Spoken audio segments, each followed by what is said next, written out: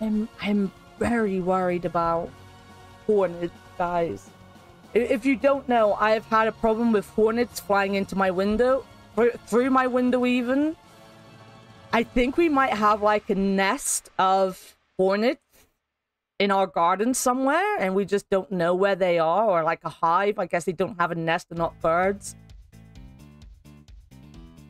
I'm very worried about that, but already opening the window was a good idea. I have a breeze coming through my back.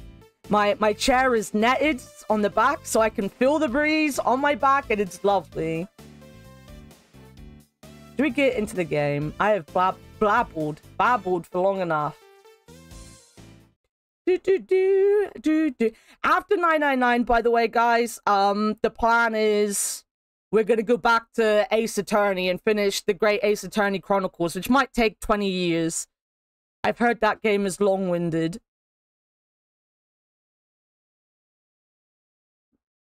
Here we go.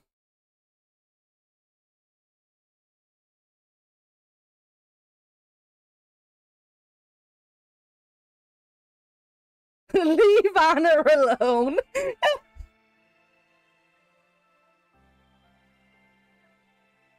This is really, really quiet.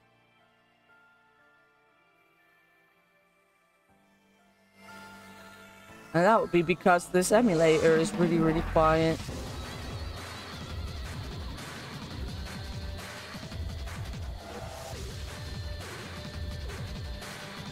How's that for you guys? Do I need to turn it up anymore for you guys?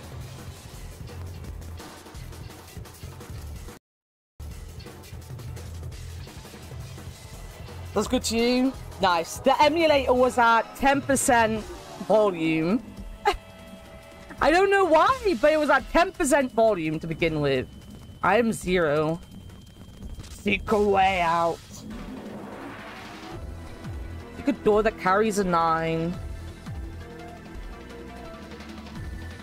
9 hours. That is the time you'll be given to make your escape.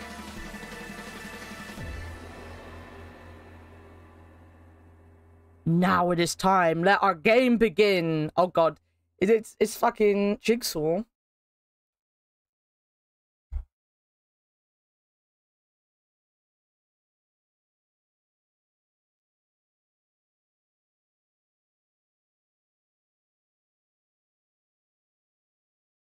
Yo, Canoodle, how's it going?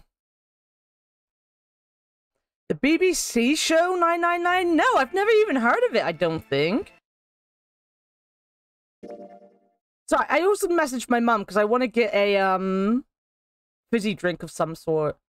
I think when I started waffling on this morning, my main thing was that like I've got something like that feels like it's stuck in the back of my throat, and no amount of water has helped it, so I kind of want a fizzy drink to make me feel a bit less bleh. This game is fiction. All names, characters, and incidents portrayed in this production are fictitious. Fictitious.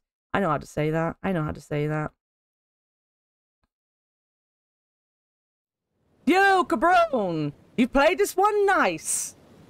I've played to one ending, but we were restarting because that was 2 years ago. That was 2 years ago. Oh, I need to have a Switch because the bottom screen's being used. Didn't finish it though. I got the Steam version. I said just a minute ago that I know that the final puzzle in the game is made for the DS, so I want to do the DS version because might as well. In it.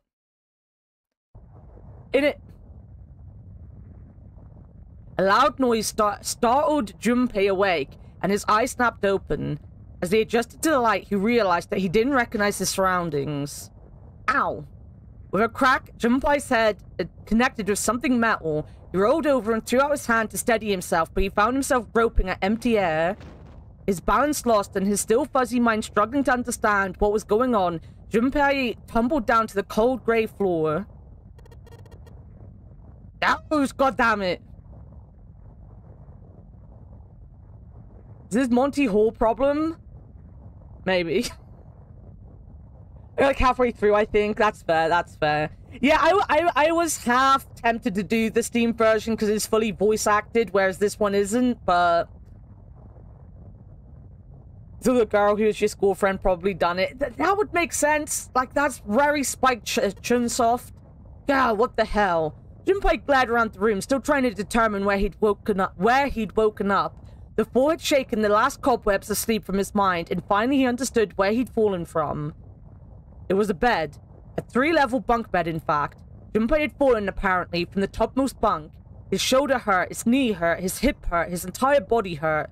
He could feel a bump forming on his forehead where he'd slammed it against the low ceiling. He wondered if the bump was the reason he felt his vision wavering a bit, but that seemed unlikely. At first he thought the tremor that ran through his legs was just another effect of his rude awakening, but as he looked around he realized it was real. The whole room was shaking. Was it an earthquake, he wondered? It didn't seem likely. It was shaking far too quickly for an earthquake. Then again, Junpei had no idea what it was, if not an earthquake. He tried to tell himself it was important. Junpei rubbed this growing bump on his head and gingerly climbed to his feet. His balance regained, he finally took his first good look around the room. And muttered to himself, "Where am I?" His pain momentarily forgotten in the face of the confusion of his circumstances, Junpei looked around the room once again. Minutes passed while Junpei struggled to get his bearings. Then, as suddenly as they had begun, the tremor ceased. A cold silence fell over the room. Iba 999 is best version. Back to dying. 9 doors with 8 goats and a chance to win a Winnebago. I'd like a Winnebago. Can we win a Winnebago? Also hard to put... Well, I mean, it's the easiest bunk to put... Well, not when it's 3 stories high, but, like, there's ladders in the way of the other ones, right? From somewhere far away, Junpei could hear the sound of metal squeaking. He felt his stomach tighten. There were 1,000 things the sound could have been, but none of the things he could think of were good. In an attempt to distract himself, Junpei looked around the room once more. Yeah, you can play this game on AI... Well, you can play the first room, this room, with Iba in AI Somnium 2. How many channel points do I need to win a Winnebago? 2 million. 2 million, and I'll give you a Winnebago. It's really easy to carry a limp body up a ladder, though. Well, I was thinking about just like a giant putting him there, but I don't know why. I've been playing too much Final Fantasy. Leave me alone, fictional. My mind is in Final Fantasy. Think Void has that already? If anyone had it, it would be Leo. He's been here longer. There was a stove that looked more antique than functional. The 3-level bunk bed had mattresses that were so thick. Well, Sean probably has that amount. I don't think Sean's ever used a channel point in my stream. The 3-level bunk bed had mattresses that were so thin that they were little more than blankets. On the other side of the room was an identical bed, and set in the wall between the beds was a slightly dirty iron door. The first thing that Junpei noticed was the door. About the door was a number roughly emblazoned across it. On the surface of the door, in red paint, someone had written 5. 5? What does 5 mean? Suspicious and still utterly confused, Junpei approached the door slowly. I remember my favorite character at the time was the blind guy. I think he was my favorite character. Or at least, he was the one that I liked at first, because I thought he was really interesting. I can't remember if I ever got, like, attached to another one. Yo, Annika, welcome in. How's it going? How is Annika doing? He's adorable. Standing at last in front of the door, Junpei grabbed hold of the L-shaped handle.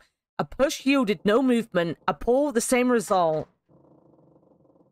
A few more tries cemented the truth in Junpei's mind. It wouldn't open. It didn't matter how much he pushed and shoved. The handle wouldn't budge. Next to the door was an odd-looking device that reminded Junpei of a card reader. It didn't take a genius to figure out what the odd-looking device was keeping the door shut. Junpei knocked hard on the door. You're gonna lurk while working on art fight? Nice! I have seen that you and Ruin are doing art fight, and Rack, to be fair. I've seen some of Rack's art fight stuff as well. The one he posted the other day for his friend, is it Ink Viral? That was fucking cool as hell. I'm doing good. I'm doing good. I'm a bit, like, all over the place, but, like, not in a bad way, just in a don't really know what's going on today kind of way. But have fun with art fight. 1 year, I'll feel confident enough in my art skills that I might do art fight. Yo, I know Leo is doing his fight, but he should do art fight. That would be a perfect thing next year for him to join in on and get, you know, some art done. Junpei knocked hard on the door. Hey, hello? Is anyone there? Open the door. There was no response. Junpei threw his left fist into the door, hurting his thing. Everyone should join and stop. What the hell is this? He wasn't really sure what else to say. It's like Ben 10, right? Ben 10 had one of these. I feel if I keep practicing, by this time next year, I'll feel semi-confident to do something in art fight. I just gotta keep practicing. Oh, on his left wrist was a bracelet of a sort he'd never seen before. In the center was a large LCD display. It looked like nothing else so much as a watch, but it clearly wasn't that. After all, it showed only a single number. 5. That's the same as the door. True, the numbers were the same, but he had no idea what that might mean. All he knew was that it was strange and new, and he wanted it off. Junpei flipped his hand over as if to remove a watch, but the other side of the bracelet was solid. No buckle, no clasp, nothing. He sighed and flipped the thing back over. There were a number of rivets around the rim of the face, perhaps. He pushed them, but nothing happened. On a watch, they might be dials for adjusting date or time, but on this bracelet, they did nothing. Junpei was at a loss. What was he going to do? Growing more desperate, he began to tug at it. We could become 5 different aliens. I think they're in Disneyland attraction. Yo, Amy was at Disneyland. Here's your hydrate, Leo. That's the wrist thingy that you can upload your credit card info into. Really? Do they do that at Disney? My mum just has a smartwatch that does that. Growing more desperate, he began to tug at it. However, damn, it's no good. Damn thing won't come off. A steel ring ran from the face, around Junpei's wrist, and back into the face. He wouldn't be pulling the bracelet off any time in the near future. What the hell was the deal with this thing? Frustration and desperation were beginning to mix as the reality of the situation began to dawn fully on Junpei. So much was happening, and none of it made sense. Junpei felt as though he were about to explode. Where am I? And why the hell am I here? Why? Why? What the hell happened to me? It was at that moment that he noticed the window. The window was round, rimmed in riveted brass like a window from an early 20th century ship. What? Wait, am I in the ship? Junpei walked slowly toward the window.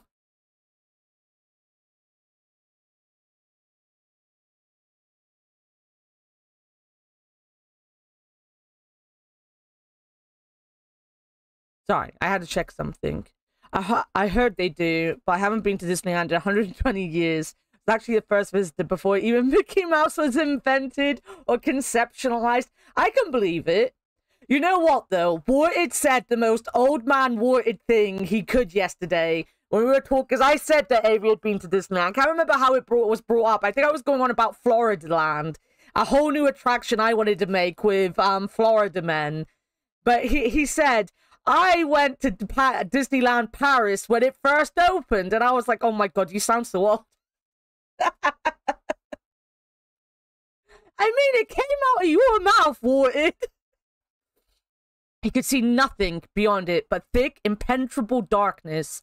Junpei squinted, trying to see something, anything. It was at that moment. What the? You gotta be kidding me. What the hell is going on here? This is actually quite good graphics.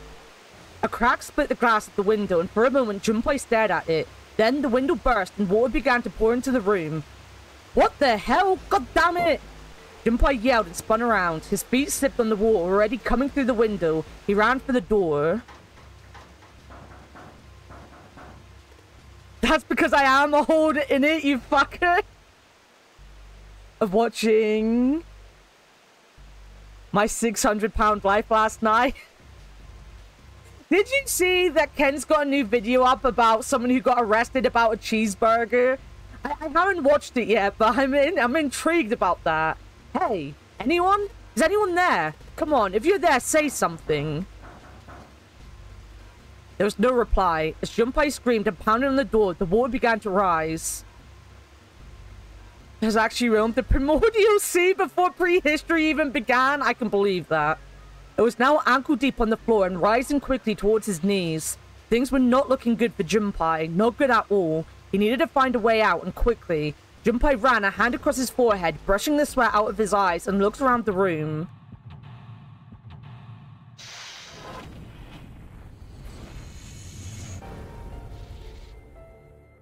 It was a thing. I need to watch that tonight.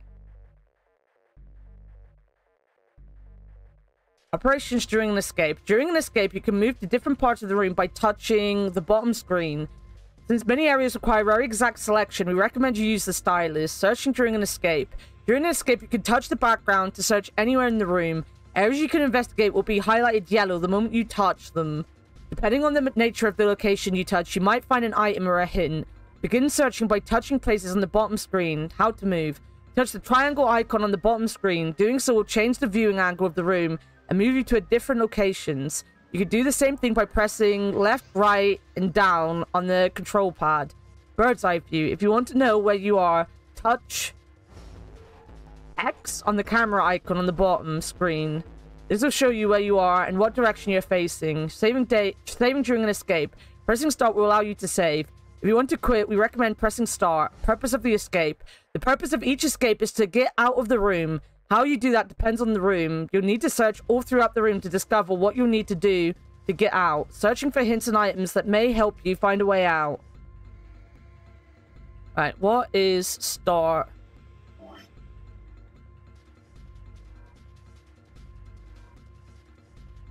Alright, so that's that. Alright, start is start. Would you like to overwrite this save? Yes.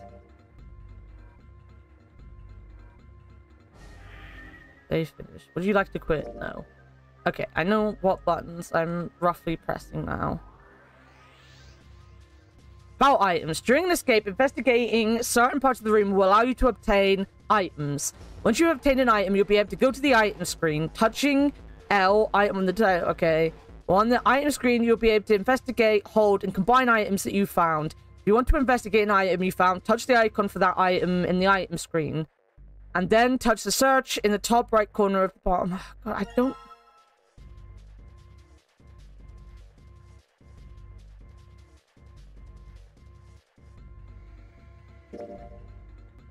Those got...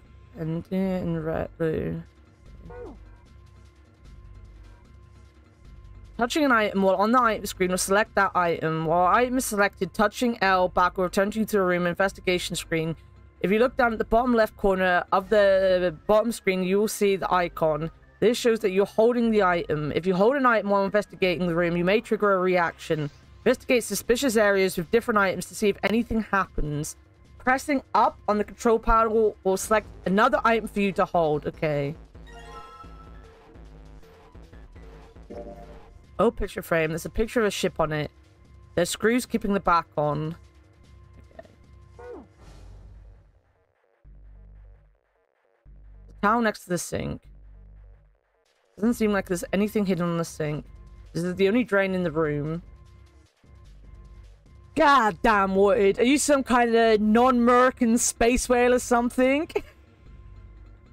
It's good that start is start. It is. Alright. Water just keeps pouring through the window. It's like a waterfall. I don't think shoving something into the window is going to stop the water. In other words, if I don't want to die, I need to find a way out of this room. I have to figure this out. I am a very smart cookie, guys. This is the door to the stove. But it opens easy enough. Sure wish the door to get out of here was that easy to open. Oh, I have that. Combine with that. Oh, the screwdriver got the screws off easy enough. And there's the picture. Oh, there we go. Look at that.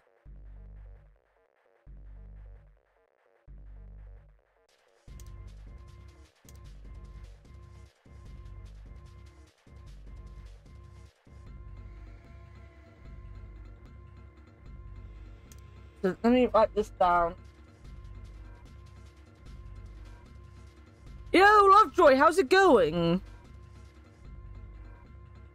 Drink the water, I'm a smart cookie. You are. Soak up the water with a towel, forehead. Yeah, where's your pee rag?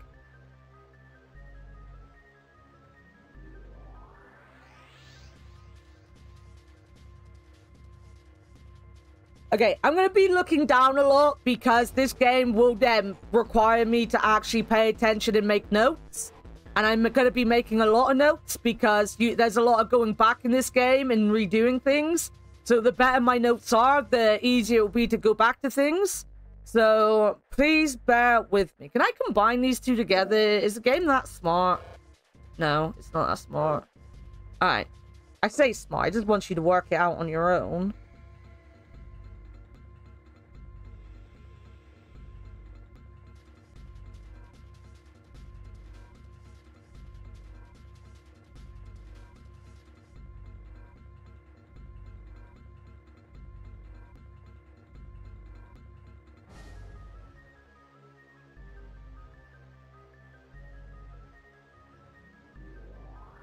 Okay, I'm gonna have a look at this again.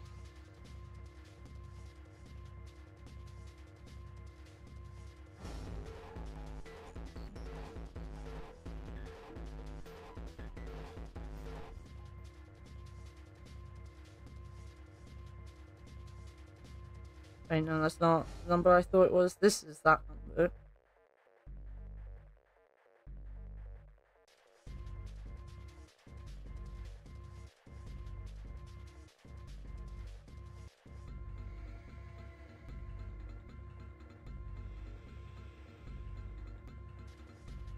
Now I'm worried I spelled that I've drawn the things wrong. Let me have a look.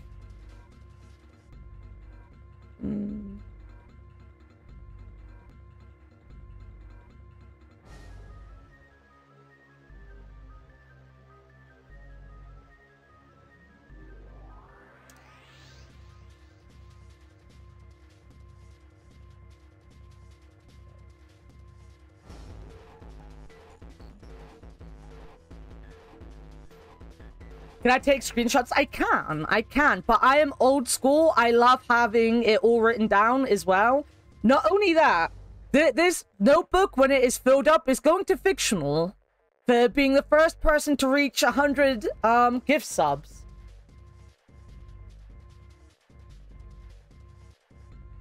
Is this that secret item known as the brain at work here? No, my brain does not work. I'm good, thanks. Hope everyone is having a great day. I'm having a good day so far. I can't pretend that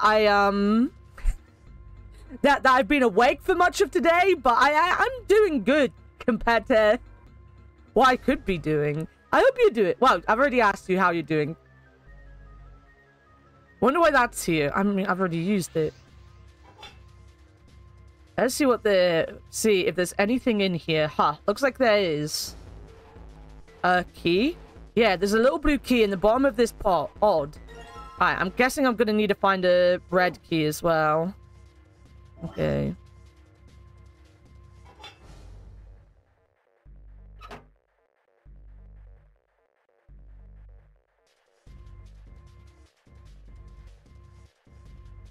There's a blue briefcase on top of the bed. No dice, it's locked tight. Let's see if there's anything in the keyhole. I've got to put the key into the keyhole in order to enter a number. And nothing. I guess I'm going to need to find some sort of code for the dial. During the escape, your investigation might trigger one of several minigames. All operations for the minigames are done by touching the bottom screen. Some minigames will require you to manipulate something, while others will only require you to apply the right object, or touch the right thing. Touching the dial will cause it to move to the next number. Enter 4 numbers this way, and then touch the key. If the numbers are correct, it will unlock. Yeah, what I'll do is I'll make a quick switch tonight so that I can switch the small screen to the big screen and vice versa, just in case anything on the small screen needs to be made bigger. I think this is big enough. This shouldn't really be a problem. You can see it quite clearly. But just in case, I'll make a switch so that we can switch between the two. What number did I have down? 74. 6.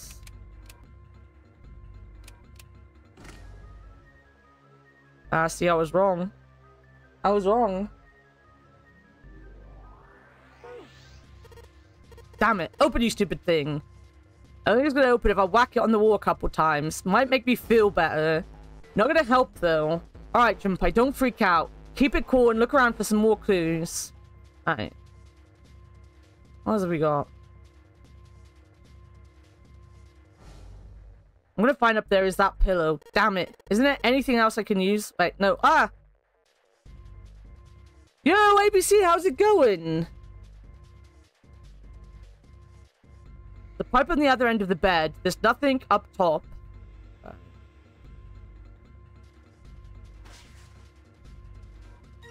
Oh, there you go. There's the red key.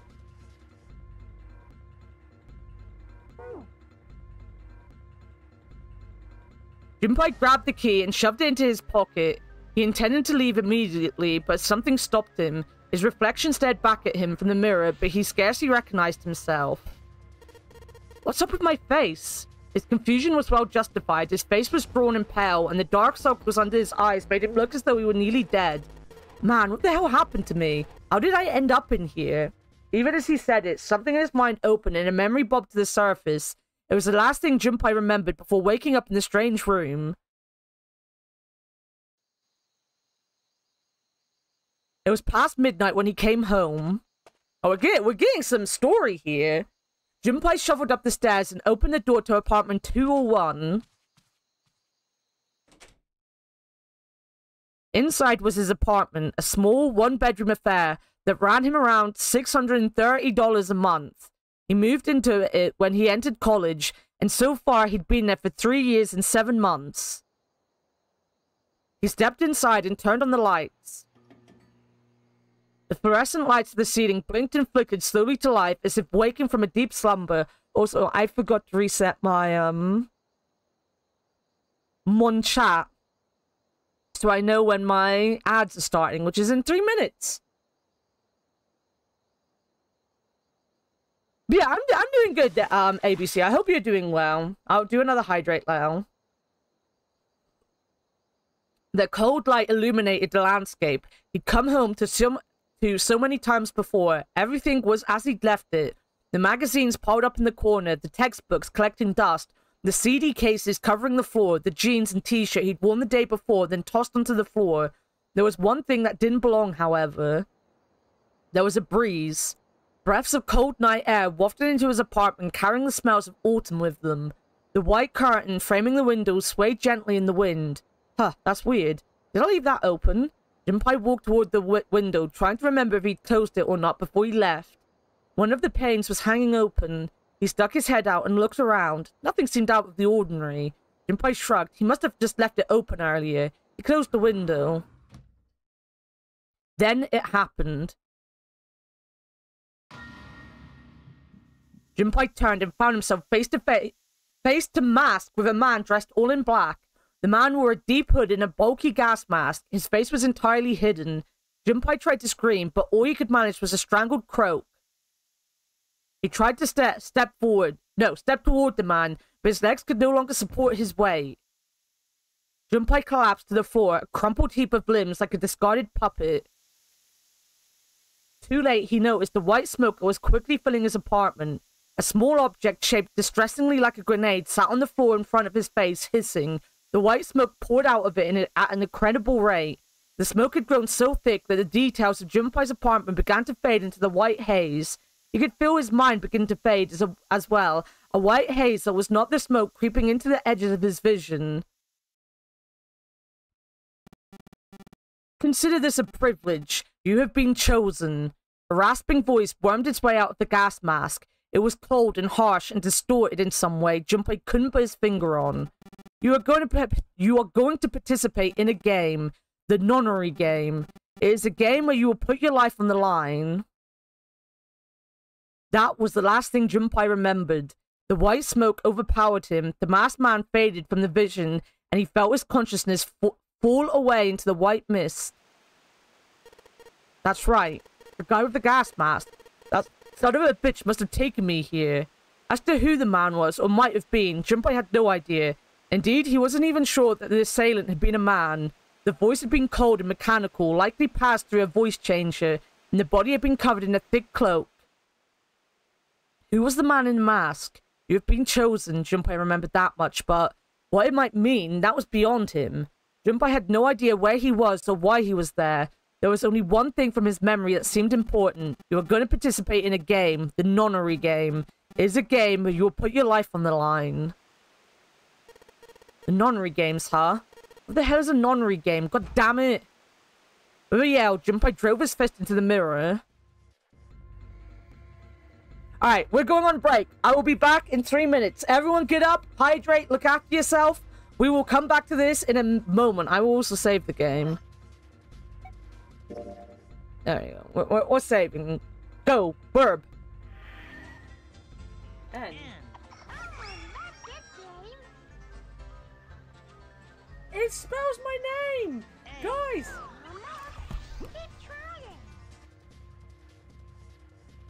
Here, it's my house. For your effort keeping up with me, I'll give you my running shoes. They're still warm.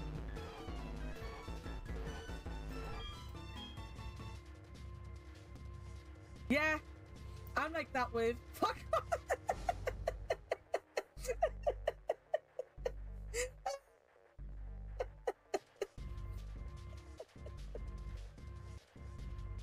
Yeah, you English fucker. Oh, that's gonna be Garfield all over again.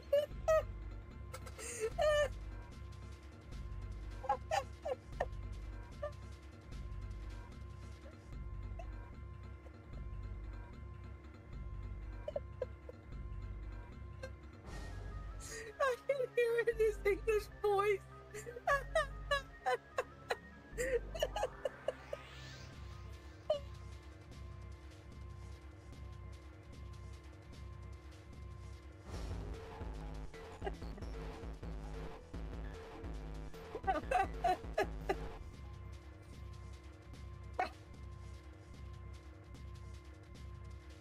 It's not me, it's the Christmas party hat that come out the cracker. Can't blame me. Party hat. Exactly, presto.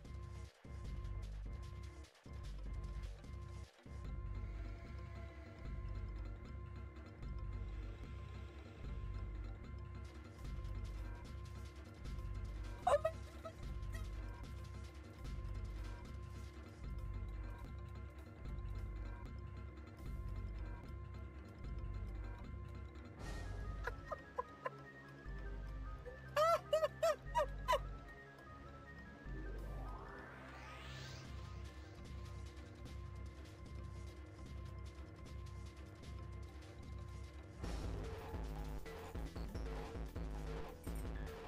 Yeah.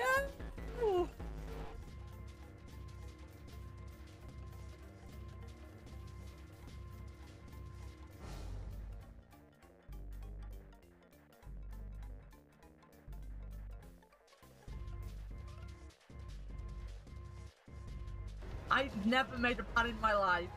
I've never ever made a pun in my life.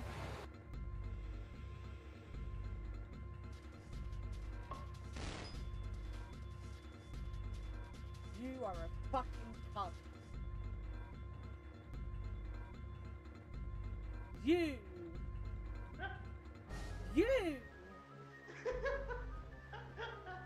Jesus fucking Christ.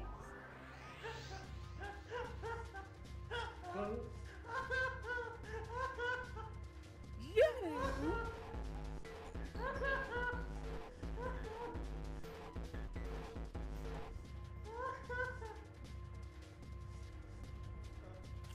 Are we meant to be surprised? Oh my god, I fucking hate him. Yeah, remember that? Remember that? Remember when he was so mean to me like that? Remember, guys? I remember.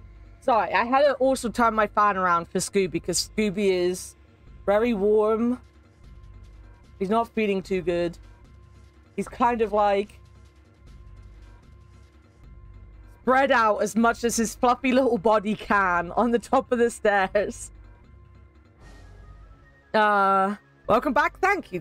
But I am now really warm again because my fan was the only thing keeping me sane. Alright.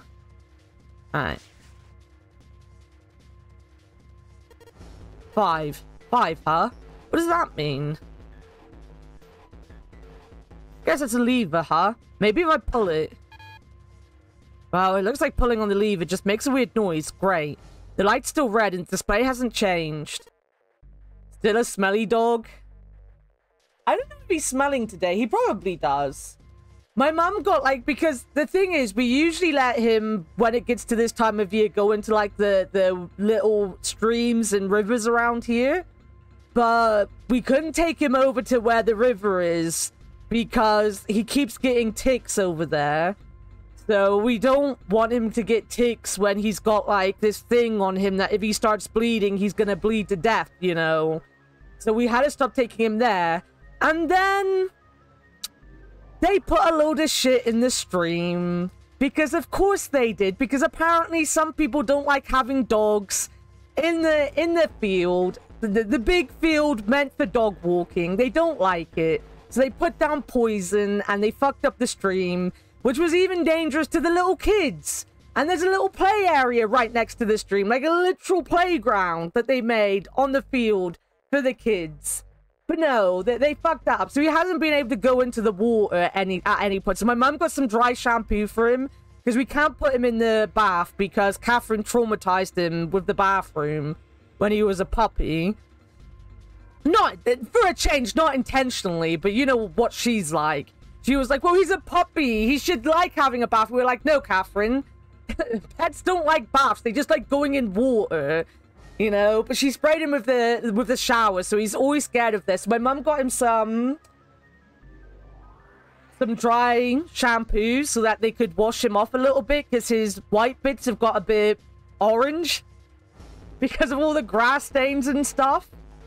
And we can't use it because we're not sure what happened. Like, we think maybe a seed got, like, into his fur. And then he, like, basically bit himself raw until he got it out. Which he would have only done within the time my mum wasn't home. Because my mum noticed it when she got home for the day. And then brushed him and saw it and was like, oh, he's got, like, a little bald spot here. So she can't do it because she's like, well, he's got an open wound and we're not too sure where it is because he's got so much fur that even though he's got a bald spot, you can't see the bald spot through all the fucking fur. So we've got to wait a couple days to shampoo him. He's doing all right, though. Like, he's very hot and he's not happy. Because as I say, he's very furry. He is the most extreme fur baby. Like, I've got the fan on him, and there's just so much fur being fluffed around. I'm not even sure you can feel the fan on him because there's so much fur. This is a big fluffy rug. He's fine, though. He's just, like, trying to find... I understand that as well. I've been like that last couple of days, trying to find a position that's comfortable when you're so warm. It's so hard. I think he's actually asleep at this point. He's wiggling his paws around. Damn it. Why the hell isn't this thing there? Isn't this thing opening? The groove on the side of this thing looks like it's made of a key to have a key card to swipe through it or something like that. Maybe I can find a card. It can unlock this thing. It's so cold here in Yorkshire. It's raining today even. You know what? It's raining at Silverstone. I saw that it was raining at Silverstone because it's the Silverstone Grand Prix this week. And it was raining there. I think it rained here yesterday. For sure rained here. But it didn't get rid of any of the humidity. It was still very stuffy. It wasn't warm, but it was stuffy yesterday. Today is just warm and humid. I don't even think the humidity's that high. But, like, just my part of Plymouth is such a fucking... I'm, like, in the middle of the valley. Just close enough to the ocean just far enough away from the ocean, just close enough to the fucking moorlands and the high temp. It's awful. Been like that for the past month, to be fair. Yeah. We only had the hot weather for about a week. Lucky. I fucking hate Plymouth. I really do. Well, no, I love Plymouth. I hate the weather in Plymouth. Did I look at my bunk bed? I can reach this bunk. Might as well look through it. Huh. Damn. Nothing here. Okay. What I can see from down here is the underside of the top bunk. Pretty high up there. Can't bring myself to call this a bed. It feels like a board with a sheet on it. It's pretty flat. Doesn't look very comfortable. Yo! Okay. My dudes!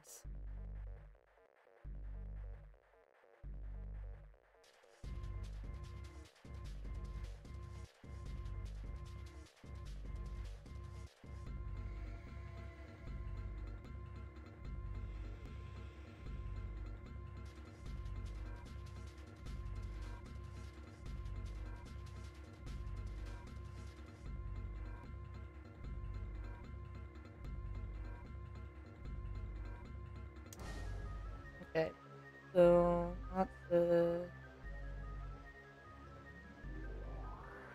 that's the 0. 2. Oh, I get it. That's A.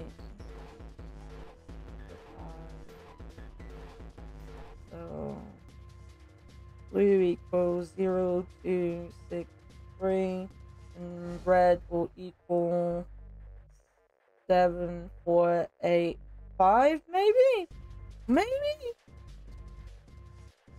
Yo, Hawk, welcome in. How's it going? Happy belated America Day to you and your family. I am your dude. El Dudo. So I'm saying blue is... I'm guessing that... Yeah, I know. Oh my god, no, I know! Game, please, stop! You've already given me the tutorial. I don't need more. 2, 6, 3. Alright, let's see what these numbers work. Let's see if these numbers work. I turn up the key and hey, looks like it's working. Yes. Alright, let's open it up. Yes. It opened. Looks like there's something in here. What is this? A file? File screen. If you find any documents and notes during an escape, the information on them will be available from the file screen. To open the file screen, touch the file in the top right corner of the bottom screen. Once in the file screen, select files by touching them or by pressing the D-pad, basically. If you touch search, the contents of the file you selected will be displayed on the upper screen. Alright, let's see what's in this file. Digital route. Let's see here. Compute a digital route with the following steps. First, add all the numbers in question to one another. If you end up with something greater than a single-digit number, add the digits to one another. For instance, if you have a double-digit number, add the number in the tens place to the number in the ones place. Keep adding digits in this manner until you have a single-digit answer. That final single digit is your digital root. Example, the digital root of 678 would be 1 plus... What? Why is it skipping? Why did that skip? We walked in the neighborhood parade and got sprayed by the fire truck and did fireworks and walked around. That sounds really nice. I'm happy you guys had fun. 1 plus 2 plus 3 plus 4 equal 10. 1 plus 0 equal 1. Therefore, the digital root of 1, 2, 3, 4 is 1. I see. So I just keep adding numbers until I get a single-digit number. Oh, looks like there's something on the back of this thing. A notebook, a pen, a calculator, and a stack of key cards. Huh.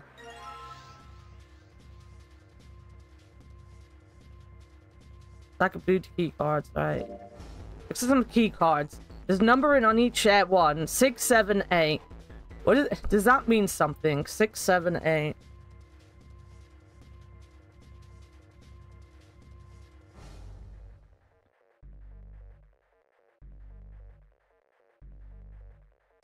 That's what I missed. Thank you. Give McDonald's because I'm dead today. That's absolutely fair. Oh, my dog is rolled. Oh my god, that dog is so stupid. He's so stupid, but also adorable. So I've got a 6, 7, 8, right? Oh, I didn't want to combine. I wanted to search. 6, 7, 8.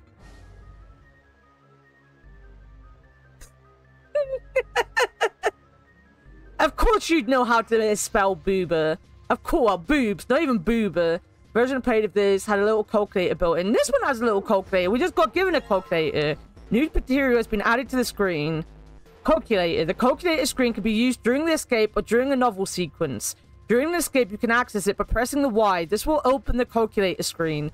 To operate the calculator, touch the bottom screen. When using the calculator, the numbers on the top are your calculations, and the numbers on the bottom are your answers. The calculator can also calculate a digital route, which will be important to the progression of the story.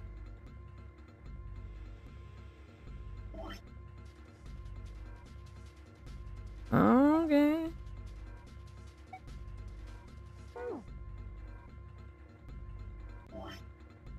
That's my items. What is Y?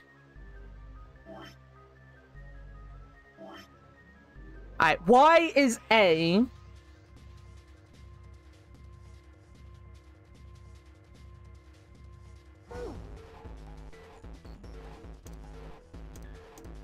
I just click on that to cycle through. Okay.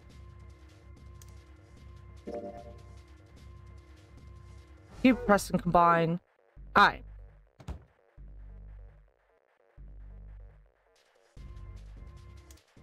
No, that's not what I wanted to do.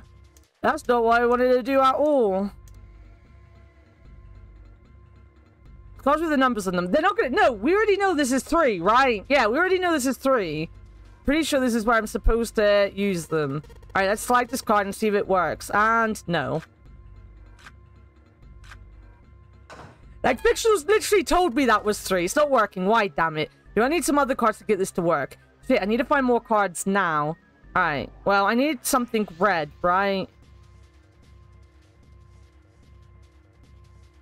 Nothing on it.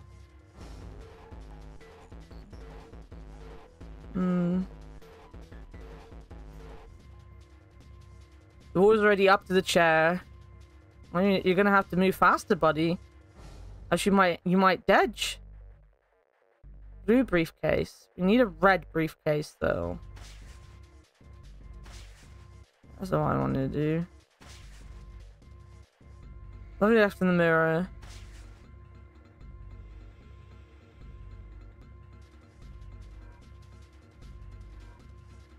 Nothing on it. Nothing on top of the shelf. The sink is a piece of junk. Before this place was filled. Yeah.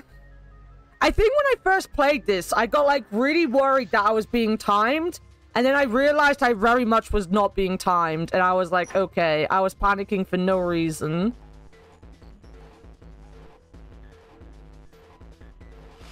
There we go. It's like the blue briefcase. Yep, there's a lock on this one too. And it's not opening. Alright. Ba-boom. Don't panic! Don't panic! Hush! Don't panic! You're alright! The water got up to our knees basically instantly and then stayed that way forever. Alright, let's stick the red key in there. It's not opening. In fact, it's not doing anything at all. Well, alright, I take that back. I guess I can move the dial now. So it looks like I'm going to have to put in the right numbers and then turn the key. I do that. This thing would pop right open. Give it a shot. Right. Oh my god, I know! Games! Stop! The door is pretty vicious. Doesn't look like it's... It's lying in wait. It's ready for us, you know? It's like, oh... They're not going to be able to figure out a bloody puzzle. They're not that smart. They're doing a fictional today. Yes! I unlocked it. It's opening. No, that's not what I want. I want to search. These look like key cards. There's numbers on each one. 1, 2, and 3. So, we've got to make 5, right?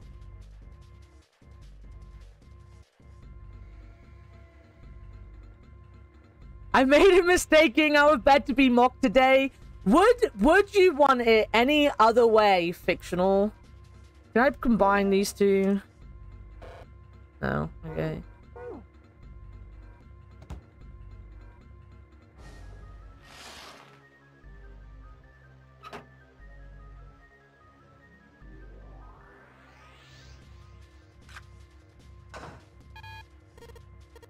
Not again. I need more cards in here. We've only got one other hint. Of course, the files. That file said something about a digital route. A digital route. The digital route, huh? What am I supposed to do with... There's a 5 on the door. Do I have to get a digital route of 5? I'm not really sure about this. Whatever. It's worth a shot. Let's see if this works. I'll just slide the cards that give me the digital route of 5 through the reader. Operating instructions. Touch 3 cards to select them. The digital route of the selected cards will be displayed on the top screen. Touching reset will deselect all current selected cards. After you selected 3 cards, touch the device. So I have to add them all together. Let me just write down these numbers so I don't forget them. Where's my pen? It's right next to me. So I've got 1, 2, 3, 6, 7, 8. Where's my calculator again? Shut up, Junpei. I want my calculator. Will you just shut up?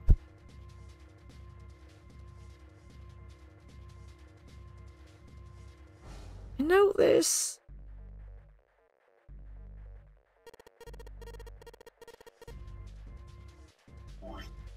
I know I'm just not good with numbers, Junpei. Give me a moment. 8 plus maybe 3 plus 2. Oh, that was close. That was a 4. That was a 4. What about 8 plus 6? No, not 6. 7 plus like 2. That's an 8.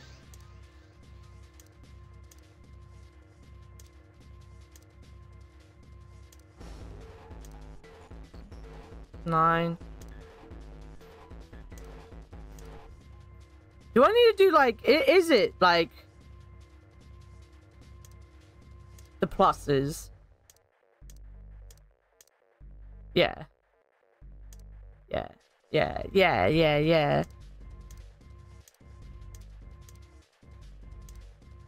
That's 3.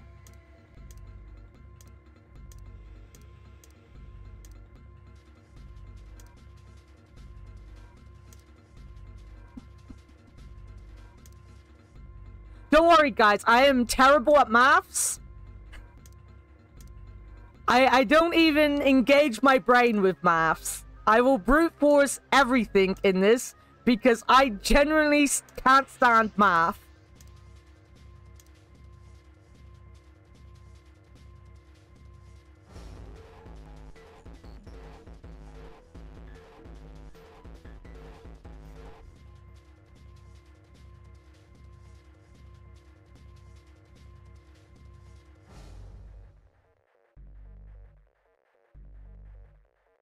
How do you think I feel every day during the week? Poorly. People's senses start to go in there all day.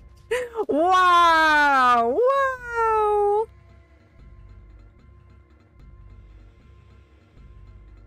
Can't even remember what Bodmas even means anymore. You did that King's Quest mask puzzle on your own, though? I did. I was very proud of that. I also did the King's Quest bloody music puzzle on my own. Was that King's Quest? Pretty sure that was King's Quest.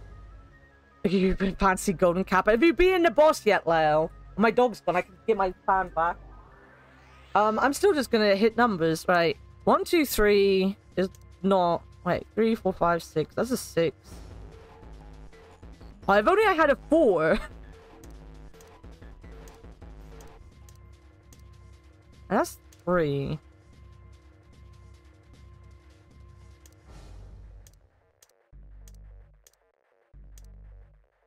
And that's 4.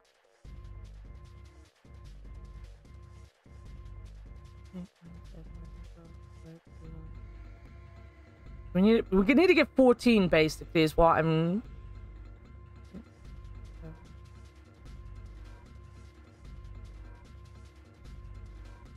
Oh, wait. But when I engage my brain, I think I've got it. Boom! 671. See, when you engage brain...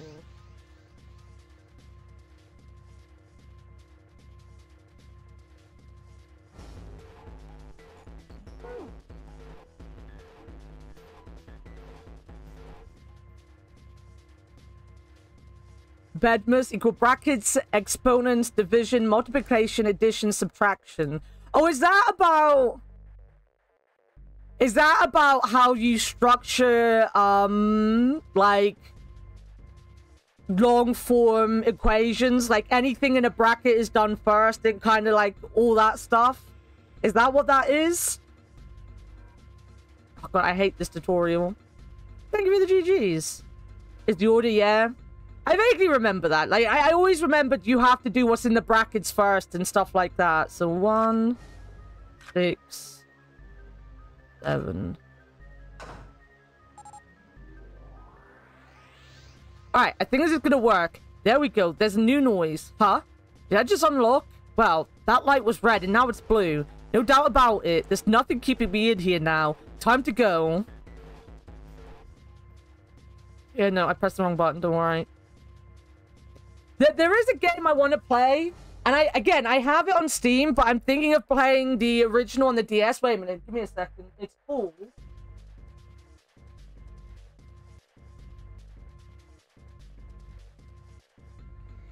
Secret Files, Tanuska. I actually have the game. It's like in my big pile of DS games behind me. Tanuska. It's a point-and-click investigation game. I've got, like, some of the Secret File games on Steam, but I'm thinking of doing it on DS at some point. Except all the fucking water there should be...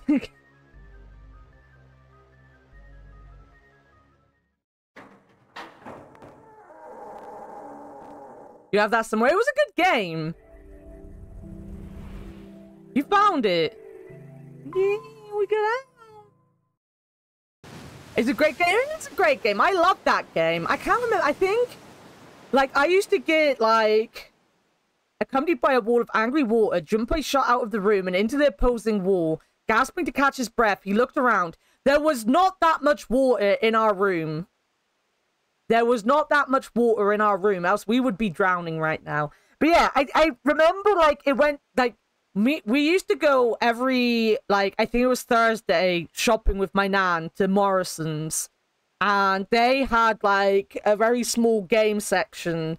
And I vaguely remember this game being, like, really cheap one week at Morrison's, of all places. And I remember asking my nan if I could borrow the money to buy it because it looked interesting and I didn't have... Well, I had a couple DS, because I have a lot of DS games, but, like, it generally just looked really fun, and it was only, like, £5 or something. So I asked my nan, and she was like, yeah, all right, well, I'll buy it for you, don't worry about it. I was only a teenager at the time, and it was just so fun. I think I sat there, and I played it, like, for 2 weeks straight. I loved it so much. You found it, or did it find you? Probably both. I'm surprised they even let me into Morrison's half the time. He was in a narrow hallway. The water that had followed him out of the room was rapidly pouring out of the door. It flowed quickly down the hallway and slammed into the foot of the short flight of stairs. Just 5 steps, in fact. And at the top of the short staircase... A door! Another door! Junpei leapt up the stairs straight for the door. The door burst open and Junpei exploded out of it, only to freeze in his tracks. What other possible response could there have been to what he saw? What in the hell? His voice trailed off, and all he could do was stare. A polished floor stretched out before him, ornate staircases rising up from the edges, each one of them equidistant from the others. The stairs and pillars were solid wood, and Art Nouveau embellishments and decorations covered the walls and pillars. It looked like nothing so much as the entrance to a luxurious mansion from the early 1900s. Junpei couldn't help but wonder, was he really in a ship? The water quickly filling the hallway behind him suggested that yes, he was. As he looked, a fresh wave rolled out of the room he'd been in, gathering speed as it moved toward the stairs. Yeah, that's what I thought. This is totally a Wait, what the hell? A wave? Shit, I gotta get out of here. Junpei spun around, his wet shoes squeaking in protest on the polished floor, and ran toward the tremendous staircase in front of him. C deck. B deck. As he ran, he glanced quickly at the plates mounted on the wall, denoting the decks of the ship. He took the stairs 2 at a time, not entirely sure where he would find himself, just as he began to wonder where, in fact, the stairs did lead. Junpei saw another person out of the corner of his eye. He stopped short, nearly tripping over the next stair, and looked. It wasn't just one person he'd seen. On the landing to the left of the stairs, there were 4 people staring at him. And on the right side, 3 more. All told, there were 7 of them. It looked as though they had been on their way down the stairs. They'd stopped short when they saw Junpei, their eyes wide. He'd done the same, of course, and now they stood there staring at one another. Junpei didn't move, one foot placed awkwardly on the next step in the middle of a stride. Who were these people? This entire interaction lasted only a matter of seconds. The woman spoke to Junpei, and time began to move again. I guess it's another one of us now. The woman was dressed, Junpei thought, rather like a dancer. Her clothes covered very little, and her prodigious jewelry little more. Hey, you, come now. I like the fact she has a little bit of a jiggle physics there. Junpei, what are you doing in the wrong game? Hurry. With no further ceremony, she ran straight past Junpei and toward the doors behind him. The sudden proximity of a woman with such striking assets left Junpei momentarily stunned. But the others wasted no time and quickly followed the strange woman. The first to pass Junpei was a young man with silver hair. He threw a quick glance in Junpei's direction as he ran, muttering, "What is it? What? I don't know why it's skipping some of the dialogue. I'm not pressing anything." Going up won't do you any good. There are 2 doors. That just skipped everything. The next to speak was a girl with pink hair and a high voice. That just literally skipped absolutely everything. Everything else I've been able to press. I don't know what's going on with this ROM. I might need to find a new one. This is getting a bit worrying. Come on. Aren't you coming? You gotta hurry. Her small hand was wrapped around the wrist of another man. His eyes were closed, almost as though he was sleeping. His features were graceful, almost serene, and he was dressed rather elegantly for someone his age. Something about his posture seemed very refined, and Junpei couldn't help feeling he was noble and dignified somehow. He'd certainly never seen one, but this man seemed like what Junpei had always imagined a prince would be like. That's 9 of us then. All of the cards are in hand. What does all of the cards are in hand mean, he wondered. Junpei opened his mouth to ask what the other man had meant, but the girl with pink hair rushed past him and they were gone. He turned just in time to see 2 more people running toward him. One of them had hair like a bird's nest and looked as though a stiff breeze might topple him, and the other was a veritable mountain of a man. The scrawny one said nothing and scuttled past Junpei as though he were running from something. Hey, what the hell are you just standing there for? Didn't you hear him? The doors on A deck are no good. We gotta check the doors on B deck. Got it? Now go. Before he had a chance to respond, the man laid a massive hand on Junpei's shoulder. With no more effort than Junpei would have used to brush aside a fly, the man shoved him out of the way. Whoa! Thrown off balance by the man and recent events, it took Junpei a few steps to get his bearings. He finally regained his... I don't get what's going on. There were 2 pairs of large iron doors set into the wall. Oh my god, what is going on? I can't keep up with this anymore. When you might die, but there are boobs to look at. I would like to die with boobs to look at. If it's all skipping occasionally, it is, and I don't get it.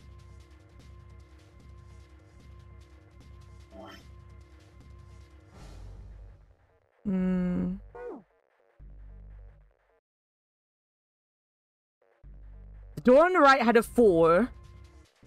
And the door on the left had a 5. They're the same. The guy Junpei decided to call Silver was mumbling to himself. The room I woke up in had a number on the door just like that. You too, eh?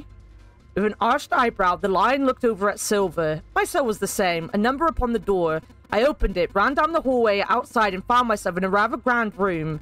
Full of stairs, as I suspected. The rest of you. It was as though the floodgates had...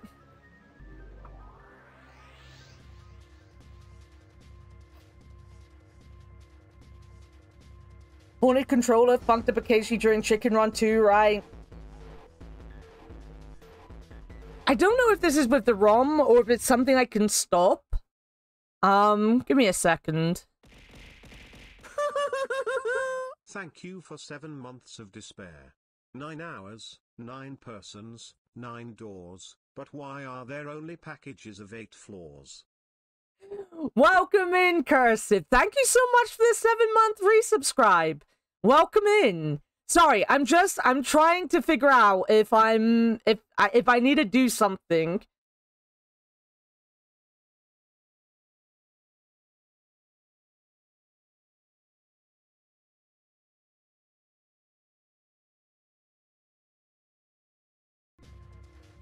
Let me have a look.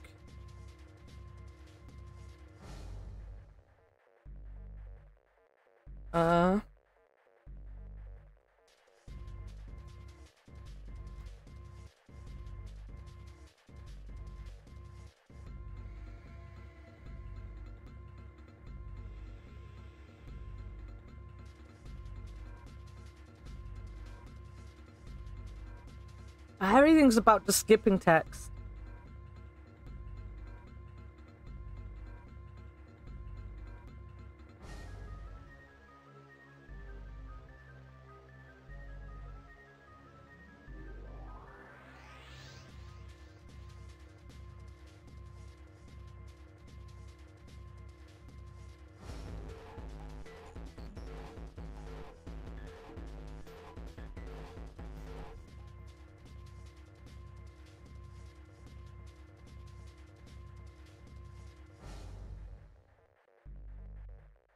You're just in time for the titties. You kind of are in time for the titties.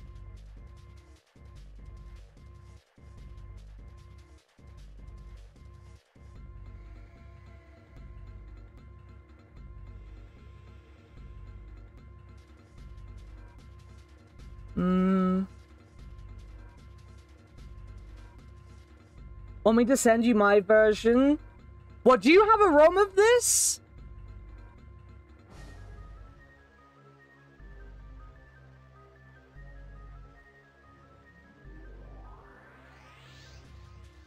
Like, I don't mind when it's skipping things that are unimportant, but we've just missed a bunch of dialogue with the characters as they come in, and it's a bit annoying.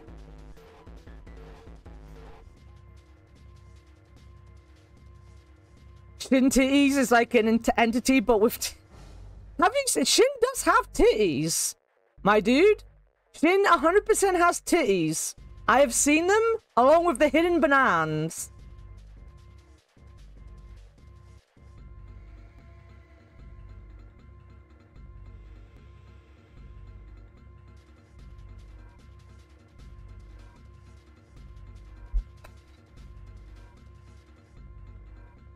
Can't send, sadly. That's fine.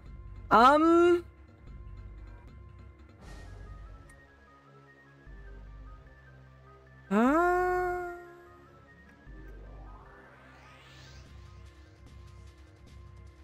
can stall for 5 hours, right? I can. Let me have a look.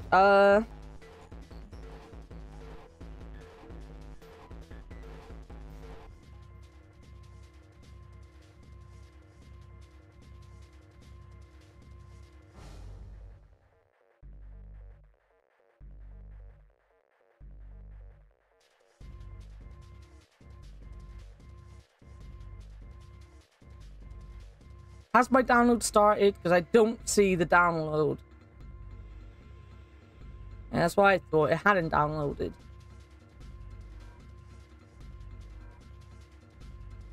Oh, yeah. Someone get your keys out. Dangle them in front of chat for me.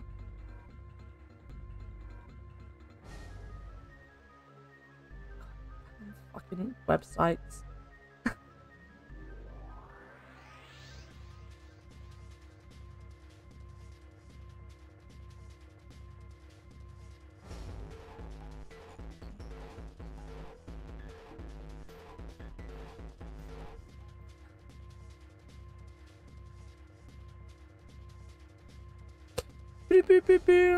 Let's see if this does any better.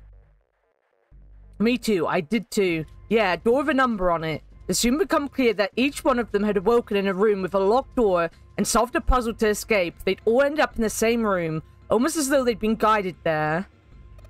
Yes, we all saw the same thing. That's important. We need to hurry. Yeah, think. I don't know what that... I just misread that completely. Before the dance had time to finish, Silver was already running. He grabbed hold of the door labeled 5 and pulled. However... Fuck, it's not opening. This damn thing won't even budge. Move. You're in the way. The mountain grabbed Silver's shoulder and tossed him aside. His path cleared, he took a few steps back, then threw himself at the door. Once. Twice. 3 times a lady. 4 times. The door shook as his body slammed into it, but showed no signs of breaking or opening. The mountain threw himself at the door again. Junpei turned toward door 4. 4. Next to the door in the wall was a small box. It looked just like the one that he'd seen in his room next to that door. It was the same, then. This door was likely locked as well. Dangles cat balls? Please don't dangle your cat balls. I might get in trouble. Still, he had to check. Junpei grabbed the handle and threw all of his weight onto it. Gah! It was locked as tight as the door next to it, as he'd suspected. Damn it. Junpei punched the door. It did not respond. It depends if they got a metal piece in it or not. Were these the only doors he wondered? He'd barely finished the thought when the sea deck plate he'd passed on his way up sprang unbidden to his mind. His body moved forward before he had time to think. Junpei turned and ran back toward the stairs. He'd scarcely taken a step when, at the top of the stairs next to an ornate clock embedded in the wall, he saw a person. It was a girl. She looked to be the same age as Junpei. He froze, unable to look away from her face. He wasn't confounded by her beauty or something equally silly. No, there was another reason he couldn't take his eyes off the girl. Junpei had seen her somewhere before. He couldn't quite remember where, but he knew he'd met her before. The girl, too, stared at Junpei, similarly stunned.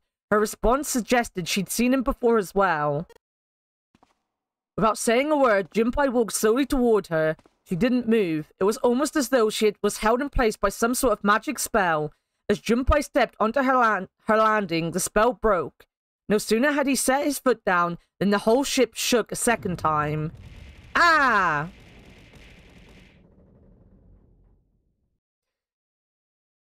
That was well timed for me to go ah and get pelted with food. Oh yeah, got me a metal plated cat balls here. The quake caught the girl unprepared and she fell. Moving on instinct, Junpei leapt to catch her, or so he thought. Her face was far closer than it should have been, mere inches from his own. He was flat on his back and she had landed squarely on top of him. The girl seemed as confused as he did, and her face suggested she hadn't fully recovered from seeing him. For a moment, that seemed to stretch for a very long time. They stared at one another. The ship stopped shaking. Everything was quiet. Water could be heard from the bottom of the ship, lapping faintly at walls and ceilings, but eventually that faded as well. The silence was complete, a thick, muffling blanket. At last, the girl opened her mouth. Oh my gosh, is that you, Jumpy? Jumpy? Jumpy. Her words echoed through Junpei's head, and suddenly his memory returned. Akane? Oh no, it's another Akane. You need to add potato smiley faces to throwing food? That wouldn't be a bad idea, to be fair. A Patussi? What did I tell you last stream about being vulgar, Katma? What did I tell you about being vulgar? Why hadn't he realized it before? The girl was Akane Kurashika. She and Junpei had been friends in childhood. They'd gone to elementary school together for 6 years. But what was she doing on this ship? Her soft eyes were only inches away from his own. He could feel the warmth of her face. Feelings he'd thought long forgotten began to work their way to the surface. He could feel his face heating up. At that moment, a speaker crackled to life and a cold, eerie voice filled the room. Welcome aboard. I welcome you all from the bottom of my heart to this vessel. My vessel. With the voice's invasion, the spell between Junpei and Akane was broken, and all hints of... I can't do this if it's gonna do that. There's 7 companions had heard the voice as well, and many of their faces have gone pale. Did this download? This did download. Okay. Alright. Give me a second, guys.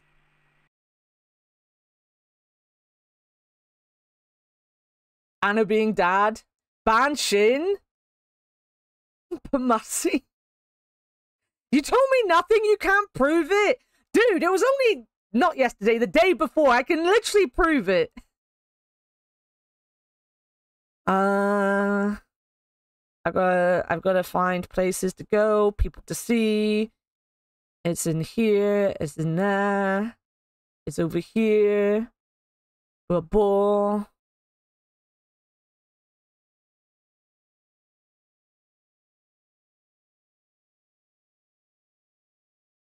Do that.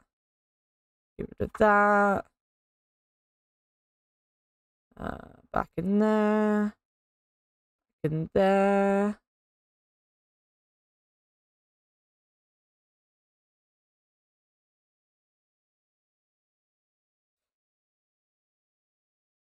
Lies you tell? I never lie. I am wonderful.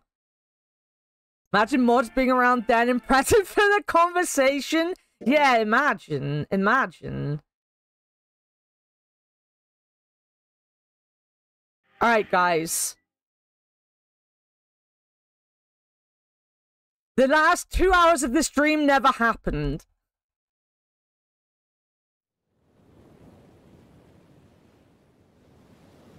Don't worry, we'll skip through all of this as best we can.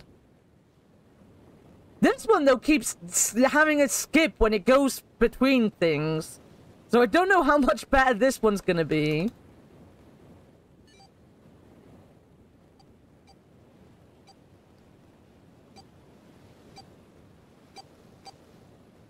So, chat, how are you enjoying it so far?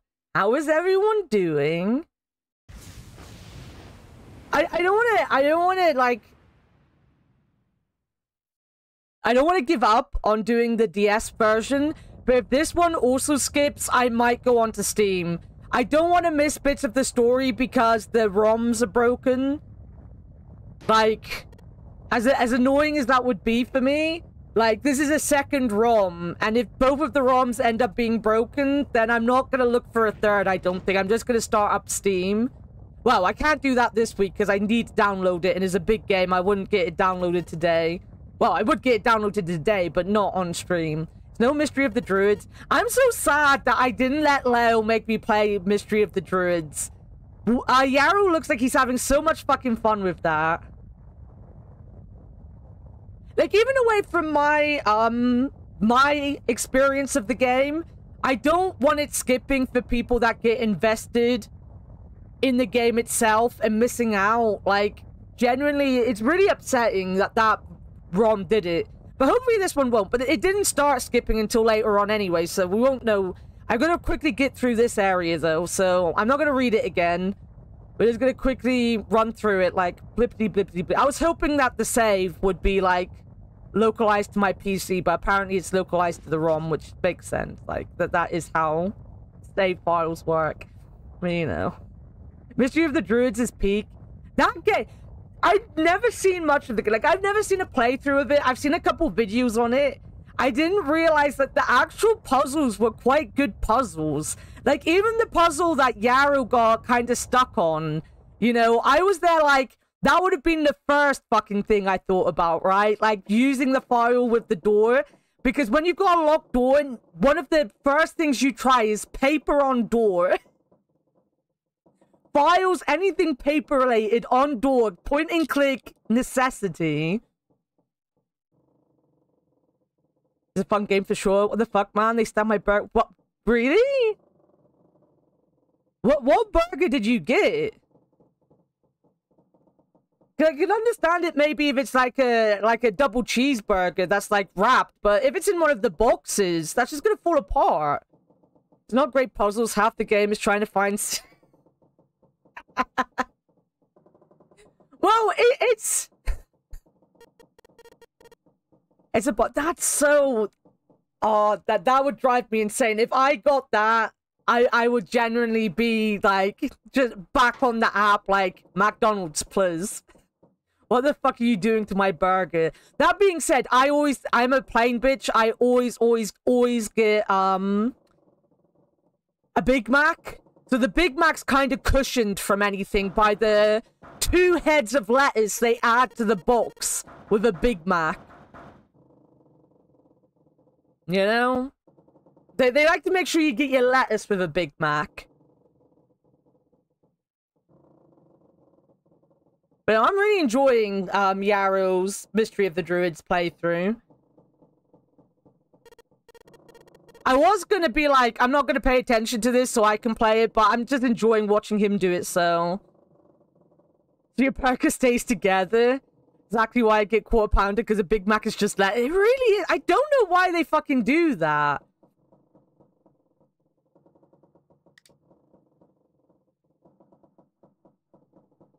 Maybe some cheeky burger.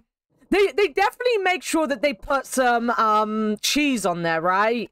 But the cheese is covering the lettuce and is now attached mainly to the box with the rest of the lettuce. So you don't really get the cheese in the burger. You have to scrape it off the sides of the box afterwards.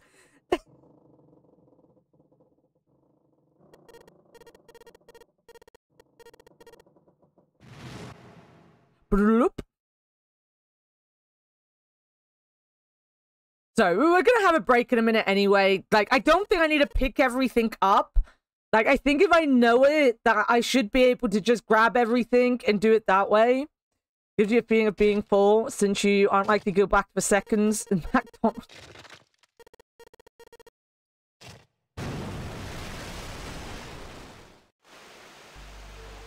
I think it's just the way they make it, right? Like, it's a handful of lettuce. But most people's hands are bigger than they think it is, so they just, like, throw everything.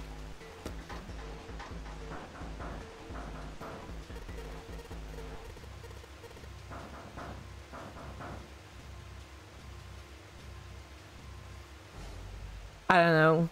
9% water, so it makes your burger soggy. I need to find... I do, like... This is the funny thing, though. When they make the chicken Big Macs, they don't do it with the chicken Big Macs. The chicken Big Macs never have that problem. It's only the Big Mac Big Macs.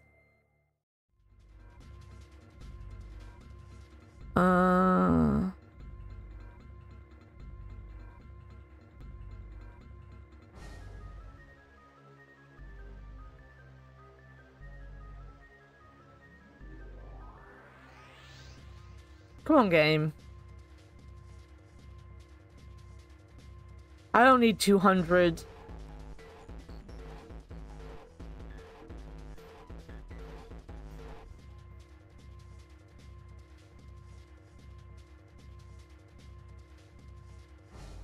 You think there's enough lettuce? You think there's enough lettuce? Whopper in there.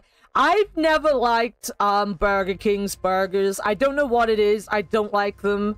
I have recently wanted to have a Burger King, though. Because it's been about 10 years since I've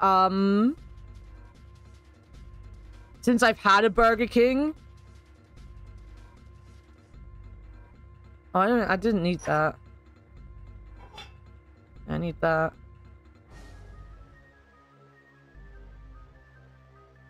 Now they're just blah. I don't know what it is about Burger King. I think it might not even really be the food that I didn't like about Burger King. The Burger King that we used to go to in town, it went from being a nice place, but like kids just preferred McDonald's. It was just the way it is in Plymouth. But like it was right across the street from McDonald's, so like you went there just because McDonald's was full, basically. But then it turned into a bit of a shit show. And I've literally been into that Burger King once and seen rats in there, and it put me off completely. What past tomatoes, though, which is controversial. True. No trust Burger Kings.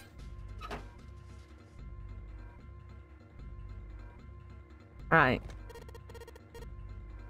I'm guessing none of this is...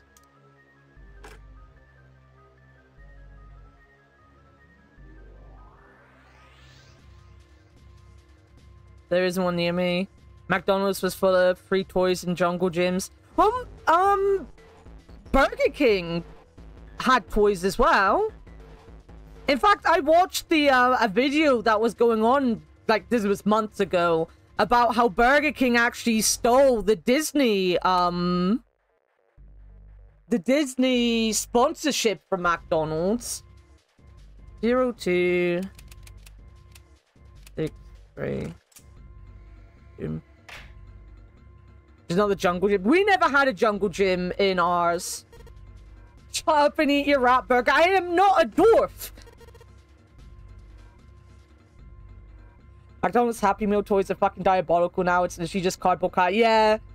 I quite liked it when they went back and they did some books. It was really nice watching,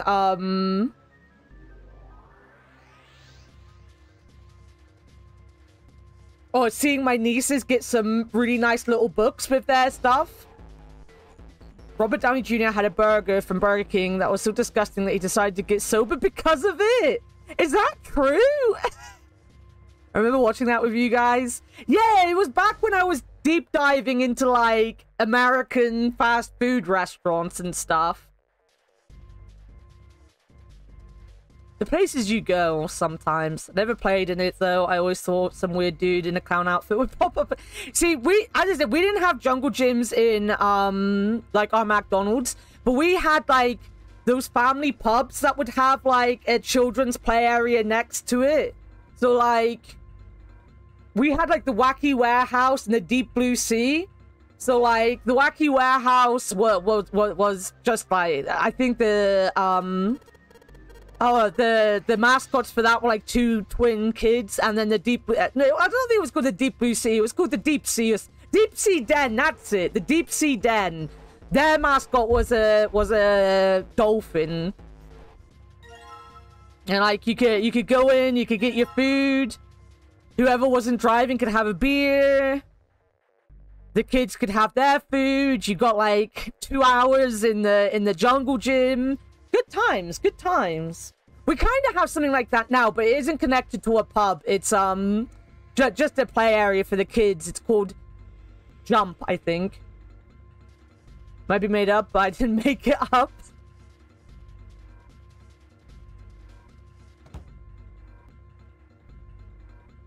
Gotta go in here to get the red key, and then we've got another thing. Finally cleaning out your ears, nice. Again, I am sorry about this, but if this doesn't skip the dialogue, then, you know, it was worth changing the ROM over, really. When I got dragged to the pub as a kid, it was just a 4-pound bottle of Coke and a dartboard. Britain, the kids could get their beer or Alka-Pops. It amazes me that other places don't, like, have their pubs be kid-friendly. Like, because in the UK, pubs are kid-friendly most of the time. Like, there's a cutting off point where they're like, you're not allowed kids in now. But, like, you know, they're just basically you go in and have food, you know? They're just open to serve food most of the day. And it's not till, like, 8 o'clock they're like, no more kids. Yeah, you're being taken to the pub. I didn't mind. Our pubs down here were pretty good with kids. As I said, we have the two that had, like, the ball pits, or not the ball pit, but the jungle gyms and ball pits attached to them. And then the rest of them would have, like, outdoors play areas as well. We didn't go all the time. We mainly went to the Wacky Warehouse and the Deep Sea Den, and that was for, like, birthdays and stuff, because obviously they did birthdays. So if you didn't want to go to, if you never wanted to go to McDonald's or Burger King for your birthday, you'd go to one of those two places. It was always just an old man pub. See, that's your problem. your problem is your parents never took you to a good one, you know? I'd bring my Game Boy. Fucking love Game Boys. Nintendo's handheld consoles were always fantastic.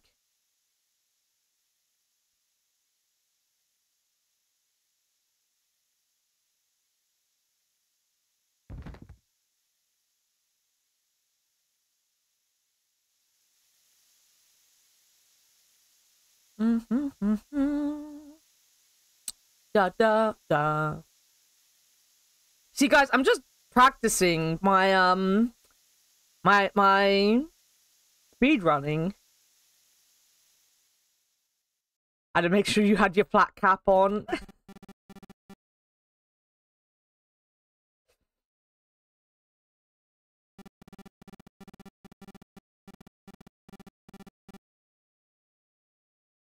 You know what I'm gonna say? This might be controversial to the UK people because I know that this establishment is hit and miss, and the guy who owns it is a complete cunt. But I really miss going to Weatherspoons. We had a Weatherspoons in town called Union Rooms, and I'd go there all the time, and I loved it. I miss it so much. I know they can be, as I said, hit and miss, even across Plymouth. Like, we've got one closer to me than the one in town, and that one's awful. But the one in town, Union Rooms, is real. I think there's two in Union Rooms. Everything is Weatherspoons now, you have no choice. Isn't the Harvester another brand? They have such good chicken, or at least the one in town, Union Rooms, had such a good chicken dish. Well, it wasn't even a chicken dish, it was just like lumps of chicken.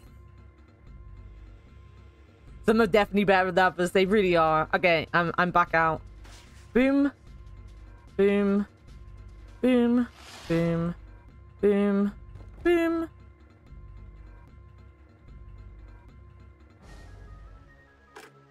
They all use old school names, but you walk in and it's spoons. I miss it. I'd also like to go back to Nando's. I've only been to Nando's like 3 times, but I kind of like to have another Nando's. I like it. Yes! Being able to order food from the table is so good with the app. I was never into Nando's. There was a Greek chicken dish that I really liked in Nando's. I had it every time I went. And as I said, I only went there like 4 times. But I wouldn't mind having that.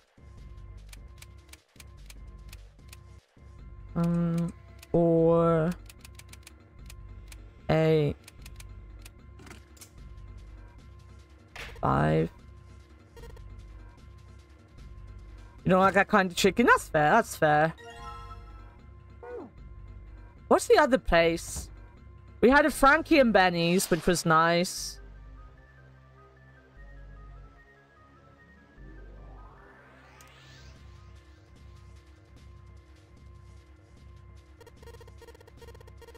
You gotta just wait for this to all play out. And you can sit outside the on the beach. That's pretty cool.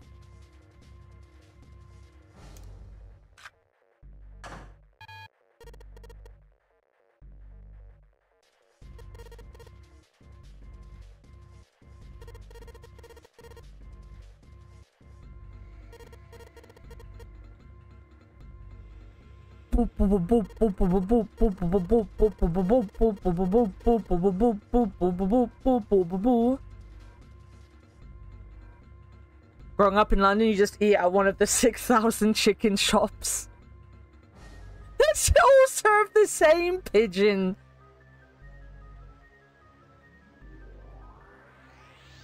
Not to bring it up again, but Leo might have slapped a pigeon yesterday.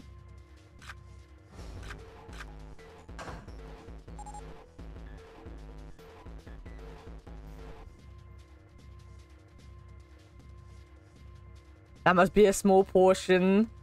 The last time I went to London was 2012, and I went to Wembley. There wasn't many around the area that I was in Wembley, but I can believe it. I can genuinely believe that there's a lot of chicken places in London. I think the only places I really saw were just the big chains like Subway, McDonald's, Burger King. I think me and my mum had like a McDonald's most days. Chicken shops and barbers. Because I went to Wembley to see TNA. Here we go. When we get outside, I'll start reading again. We'll pretend that we got out of this room. Alright, here we go. Back to gaming. There's more barbers than people needing haircuts.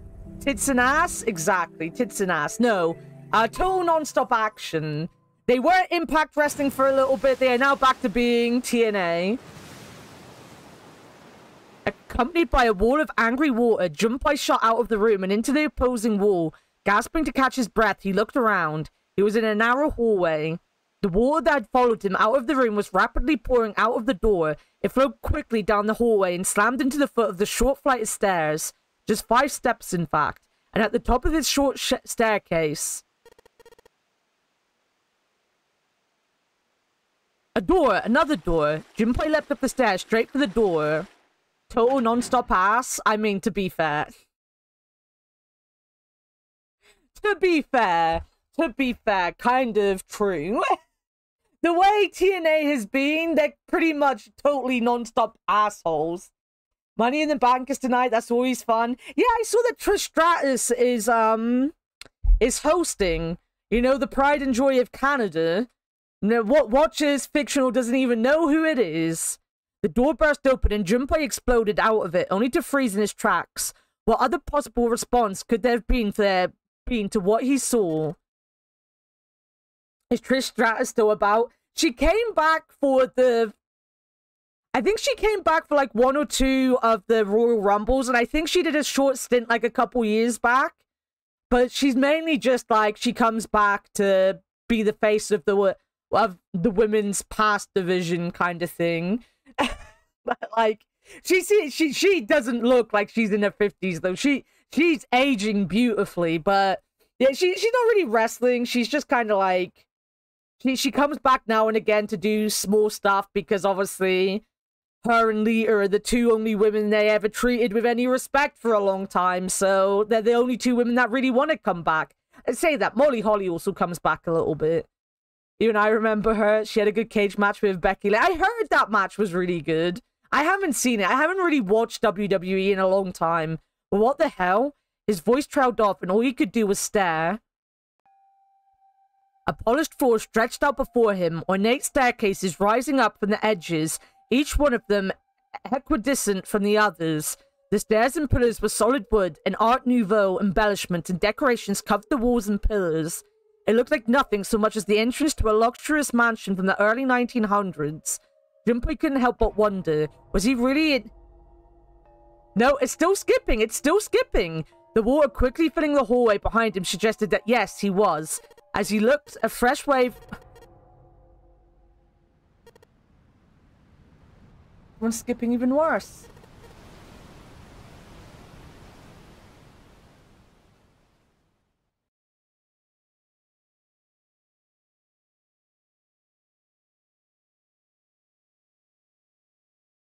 This one's skipping even more dialogue than the other one did. Why is this happening?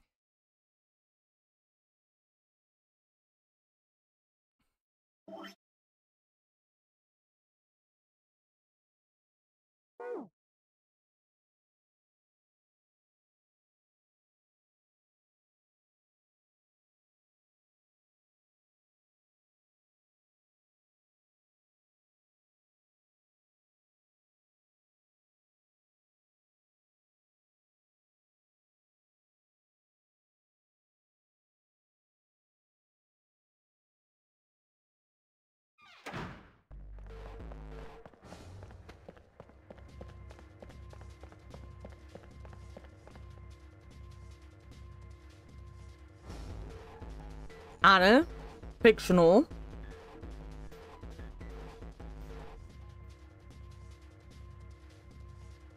Fictional. As he ran, he glanced quickly at the plates mounted on the wall, denoting the decks of the ship. He took the stairs 2 at a time, not entirely sure where he would find himself. Just as he began to wonder where, in fact, the stairs did lead, Junpei saw another person out of the corner of his eye. He stopped short, nearly tripping over the next stair, and looked. It wasn't just one person he'd seen. On the landing to the left of the stairs, there were 4 people staring at him. And on the right side, 3 more. All told, there were 7 of them. It looked as though they had been on their way down the stairs. They'd stopped short when they saw Junpei, their eyes wide. He'd done the same, of course, and now they stood there staring at one another. Junpei didn't move, one foot placed awkwardly on the next step in the middle of a stride.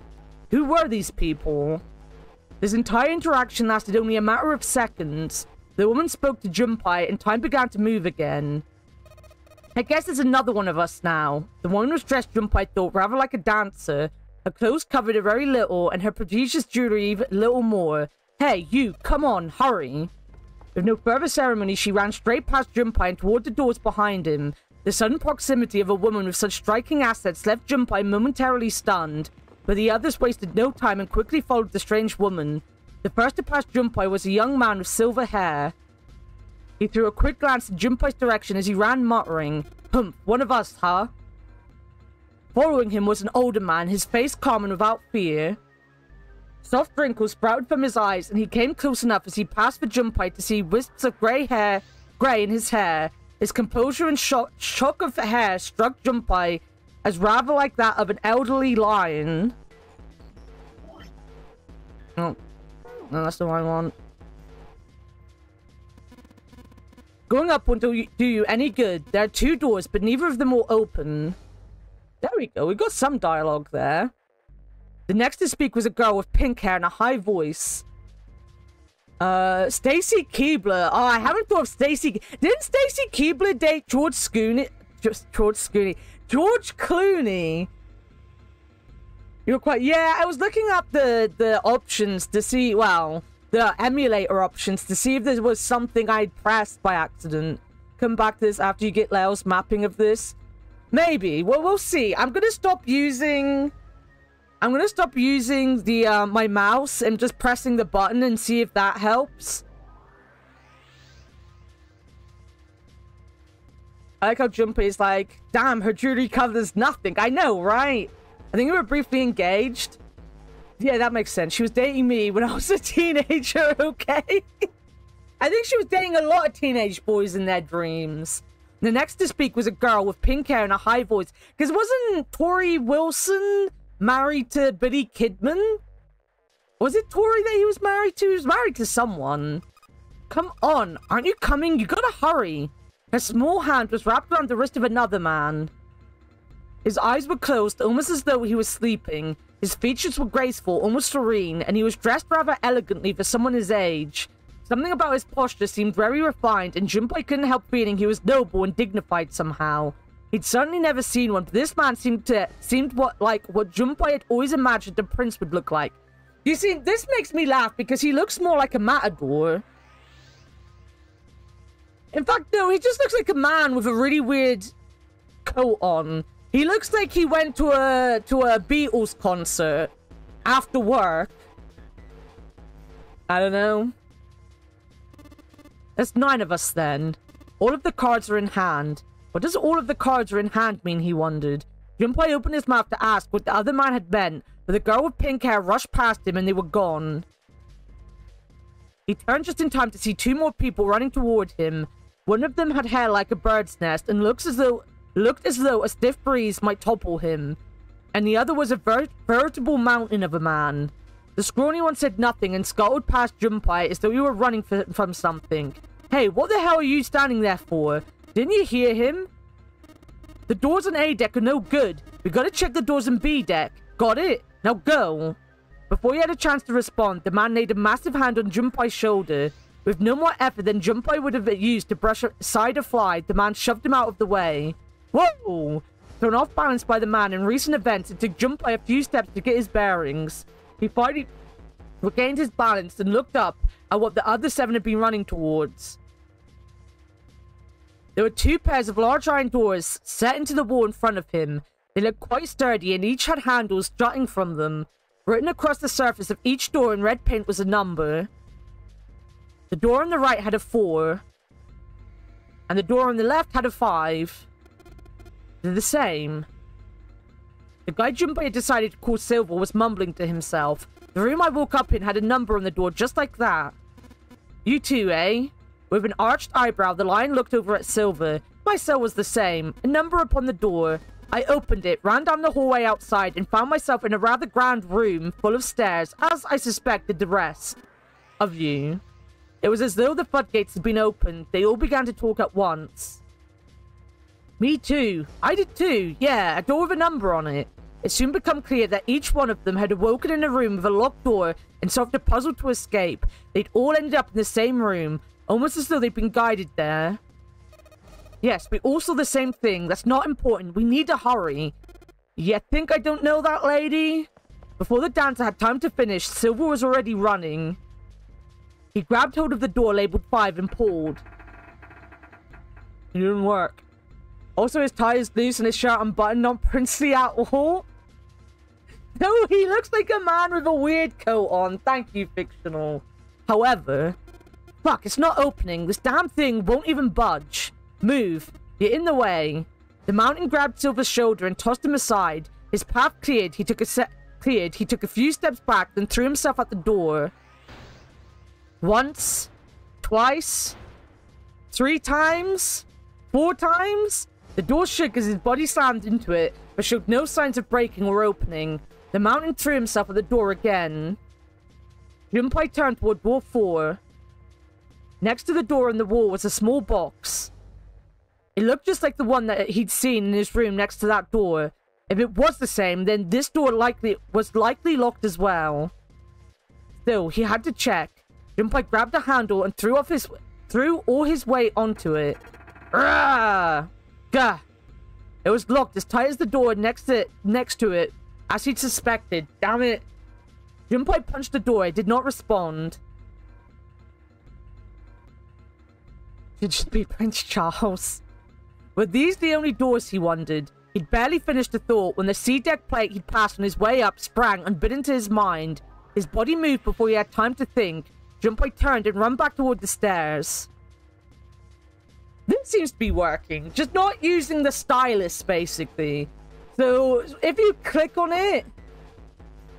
If you do a clicky click on it, then it's like you're using your stylus to click on things. Not clicking with the stylus seems to be stopping it from skipping. He had scarcely taken a step when, at the top of the stairs, next to an ornate clock embedded in the wall, he saw a person.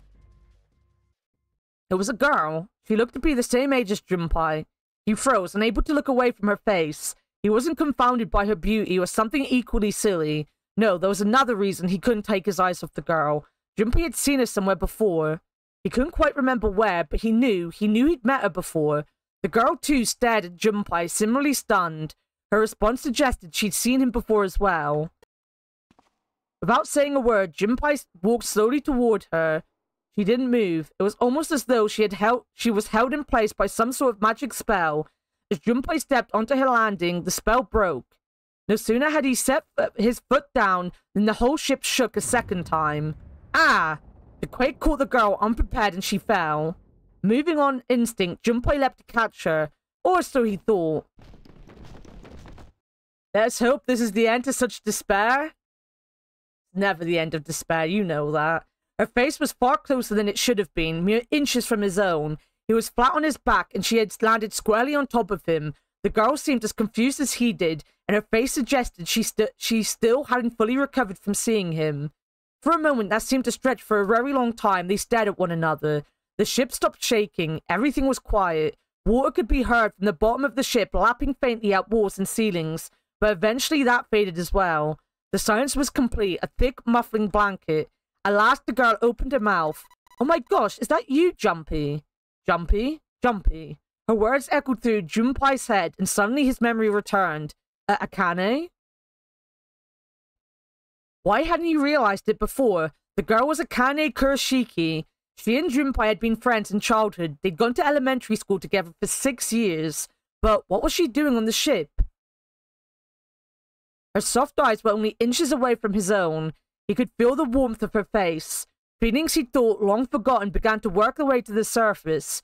He could feel his face heating up.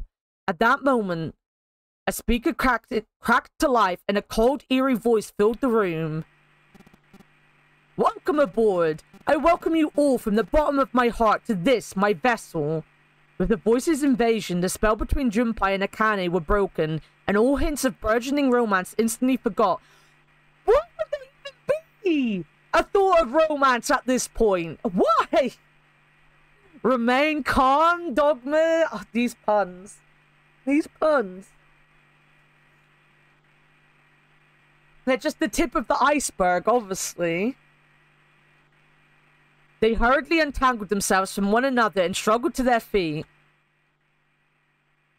Their 7 companions had heard the voice as well, and many of their faces had gone pale. Thank you, thank you. I was worried no one would get my pun. I was worried my pun would be forgotten. Keep saying Anna has never made a pun, please. Bear in mind we're on a ship, so try not to rock it. God damn it. They looked around frantically, desperate to locate the source of the voice. At last they found it, a speaker set in the ceiling. I am Zero, the captain of the ship. I am also the person who invited you here. The voice was harsh, obscured occasionally by the crackle of static, but Junpei recognized it. How could he have forgotten it? It was the same voice he had heard from the man in the gas mask. Hey, asshole, what the hell is this? Come on out here. I want to get a look at you. What do you mean to do to us? I mean to have you participate in a game. Some of you, I know, are familiar with the game. The Nonnery game. It is a game where you will put your life on the line. Nonnery game? What the hell's that? The voice continued, implacable. The rules of the Nonnery game could be found upon your persons. They are simple rules. Read them. Nonnery game. Hey, there's something in my pocket. Check this out. Silver reached into his pocket and pulled out a small slip of paper. The rest of them reached into their pockets and pulled out similar slips of paper. Okay, real question here. Where did Booby Lady pull her slip out from? Because I don't think her outfit has pockets. It's hard enough for women to get pockets in general. She definitely doesn't have them. And I feel if they shoved it in between her boobs, people, including herself, would have noticed. I mean, that definitely looks like a one-way communication device. It does. Nonnery business in it. Hidden pocket. She has pockets. Her hair. Prison. Oh, the prison pocket. Of course. Why didn't I think of the prison pocket? Junpei followed suit and dug into the pocket of his pants. He felt the telltale crumple of paper, slightly damp from his earlier ordeal. Hey, I got one too. And it would seem Zero has seen fit to grace us each with a letter. Would you mind terribly reading it to us, young man? His request had been delivered to Junpei, who, after a short moment of surprise, did as he'd been asked. On this ship, you will find a handful of doors emblazoned with numbers. We will call them the numbered doors. The doors in front of you are a pair of the same. The key to opening these numbered doors are the numbered bracelets that each of you possess. Should you total the numbers on your numbered bracelets and find that the digital root of that number is equal to the number of that door, the door will open. Only those who have opened the door may pass through. There are, however, limits. Only 3 to 5 people can pass through one numbered door. All those who enter must leave, and all who enter must contribute. Bracelet, Junpei figured, had to mean the bulky thing on his wrist. He glanced around. It looked like everyone else had one as well, and had come to much the same conclusion. The purpose of the game is simple. Leave the ship alive. It is hidden, but an exit can be found. Seek a way out. Seek a door that carries a 9. Junpei had reached the end of the letter. There was a long moment of silence, and then the speaker crackled to life once more. There is one last thing I must tell you. As you have no doubt summarized, this ship has begun to sink. On April 14th, 1912, the famous ocean liner Titanic crashed into the iceberg. After remaining afloat for 2 hours and 40 minutes, it sank beneath the waters of the North Atlantic. I will give you more time. 9 hours. That is the time you will be given to make your escape. The voice finished and the speaker went silent. The sound of a bell tolling echoed through the hall. It came from the dance hall adjacent to the stairwell. It took those assembled on the stairs mere moments to trace the sound to an antique clock embedded in the wall. 7, 8, 9. The sound of the 9th bell faded away. The 10th never came. That meant the time was 9 o'clock, most likely 9 o'clock in the evening. When Junpei had peered out the window of his cell, he'd seen nothing but blackness. It had to be night time. If that was the case, then they would need to escape by 6 a.m. the following day. Now, it is time. Let our game begin. I wish you all the best of luck. Yo, Asuna, welcome in! All of these answers are fantastic. The Pukasi, Shin would be proud of me. I was about to mention Titanic, say the ship felt like it. This escape room is so realistic. Do you want to be part of it? If you don't solve it in 9 hours, Asuna, you might drown. The speaker went silent and did not speak again. Pugmussy, oh no. Silver yelled at the speaker with a language coarse enough to embarrass the sailor, but the rest of Junpei's companions were silent, deep in thought. Junpei, too, was consumed by his thoughts. There was a great deal he didn't understand. Who was Zero? What was the nonary game? Why had he chosen to make them part of it? Was he a criminal who took delight in playing with his victims? Or did he have some other purpose? And why had Junpei been chosen as part of this insane game? Why had any of them been chosen? But one question was foremost on his mind. Akane. They hadn't seen one another since elementary school. Why had she appeared now? Coincidence? No, that seemed impossible. There had to be a reason. He didn't know what it might be, but there had to be a reason. Very well. The lion's voice seemed oddly loud in the silence. Standing around here won't do us any good. Best we get moving, don't you think? Get moving? Are you planning to open the numbered doors? Hey, wait.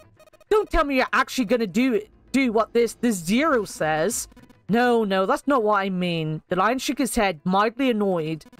I'm saying, let's find another way. After all, we haven't really examined this place yet. What?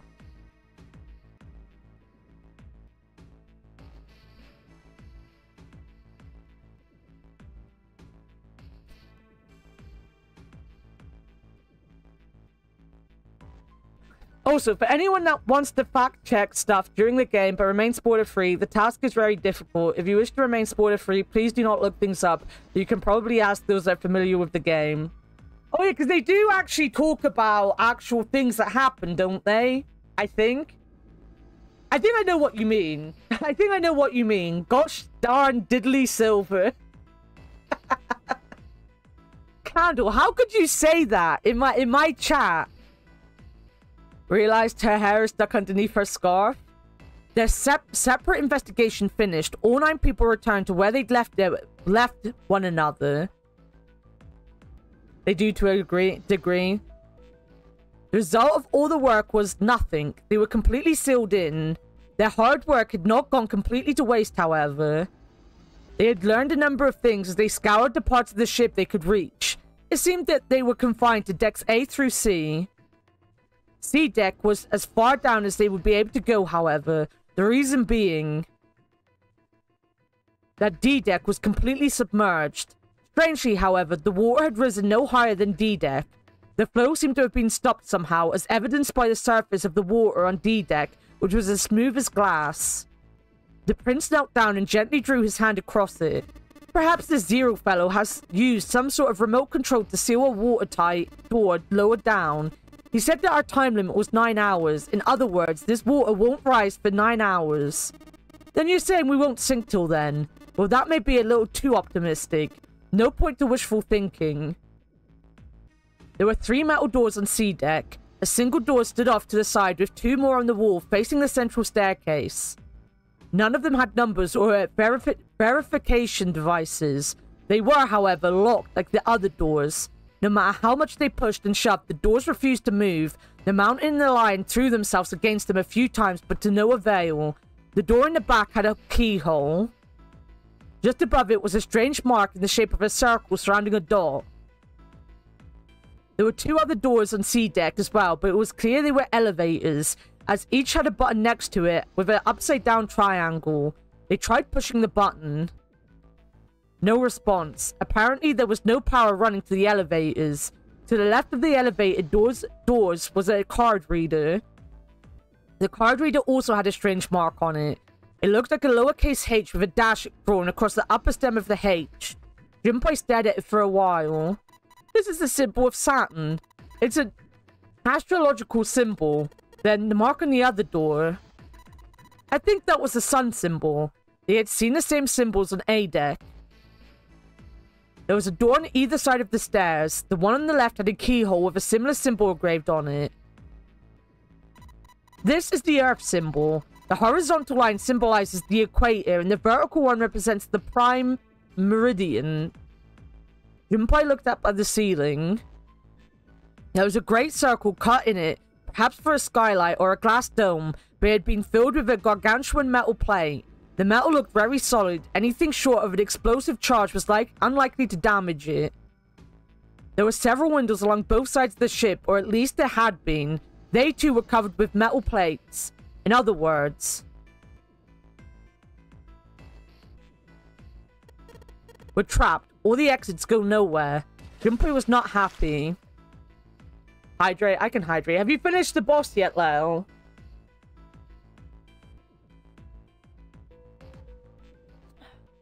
Junpei was not happy. The girl with pink hair spoke up.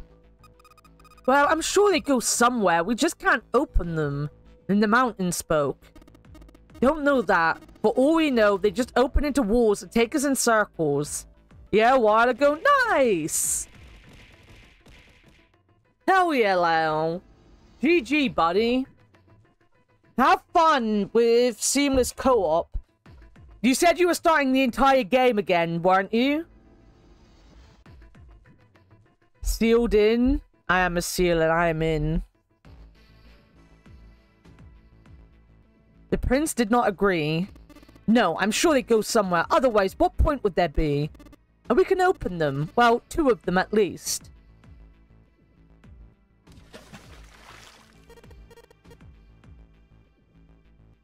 I will hydrate again.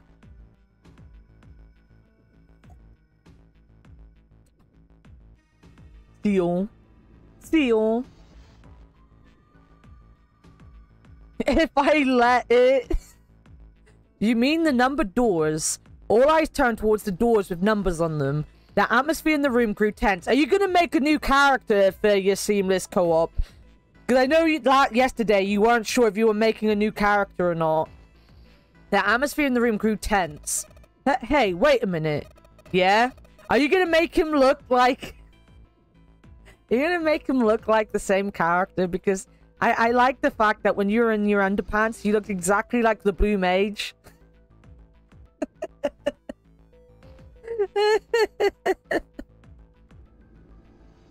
Yee, yee, yee. I think I said this earlier, but I don't think we should do that. The dancer moved in front of the doors as if to block them. We'd have to be crazy to open these doors. If we do that, we're doing exactly what Zero wants us to do. Suddenly, everyone began to speak at once.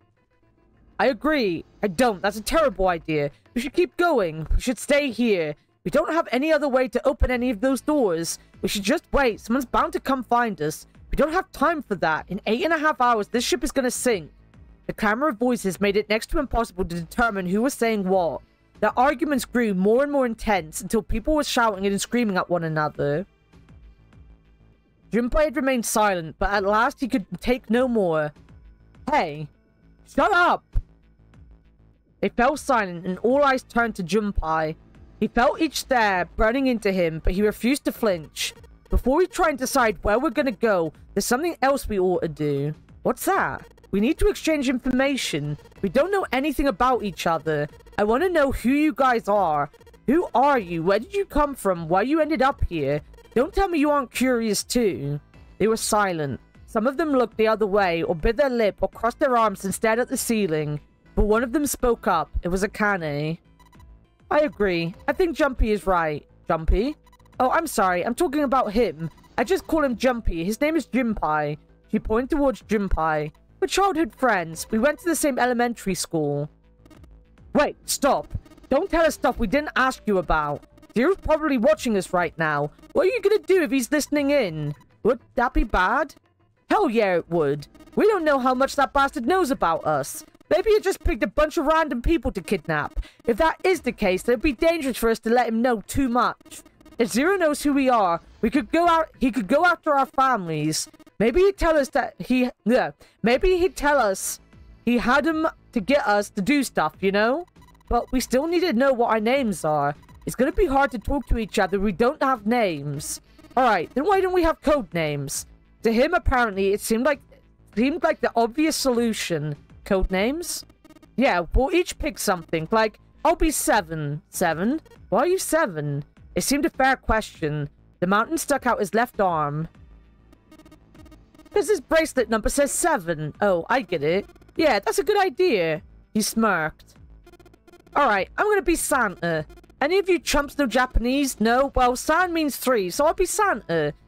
You know, like Santa Claus. Fits, don't you think? Then your bracelet number. Yeah, it's got a 3 on it. Good job, Grandpa. Just like the mountain had done, Silver thrust out his left hand. Sure enough, the face of his bracelet read 3. Very well, then. I'll go next, shall I? My bracelet number is 1. Given that, I think Ace seems appropriate. I'll be Lotus, then, as I'm sure you all know it has 8 petals, which means, of course, that my bracelet number is 8. I would appreciate if you could call me Snake. My bracelet number is 2. Since Ace has chosen cards, then I choose dice, Snake Eyes, clearly, which is particularly relevant given that I am blind. Blind? Really? He kept his eyes closed during the entire ordeal, which had suggested something strange, but to hear it said so casually, it was something of a surprise. Yeah, how dare you mention your disability so casually, you know? It's like all these people who don't tell us they've got, you know, the disability of children. Need to know.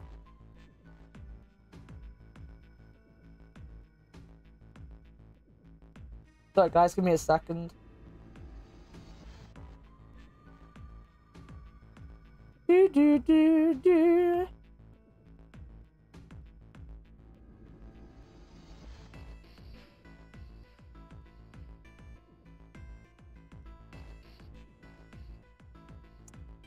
Or Snake, time to throw this guy out the boat. Okay, Snake, time. Why?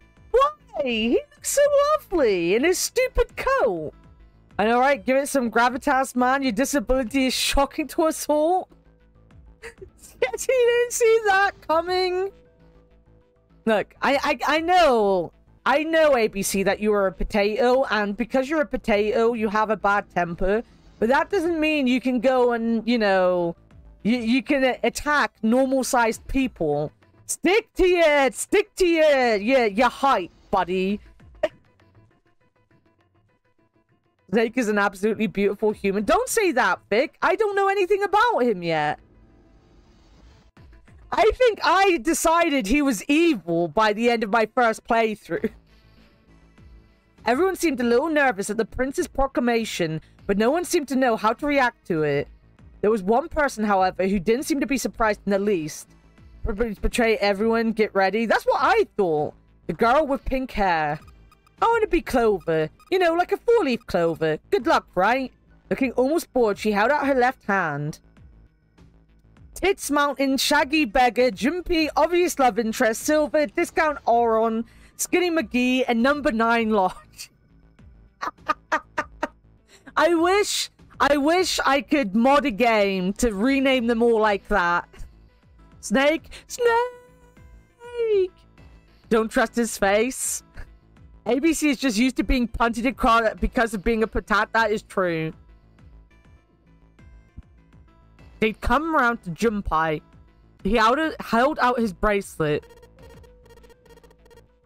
Alright, my name's 5, so my codename is gonna be... Well, I have one. It's not like there's any point to it now. The dancer cut him off mid-sentence. I mean, we all know your name already. You're Junpei. Oh. They all nodded. Akane stepped forward nervously. Then, you should all call me by my name too, because, I mean, it doesn't seem fair to Jumpy. You're thinking it's not cool for you to hide your name after you told us his. Akane fidgeted awkwardly.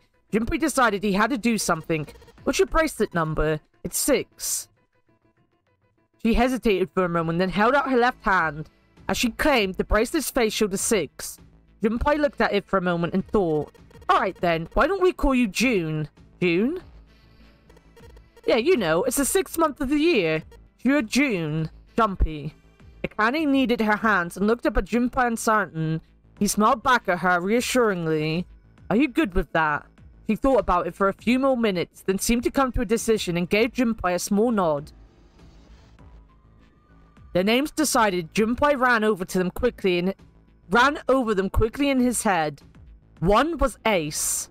2 was Snake. 3 was Santa. 4 was Clover. 5 was Junpei's number. Akane was 6 and Junpei had given her the code name of June. 7 was 7. And 8 was Lotus. That meant that 8 of them, including Junpei, had revealed their bracelet numbers. But there was still one person left. He was the man with the glasses and hair like a bird's nest. He hadn't said anything since they'd met on the stairs, and he didn't look like the sort of person who was inclined to conversation. His skin was pale, his breathing was heavy, and he was soaked with nervous sweat. His behavior seemed very suspicious, or perhaps simply emotionally unstable. It was difficult to tell. Whatever the case, it seemed clear that he had only a fingertip's worth of a grip on his sanity. The girl with pink hair, Clover, walked up to him slowly. She put her hands on her hips and eyed him suspiciously. What number are you? He didn't answer. His bloodshot eyes twitched from person to person and his breath came in hot pants. Hey, I'm talking to you. The man licked his dry lips with a shaking tongue and spoke with a voice like old paper. Isn't it obvious? There are 9 people here, and you know who numbers 1 through 8 are. I'm the only one left. So you're 9. Yeah. He extended a trembling arm. The bracelet did indeed say 9. Clover looked at it contemptuously. What's your code name? Code name? What do you want us to call you? We all made up names. You should too. I don't need one. Why not? But because I'm not gonna stay here with you. He took a shuddering breath and exhaled. Clover looked at him with something very like disgust. You got some sort of plan? I do. Yeah? What's that? You sure you want to know? Yeah. Alright. Let me just show you. I'm gonna do this. Ah! By the time they realized what he was doing, it was too late to stop him. The man's body moved like a snake's. In the blink of an eye, he had slid around behind her and wrapped his arm around her waist. Hey, what the hell do you think you're doing? Silver, Santa, leapt forward toward Clover and the 9th man. He was halfway there when... So stay back. Suddenly, the man's hand dove into his pocket. It came back out with a knife, a pocket knife. He held it to Clover's pale, quivering neck. If you get any closer, I'll cut her open. Santa skidded to a halt. He snarled at the scrawny man with a knife and gritted his teeth. Yes, that's right. The man's smile was neither friendly nor reassuring. Sweat poured down his neck, soaking the collar of his shirt. Clover, are you alright? The Prince Snake's voice sounded oddly concerned. What do you mean, oddly concerned? It's his sister! Didn't she just say that they were brother and sister? The last person I seen with his face was trying to take over the demon world. He was staring at 8 infinity symbols. Yo, Dawn, nice! Nice! We in the group, do it, dude. We don't know her.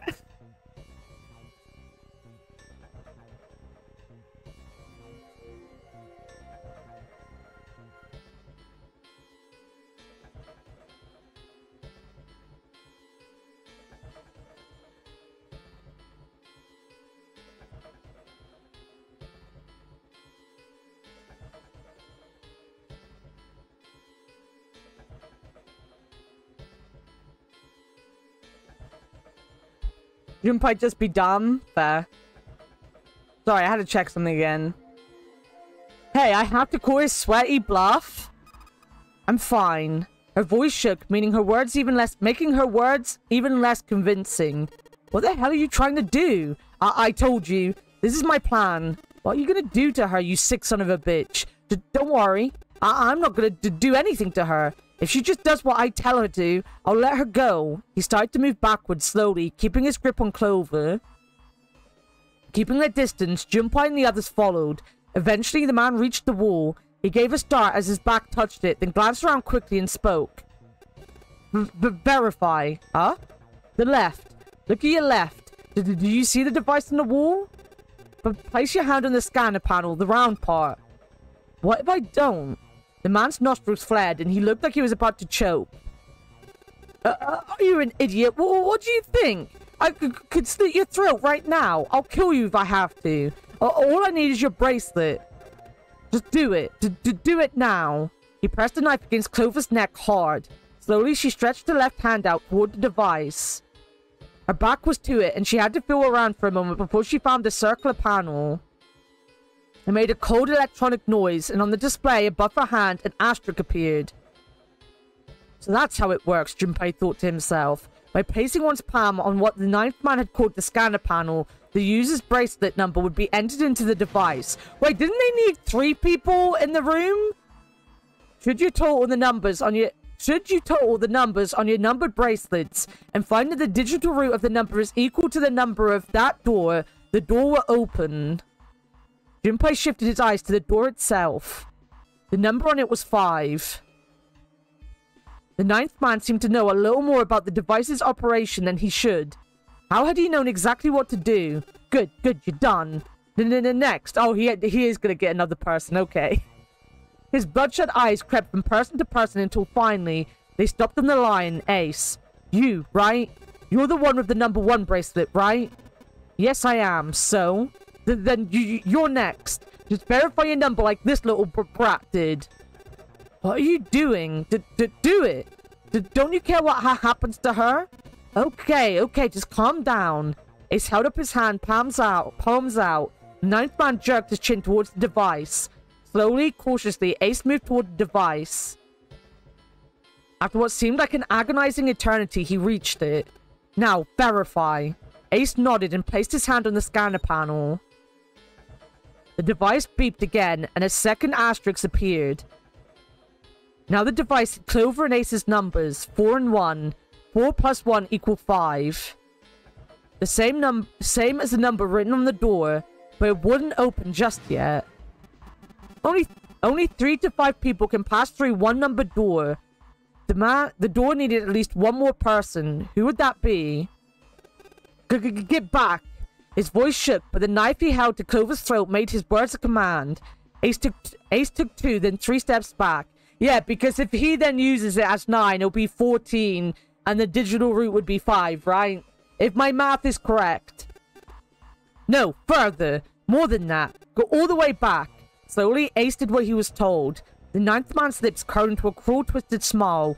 That was when Junpei understood his plan.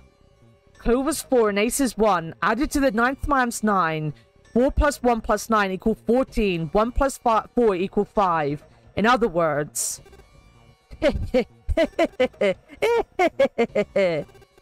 Thank God you are also cooperative. Now I can get out of this nightmare. He pressed his own hand against the scanner panel. A third asterisk appeared on the screen. He dropped his hand on the lever of the side of the device and pulled.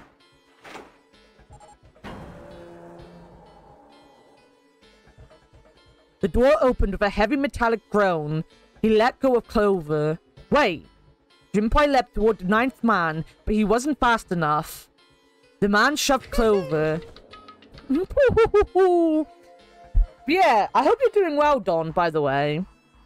The man shoved Clover and hopped through the door. Okay, have a good one, guys.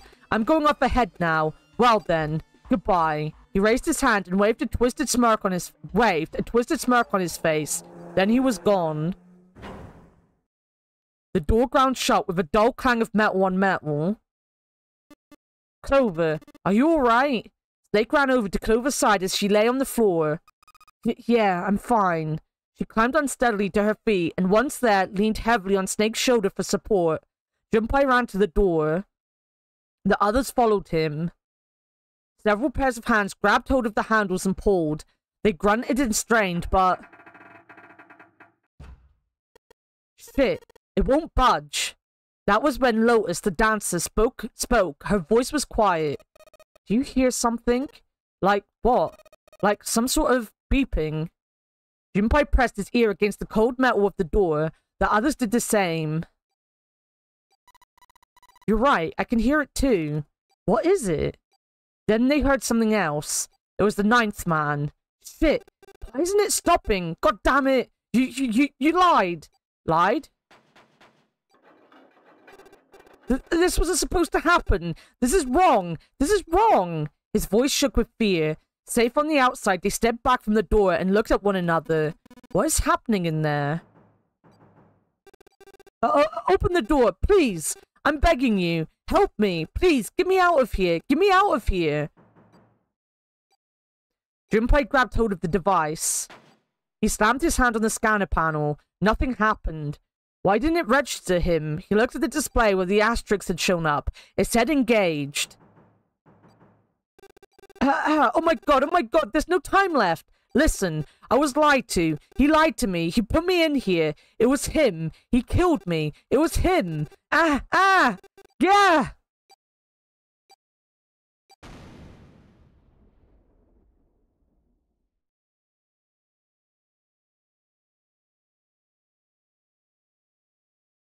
The explosion rocked the room. Instinctively, they ducked, then stood up slowly when they realized there was no danger.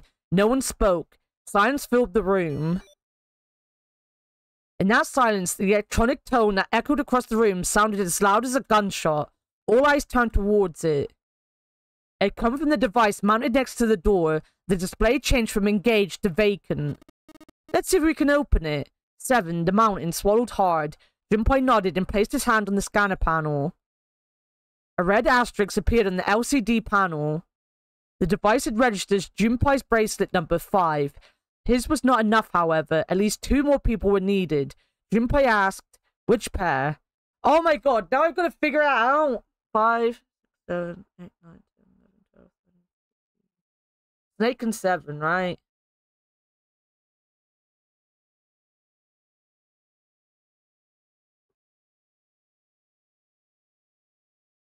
Oh, you can ask any of them. Okay, you can ask any of them. They all have the same number. They all work. I figured that out, Fictional. I figured it out. I was a big brain. I'm doing some math today. See, I've taken your puzzle brain, but I've also taken your math brain, because you're good at math, and I am not. But I like Snake, so we're going with Snake. Oh, wait a minute. I pressed the wrong button. We haven't saved at all.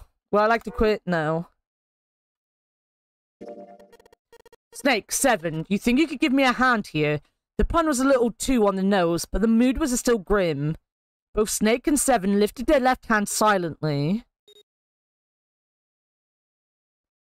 Slowly, each of them placed a hand on the scanner panel. 5 plus 2 plus 7 equal 14. 1 plus 4 equal 5. They'd fulfilled the conditions. If they were to pull the lever on the side... Are you guys ready? I'm gonna open it. Junpei grabbed the lever and looked back over his shoulder. They stiffened and nodded. Junpei nodded back and set his mouth in a grim line. Then he slowly lowered the lever.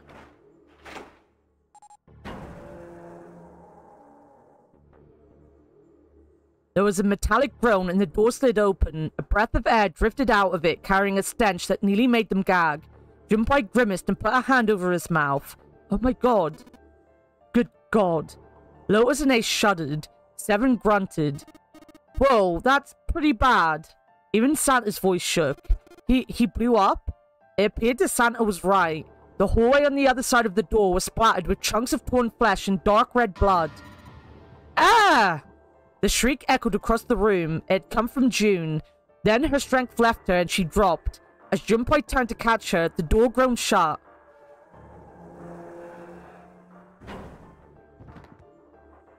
She crumpled to the floor. June, you okay? Junpei dropped to his knees and put his arm around her shoulders. That was when he noticed. Her whole body was feverish. She was radiating intense heat. What the hell? Where does fever come from? June didn't answer. Her face looked like wax and her whole body began to shake. Alright, let's just rest for a minute, okay? You think you can walk? She nodded weakly. Junpei lifted June to her feet and guided her to a nearby chair. Here we go. As gently as he could, he set her down in it. How are you feeling? Are you alright? She nodded, and as she did, a single huge tear rolled down the side of her face. Why? Why did this happen? Her voice cracked, broken by misery and grief and choked by sobs. Why did this happen? Junpei span around. Do any of you know what the fuck is going on here? Who's Zero? What's the nonary game? Come on, anybody, anything. What the hell is going on? What are we doing here? No one spoke. Ace, Snake, Santa, Clover, Seven, and Lotus. They simply stood there, 7 pairs of downcast eyes and 7 grim lines for mouths. June's body shook with silent sobs. They slowed as the minutes ticked by, and eventually they stopped.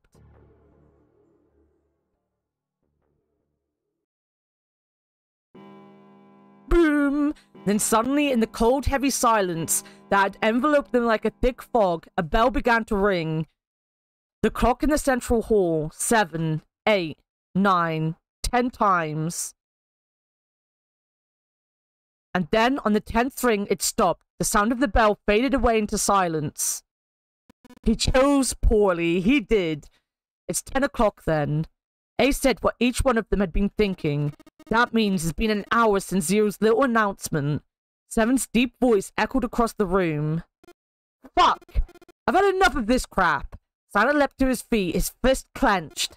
How long are we gonna pussyfoot around like this? We've only got 8 hours until this time limit Zero was going on about is up. Let's get going already. Go, go! Santa's outburst fell on deaf ears. No one seemed to agree with him. They stared back at him, their eyes blank and their faces tired. Finally, Lotus spoke. No, I refuse. I'm not going to end up like him. Him?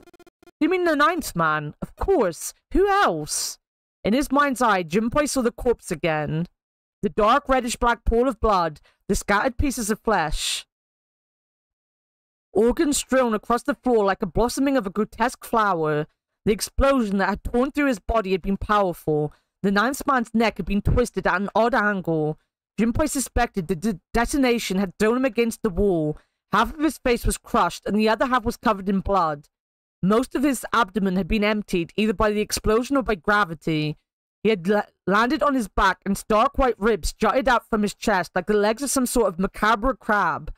Junpei felt something flip in his stomach. I think he just screwed up. Eyebrows went up, and Santa continued. He probably set off some sort of trap, and that killed him. I'm not going to screw up like that. I'm getting out of here alive. Whatever Snake was laughing at, Santa did not find particularly humorous. What's so goddamn funny? Oh, my apologies. You were just so very confident. I couldn't help myself. What the fuck? I think you've mistaken the situation. Huh? The 9th man's death had nothing to do with a trap, or at least not the sort of trap you imagine it did. Then, he broke one of Zero's rules. That was why he died. Quite simple if you think about it. You still don't... Alright. How about you take a moment and think back to what Zero said? Specifically, what did he say about the number of people? He said only 3 to 5 people can pass through one numbered door, right? And after that, you've forgotten the relevant part. What did Zero say? Huh? Santa furrowed his brow in thought. Yeah, you have a good day too, Don. Go enjoy yourself. Santa furrowed his brow in thought. Junpei thought back. Zero said that everyone who verified had to go. Oh god, I keep pressing the wrong button. All those who enter must leave, and all who enter must contribute, right? I think it was something like that. Whatever it was, it means that groups of less than 3 or more than 5 can't go through. That's correct. A gold star for you, Junpei. Snake inclined his head towards Junpei. The 9th man, however, broke that rule. He tried to pass through a numbered door by himself. That was why he was executed. Then Zero's watching us from somewhere, making sure we don't break any rules. Oh, I'm not so sure of that. Why not? Because this execution system is entirely automatic. You didn't notice? There's no need for him to monitor us. What do you mean? Snake looked at Seven with what could only be described as pity inside. Very well, I see it must be me who tells you. I've waited long enough, I suppose. I had hoped Zero might spare me the trouble, but that seems increasingly unlikely. He couldn't see them, of course, but perhaps Snake sensed the confused eyes upon him. When Ace spoke, he gave words to everyone else's thoughts. Do you know something? Well, I know a great many things, but yes. What is it you know? Here. Snake removed a card from the pocket of his jacket. With a flourish, he presented it to Ace, who took a close look at it and spoke. Come on now, what's the point of giving me this? Give me that. Santa snatched the card from Ace, but his expression of disgust quickly turned to one of confusion. Adam Ann. Yeah, Adam Ann. That's the guy I was thinking of. And in a minute, then I will save the game. I will actually save the game this time. And we will go on our break. Because I could do with standing up and stretching my back out, to be fair. And we did miss last break because of all the problems with the ROM. Which we figured out. It's all done. Nothing bad's happening now. We're all fine. Panic is over. We don't need to panic anymore. Definitely not panic.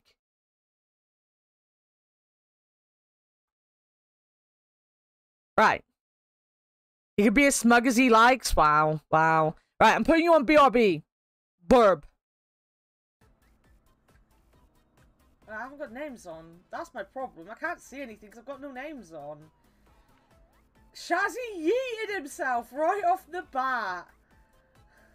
Nice yeet. Nice yeet. Someone clip that yeet. We need to remember that forever and ever. That was a good one.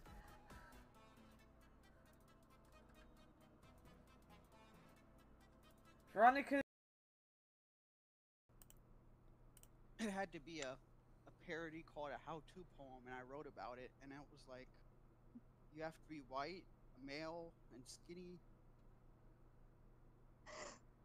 And rich? Yes, and Yeah. rich.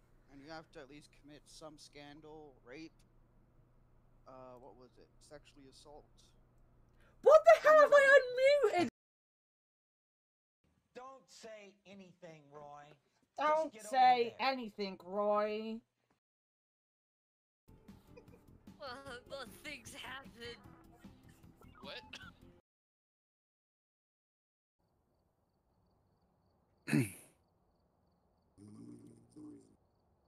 There's your answer to what kudu is. We've got it recorded!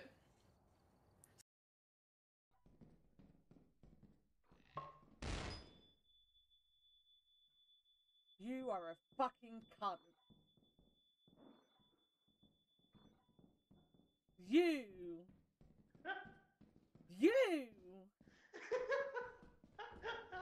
Jesus fucking Christ.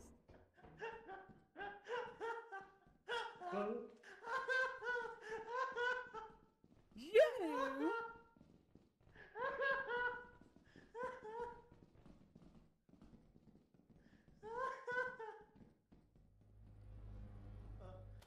Are we meant to be surprised? Oh my god, I fucking hate him.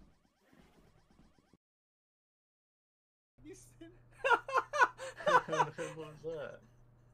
He's gone Tiny Tim on us. Please, sir, can I have some more? Please, sir, I'm very... The sensitivity goes up on its own.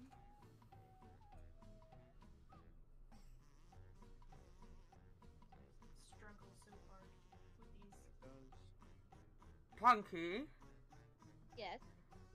Were you meant to be Pookie? Puking. I was just like midway through. I was like, oh. Alright, Pookie. Come on, let's play this game with Pookie. Welcome to do I'm treating myself.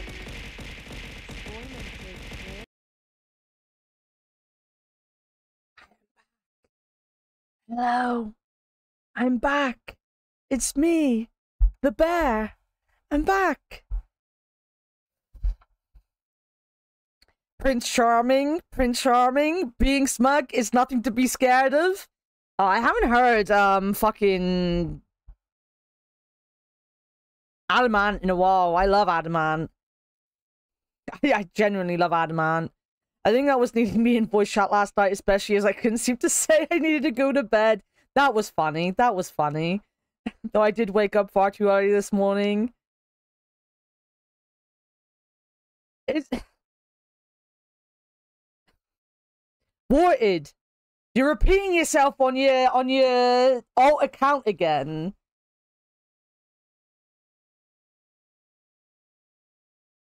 All of the shins. You're echoing. How was hibernation? Pretty good. I'm lying back in my chair a little bit. Not gonna lie. I'm trying to get comfy in my chair because I feel uncomfortable. Damn it, need to stop doing that. Santa snatched the card from Ace, but his expression of disgust quickly turned to one of confusion. Huh? The hell is this? Seven tugged it out of Santa's hand. Heh, I see. The card went from Seven to Lotus, from Lotus to June, and finally to Jumpy. He looked at it and understood. This is Braille. Braille, the written language of the blind. The card was covered with small embossed bumps. Junpei could recognize it, but he certainly couldn't read it. Sorry guys, I can't read this. Junpei handed the card back to Snake, who nodded at him with a small smirk. Okay, that was fun. What's so important about that card? I found it in my pocket. I can only assume it is a message from Zero. From Zero? A message? Well, what does it say? Suddenly, everyone was crowding around Snake, desperate to hear what the message said. Santa especially looked as if he were about to grab hold of Snake and shake the answers from him. Snake raised his hand. Calm down now. No need to panic. You don't need to force me. I'll read it. Junpei swallowed hard and waited for him to start. He was not the only one. Presently, Snake began to read, his voice calm. His fingers glided over the tiny bumps as he spoke. Bracelet number 2. Since you are not blessed with... I shall bless you and only you with the information. Yes, I meant to not be pressing the thing. I shall tell you of the function of the red, of the dead, and of the bracelet. The red is a recognition device. It will verify your number. Besides every number door, you will find a red. The dead is the deactivation device. It does exactly what it says. Once you have passed through the number door, you must use the dead to stop the detonator in your bracelet. But perhaps you are wondering, what does this detonator detonate? I'm afraid this may be something of a surprise. I have placed a small bomb inside of you and the people whom you are about to meet. You swallowed it while you were unconscious. I have no doubt that by the time you read this note, the bomb will have passed your stomach and found its way to your small intestine. In other words, you will be unable to regurgitate it. I suggest you do not try. As I mentioned before, the bracelet on your left hand contains a detonator. Think of it as a remote fuse or timer for the bomb in your body. There is only one condition which will cause it to detonate. That condition is that you enter a numbered door. Once you have done so, the timer will activate, no matter who you may be. You will have 81 seconds. If after that time the detonator has not been deactivated, it will send a signal to the bomb in your body, instructing it to explode. In order to deactivate the detonator, every person who verified the number at the red must also verify the numbers at the dead. Once all numbers have been verified by the dead, you will need only pull the lever at its side and the countdown will cease. Anyone who does not verify the number at the red will find themselves unable to verify the number at the dead. That is to say, if you should pass through a numbered door without first verifying your number at the red, in 81 seconds you will be dead. You must also keep in mind that the numbered doors will close automatically after 9 seconds have passed. So long as the door is open, the dead will not function. You would do well to remember this. Lastly, let's discuss how to remove the bracelets. There are only 2 ways to do so. 1, you escape from the ship. 2, your heart rate reaches 0. In other words, once the bracelet is taken outside the confines of the ship or detects that its wearer's heartbeat has fallen to 0, it will shut down automatically. There is no other way to remove your bracelet. If you attempt to force it off or disable the detonator, the bomb within you will immediately explode. This is all the information which I can impart to you. How you choose to use it is for you to decide. If used wisely, you can eliminate those who might be a danger to you. For a time, you would be able to control your fate. I wish you the best of luck. Snake finished reading and carefully returned the card to his pocket. The message had been lengthy, but its meaning was clear. Only those who verify their numbers at the red could pass through the numbered doors. Teams could not increase or decrease their numbers. The Reds, Deads, and Bracelets enforced the rules. They were judge, jury, and executioner. In defiance of Zero's suggestions, both Santa and Seven put fingers down their throats and began to gag. The rest stiffened. Some touched their stomachs, some simply stared at their bracelets. Junpei gingerly touched his stomach. There was a bomb inside his body. The thought of it made him queasy. His stomach felt oddly hollow and his legs were weak. Why had Zero designed such a ludicrous game? Junpei looked over at the others. Alright, I'm gonna ask one more time. Did any of you know anything about Zero? They were all silent, each person waiting to hear what the others would say. Finally, Santa spoke. Actually, I saw him. I saw Zero when I got grabbed. I didn't see his face, though. Son of a bitch was wearing some kind of gas mask. What the hell? Come on, guys, give me something. You know, like, surprise or something. Instead, it was Santa who looked surprised. There was a moment of silence, and then everyone spoke at once. Yeah, I saw him too. Me too. He was wearing a gas mask. Immediately cuts off hands. Didn't expect that, did you, Zero? Isn't that what happened in Soul? Like, didn't the guy end up cutting his foot off or something? Didn't that happen in the first Soul? As stories were sorted out, the truth became clear. I think that actually he had to, though, right? That wasn't even a thing that was to stop the game. It was just kind of what he had to do. As stories were sorted out, the truth became clear. All of their stories were the same. They had been abducted at home at midnight. The person claiming to be Zero had worn a mask. There had been white smoke, and then each person had passed out. When they awoke, they had found themselves on D-Deck in a room with a 3-level bunk bed. Only 7 stories seemed to lack the detail of the others. Oh, me? Yeah, well, mine was just like the rest of yours. That was all he had to say. It had occurred to Junpei at the time that it sounded somewhat strange, but he didn't press the issue. He hadn't done so because there was something that struck him as even stranger. That was the mystery of the relationship between Snake and Clover. For some reason, they had been abducted from the same room and woken up in the same room. Junpei looked at them thoughtfully. So, what's the deal with the two of you anyway? It was Clover that answered. Clearly she felt she had nothing to hide. We're siblings. Siblings? Yes. Snake is my older brother, obviously. That means I'm his little sister. That really so hard to understand? Junpei was taken aback. The others seemed just as surprised. She is correct, of course. He laid his hand on Clover's shoulder. Are you surprised? Well, yeah, but why? There are other people here with connections to one another.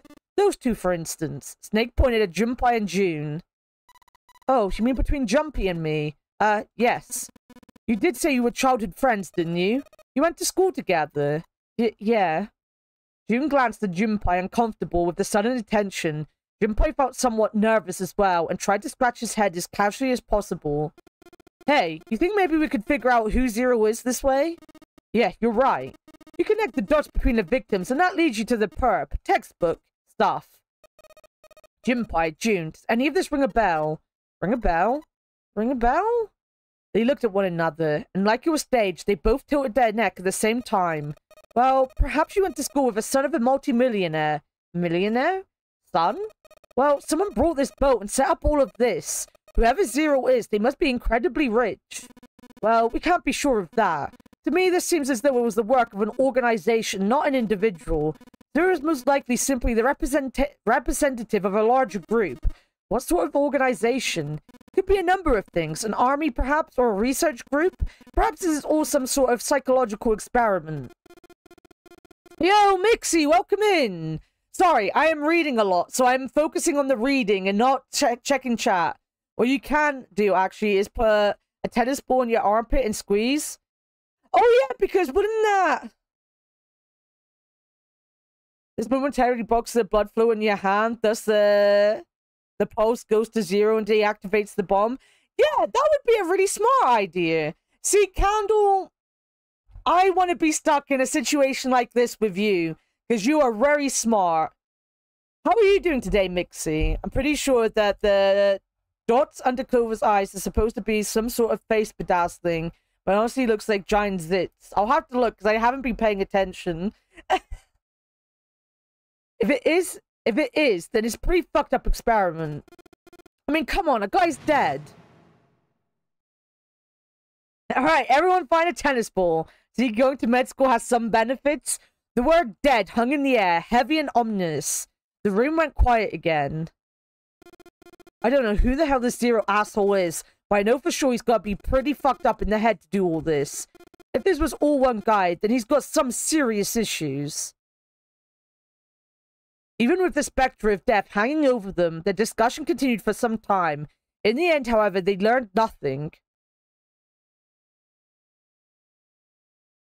But they try to make you not do... Well, I mean, they warned him of the repercussions of doing war crimes. I'm pretty sure he could still do a war crime. By the time they finished, 1.5 of their 9 hours were gone.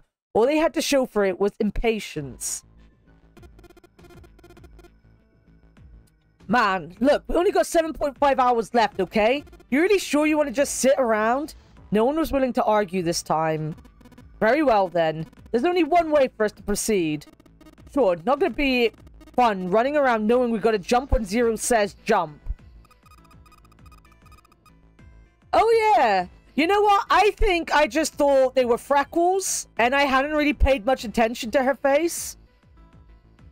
Gonna commit various war crimes. He's gonna make all his patients put tennis balls under their arms so they have no pulse. You're surviving, but I'm doing okay. I'm happy to hear that. How did your 4th of July go? If you do war crimes, then you only can say they did war... That's true. It's a deniable... It's like when I say, when you're doing your crimes in chat, that's fine, but I don't condone them. So when the police come knocking, I'm going to be there like, I told them not to do it, Your Honor. Not my fault they went ahead and did it anyway. Well, it's stupid to just sit around here doing nothing.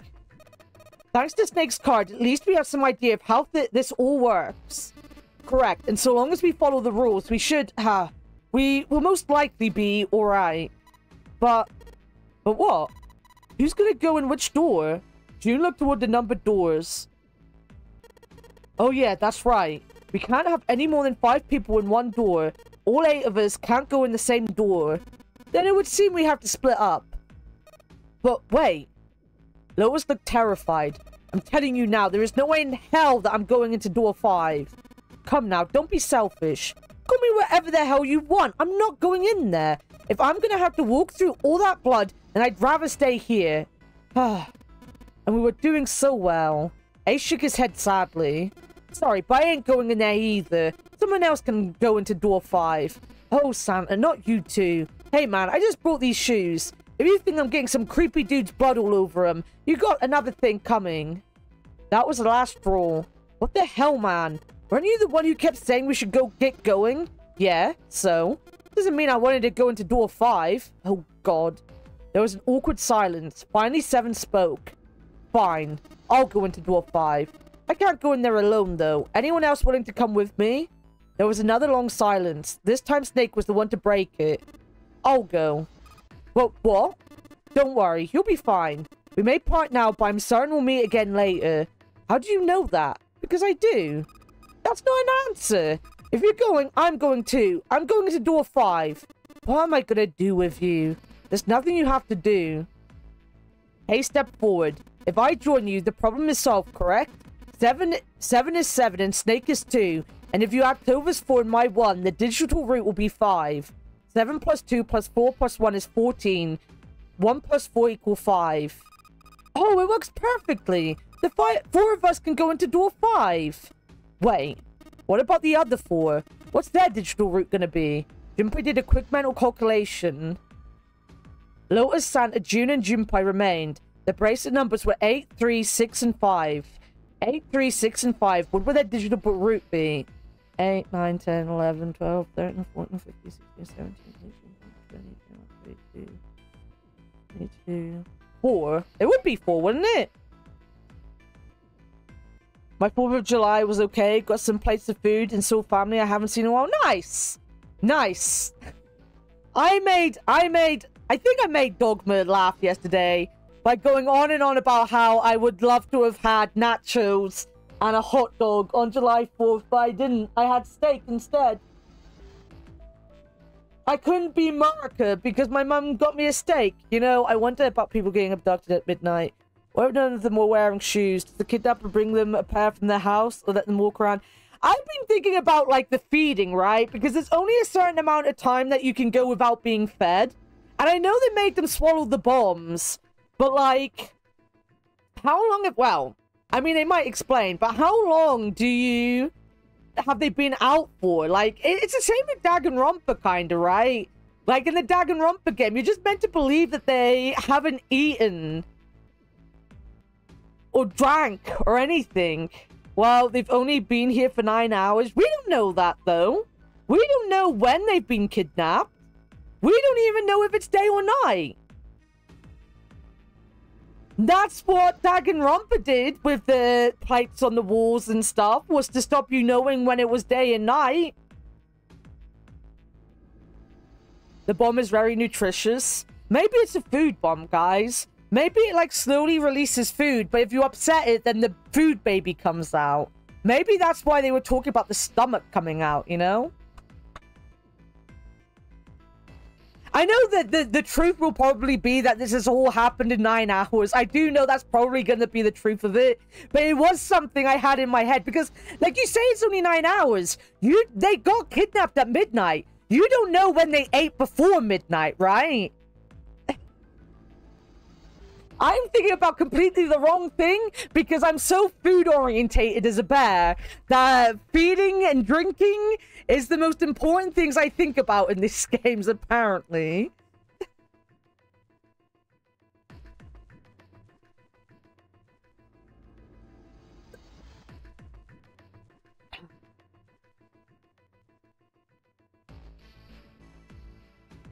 No, you don't know this, Fictional. You don't know this. They could have not eaten for a 24-hour period, and then they could have been out for another 24-hour period. And you need more water than you need food. You're gonna dehydrate and die from dehydration before you die from starvation. You know, they could be in serious trouble right now. Especially June, who already is sick, you know? Also, I think I've done the math right here. 8, 9, 10, 11... 17, 18, 19, 20, 21, 22. 2 plus 2 is 4. 4. It is 4. She knows too much. Might be on. Ah, there you go. He repeated what he determined. It's 4. Add up our 4 bracelet numbers and the digital route is 4. Then we can go into door 4. Yeah, that worked out well. Junpei ran over the team assignment in his head one more time. 4 people would go into door 5. 7, Snake, Clover, and Ace. 4 people would go into door 4. Lotus, Santa, June, and Junpei. Junpei had to ask himself if the teams were what he really wanted.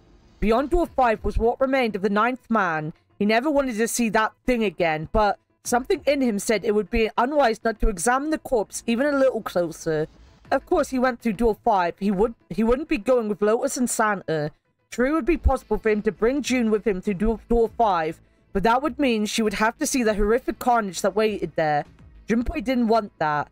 Junpei was torn. Should he stay silent and go through door 4, or should he stop them all and insist on door 5? As he turned his options over and over in his mind, Ace spoke up. Alright then. It seems we've reached a conclusion. Shall we go? He began to walk towards door 5. Clover and Snake followed, with 7 a short distance behind. Junpei, which door do you want to go through? Oh!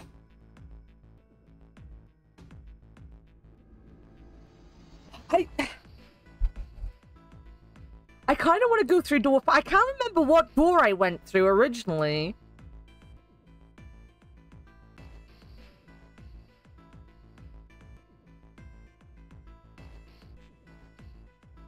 Room. 2. Full door.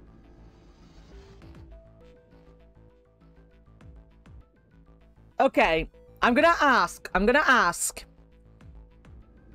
Does the chat want the option to vote? Or are the people who know what happens likely to vote for the door they know I have to go through, or they think I need to go through?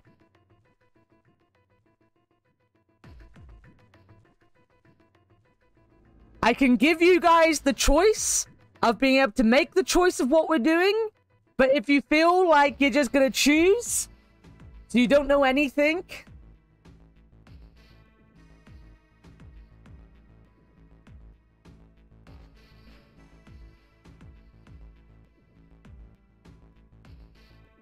You're too biased? God fucking damn it, fictional. I won't be voting. See, my mod team are awful. Excuse me, will you please go away? Why are you here? What's going on? Why are you knocking everything over? Scooby-Doo. Yeah, that's the plan.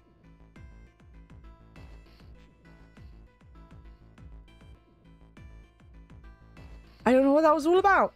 He knocked a bunch of stuff over and he left. You did your voting earlier in the week? You did. You did. You did. I still have a lot of anger towards... I have a lot of anger towards Jeremy Corbyn fans.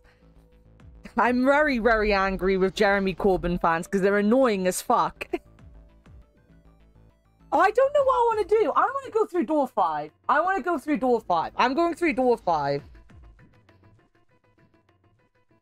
If it allows me, I'm going through door 5. I want to go through door 5. I want to see the dead body. And I want to potentially go with Snake. You know? Hey, wait. Junpei's cry echoed across the room. The 4 people walking toward the door stopped and turned back toward him. I want to go through door 5 too. The words were scarcely out of his mouth when June spoke up. What? What are you saying, Jumpy? If you're going through that door, then I'm going with you. He turned around to look at her. No, you can't. I can't take you with me. But why? Well, you know what's in there, don't you? Are you sure you want to see that? June opened her mouth as if to say something, but instead closed it again and looked at the floor. Jumpy felt an ache in his chest at her clear distress, but the choice was not his to make. There was nothing else he could do. I want to see the dead body, guys. Jumpy turned away from June, doing his best to silence his turbulent emotions. I don't like this high school, you know, romance bullshit that both this and Danganronpa try to pull on me. Please, let me go into door 5. Seven scratched his head and looked at the young man. Man, now we're right back where we started, you know that. Jumpy's bracelet number is 5, right? If we are going to add Junpei, then we must subtract 5 from the rest of us. Snake turned to Ace. Ace, please take good care of Clover. Oh, alright. That's fine. 1 plus 4 equals 5. Don't go away. You need to listen to me, Clover. Go to door 4 with the others. No! Don't be so selfish. Don't be a shellfish. How did I get on? English Haunting was fucking fantastic, Lovejoy. It was actually one of the best point-and-click games I've played in a long time. It's up there in quality with, like, the Wadget Eye games and stuff. Like, The Haunting of Hobbs Barrow and stuff like that. I really, really liked in English Haunting. Snake's tone was harsh. Tears welled up in Clover's eyes. She bit her lip and did her best to fight them off. Snake's expression softened and he put his arms around Clover. He held her close and whispered into her ear, "You'll be fine. Just relax." It looked as though he whispered 2 or 3 more words, but whatever they were, Jumpy didn't hear them. He couldn't help but wonder what the other man had said. Snake pulled back from his sister, his eyes kind and lingering. Inquiring, not lingering, inquiring. Okay, I understand. Her voice was barely audible from where Junpei stood. Before long, new teams were assembled. Those going to door 5, 7, Snake and Junpei.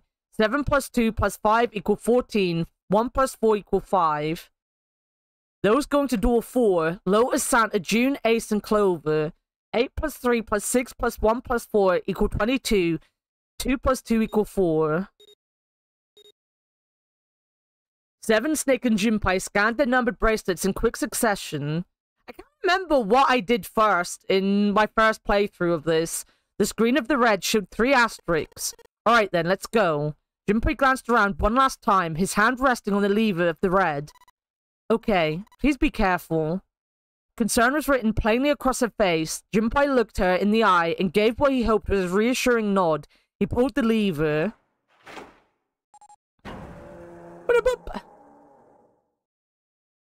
I see the dead body. With the sharp clack of a lock releasing, the door swung open. Ahead of them, in the small hallway, were the pitiful remains of the 9th man. For a moment, Junpei froze.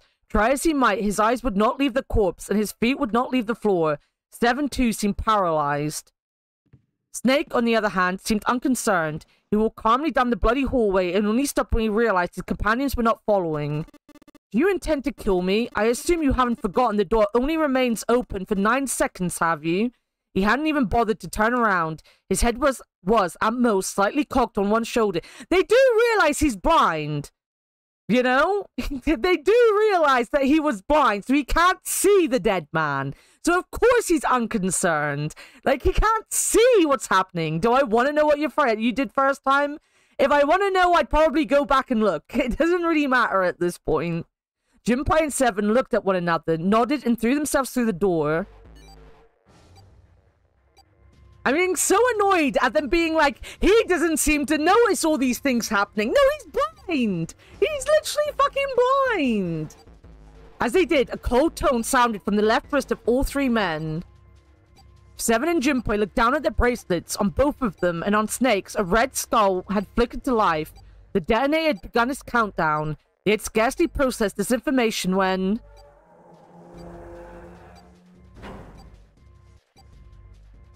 As he tried opening his eyes, maybe he needs to get a job.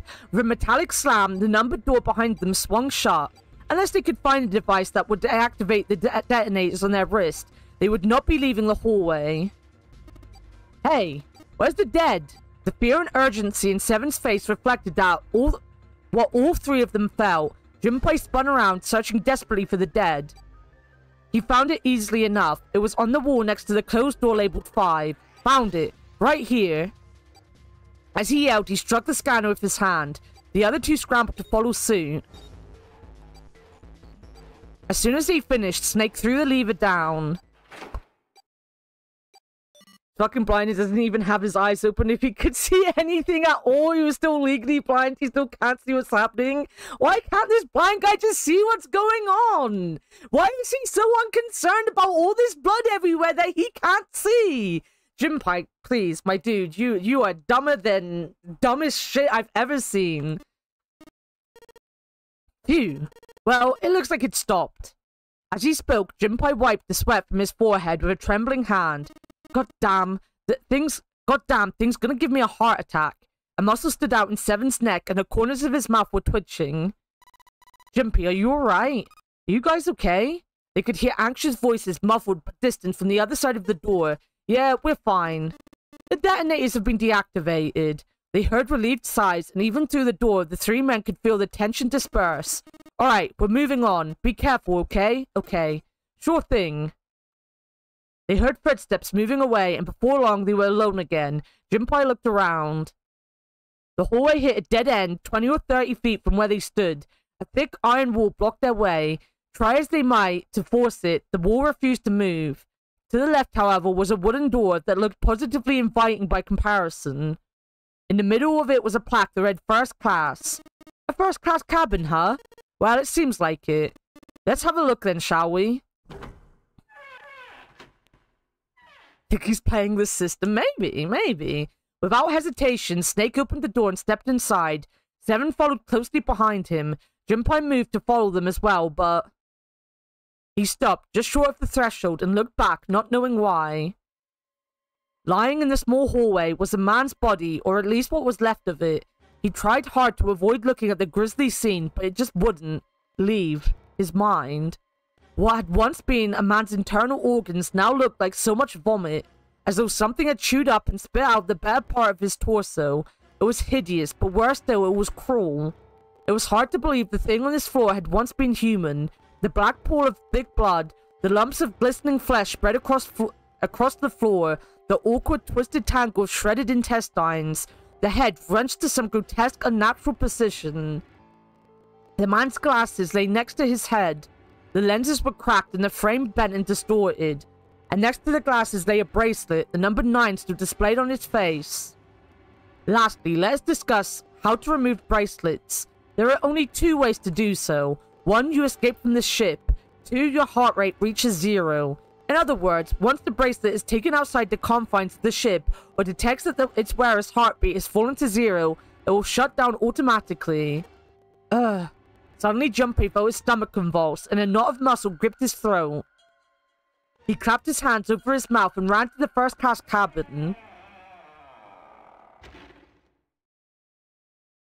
The atmosphere changed immediately. The room was gorgeous, and despite the apparent age of the ship, none the worse for wear. He looked around. Seven and Snake were nowhere to be seen. There were 2 doors on the right side of the room. He opened the one to his right and went through. On the other side of the door was a short hallway. He jogged down the hallway, opened the door at the other end, and peeked through. There they were, to his right, busy examining something. He stepped through the door and walked toward them. What's up? Check this out. We found this thing here on the door. The red light's on. Does that mean it's locked? So I would assume. Is there any other way out? We looked around a little. Other than this door, we didn't find anything. So you're telling me that unless we can open this door, yes, we won't be going anywhere. Junpei stepped away from the door and looked around the room. The room they were in looked like a bedroom. He figured the room he'd originally entered was the living room or whatever passed for one on a ship. Alright, let's find a way to open this door. Come on, guys. There looks like there's a lot of rooms to look at. There looks like a lot of things to look at in here.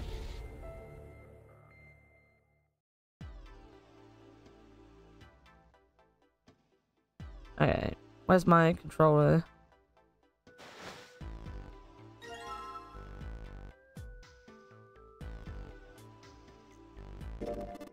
I see, this feels like glass. A rectangular plate of glass. Is there something written on the surface? Yeah, it's a sheet of music with a couple of notes. Just A's? Yeah, that's it. Kind of weird, huh?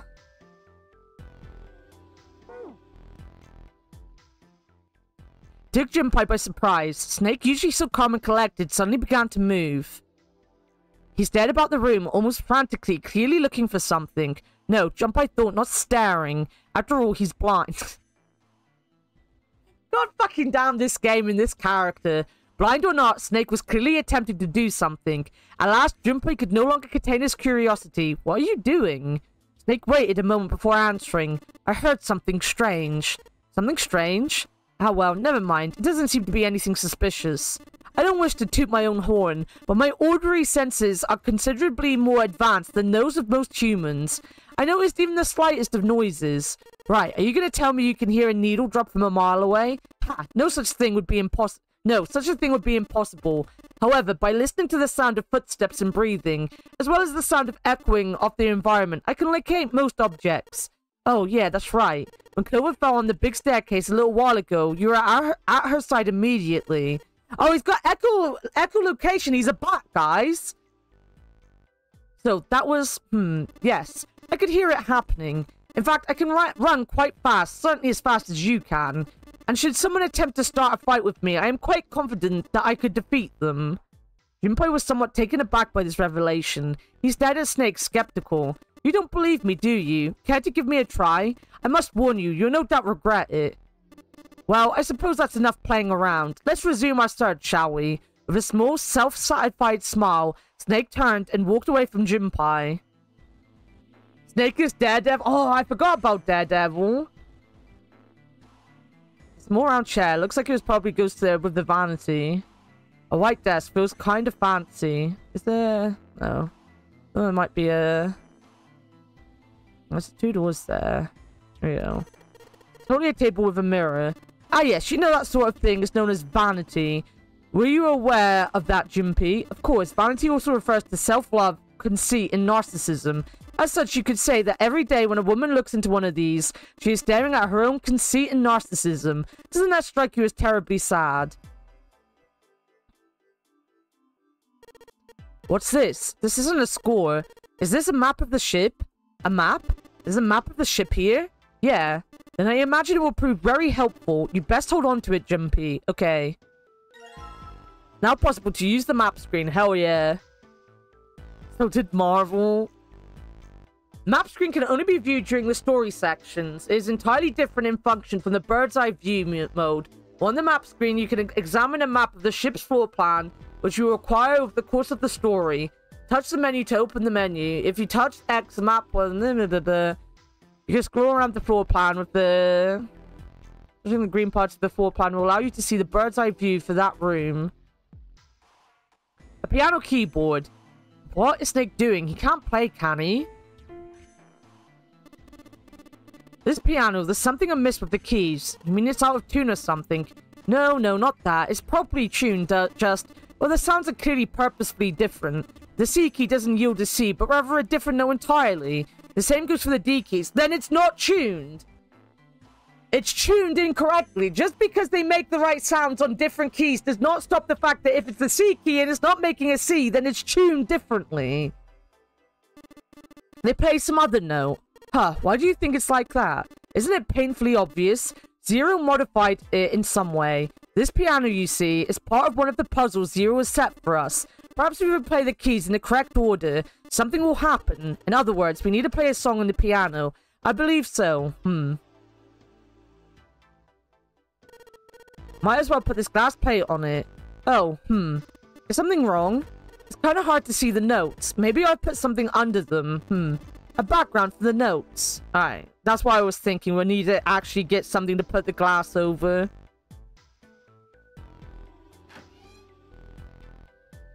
Damn. Oh, here we go. There's a heavy piece of paper that's been folded in half. It has score printed on the front of it. Score? That's gotta mean musical score. If that's true, then the score we just found was probably in here. At least at some point. Wait, are you not gonna pick it up? Alright, no, we're not picking it up. This is some sort of antique desk. Makes sense though, I guess. This whole room's full of antiques.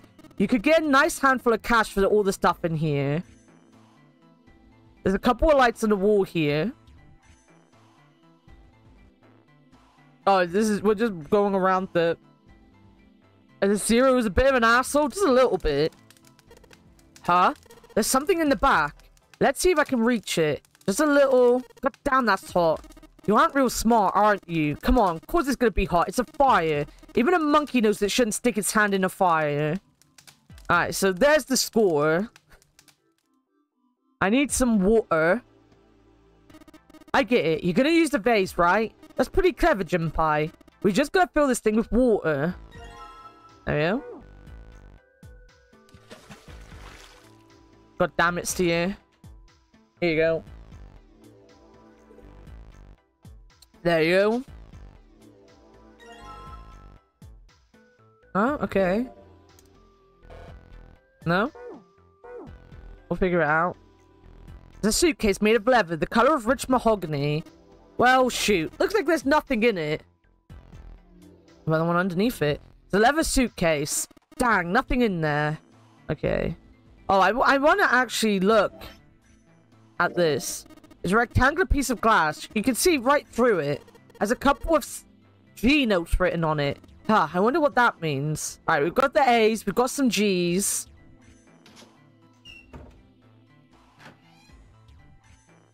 I'm so confused.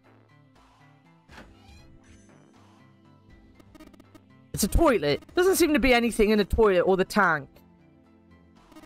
There's some toilet paper on the wall there. Nothing that looks suspicious. Can I get... There's a toilet. Nothing strange going on here. You can get water out of that. Here we go. Bathtub's full of gross, cloudy water. Alright. Shouldn't be too hard to fill this vase up. There's a plug in the end of this chain. Alright, why don't we just drain this water? Yeah, good plan. Alright, where's that thing? A good tug ought to be enough to get out, huh?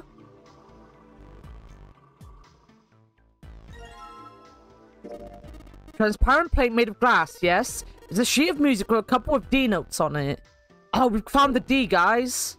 We found the D. The lights, huh? Nope, doesn't look like there's anything hidden there.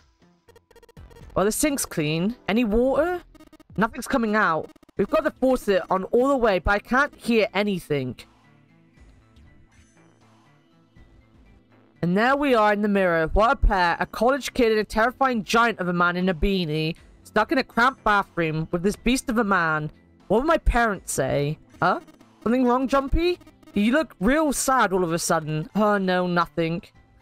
My parents would not like to know that I was in a bathroom with a big man. Alright, this is this room. Alright.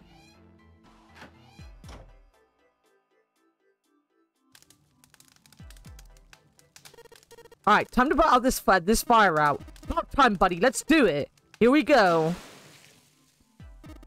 Haha, good job. Another success. That fire didn't stand a chance.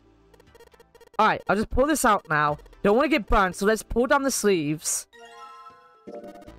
It's a ceramic plate of some kind. It looks like a blank sheet of music. Alright, do I have to combine? As Junpei tugged the plate into his pocket, Seven cried out and stumbled his balance lost. He threw out a hand and caught the wall in time to steady himself and avoid the floor, but his face was flushed and he looked startled. Hey, Seven, what the hell was that? Are you alright? Yeah, I'm fine. I just felt a little dizzy, that's all. Seven rubbed a couple of fingers across his brow and then shook his head as if to clear it. What the hell's wrong with me? First memory loss, now I'm getting dizzy for no reason. Memory loss? Junpei couldn't hide the surprise in his voice. Seven, for his part, seemed unconcerned. Right, guess I haven't told you, have I? I told the rest of them, but that must have been before you showed up. Well, the long and short of it is that I don't remember Jack from before I woke up here. Didn't realize I hadn't told you. Whoa, wait a minute. You're talking about an amnesia, right? Yeah, I guess so. But why are you an amnesiac? What? Why are you an amnesiac? Why can't the blind man see? Why don't you remember anything? It's a very strange thing to be thinking right now. This boy, this man. If I knew that, I wouldn't really be one, would I? Oh, yeah, I guess that's true. Junpei paused for a moment and stared at the Seven. Are you telling the truth? Huh? Well, you look pretty calm for somebody who doesn't remember anything. If you've really got amnesia, shouldn't you be, like, upset or confused or something? Oh, sure, I mean, I was pretty confused when I woke up down on D-Deck. But that was a while ago. I've had some time to get used to it. After a while, I figured it wasn't worth the trouble of worrying about it. After all, why worry about something I can't change? Well, people usually don't stay amnesiacs forever. I figure it'll work itself out eventually. That's it. That's it. Alright, that's enough talking for now. Let's get back to work. Can you remember why you're amnesiac? This Junpei wasn't picked for the game because of his smarts, was he? I can't wait to find a deaf character and him just being there like, but what does that mean? Does that mean, why can't you hear me? Are you reading my lips because you can't hear me? Yes, my dude, that is what it means. Seven gave Junpei a look the younger man wasn't sure how to interpret and turned to walk away. Somehow, though, Junpei didn't find this reassurance very reassuring. It's not your business, really. There's a score on the paper. I guess you put sheet music in it. Okay,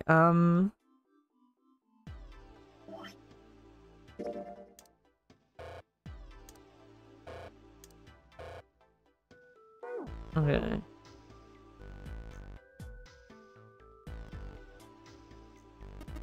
Hey, Junpei, where are you going? Didn't we come out at that door? No point going back there. All that's out there are a locked number door and a dead body, or what's left of it. Yeah. Okay. So this was here. That's bedroom. And this is here. Okay. A music stand. Might as well put the music I found on it. I'll put the ceramic plate on the bottom and the glass plates onto... Wait a minute. What's wrong? Well, I put them all on top of each other, but they look odd. It doesn't really look like a song. Then in all likelihood, we haven't found them all. We need to find more glass plates. Okay, I'm still missing some.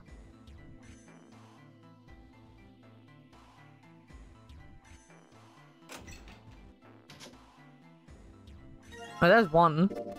Yes, well this feels like glass. A rectangle of glass, transparent I assume. I can feel something printed on the surface. What is it? A sheet of music with some C notes on it. This safe is locked. It's one of those dial locks. It doesn't have a key. We must need to get the dials in the right place and it'll open. Do you find anything, Seven? Nope. How about you, Snake? I also found nothing. The safe with a dial lock on it. We won't be able to open it until we know the right numbers. Okay. Leather suitcase. There's nothing inside. I can tell by the weight, and it makes no noise when shaken. The leather suitcase. Unfortunately, there's nothing inside. Do I have enough now?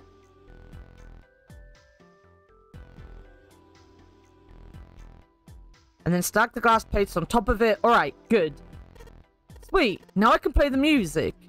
Junpei, would you be so kind as to play the piano? I am unable to, you see.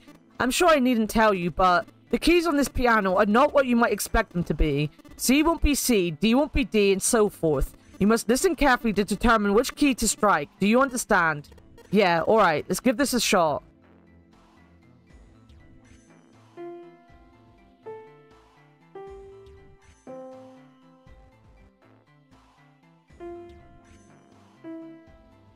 Alright, so it's gonna tell me. This is good, okay.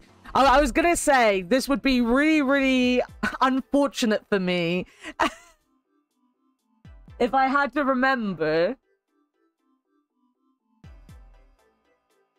They were unconcerned with the weird noises coming from the hall. Just talking louder. Why can't you just hear? Alright, so I've got... Are these ones as well? No. There's just these ones. So... Piano... 3... 4...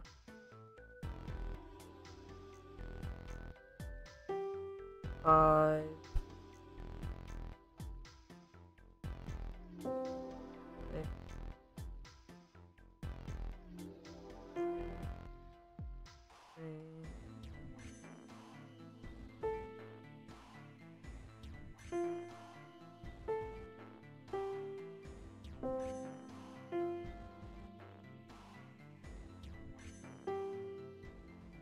4... No, 3, 5...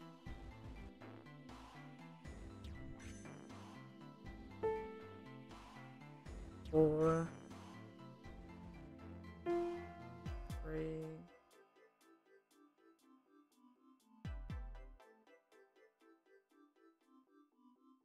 That's 5... No.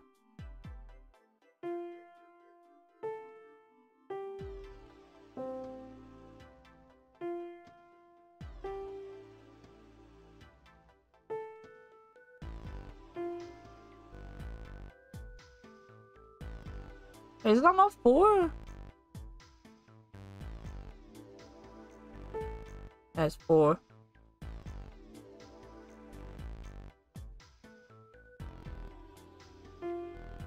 Three, 5,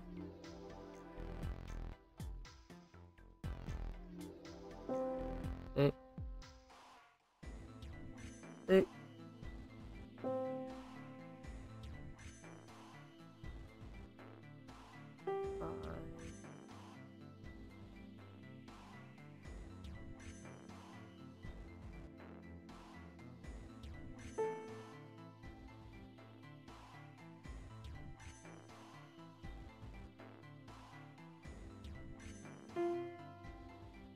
Brittany.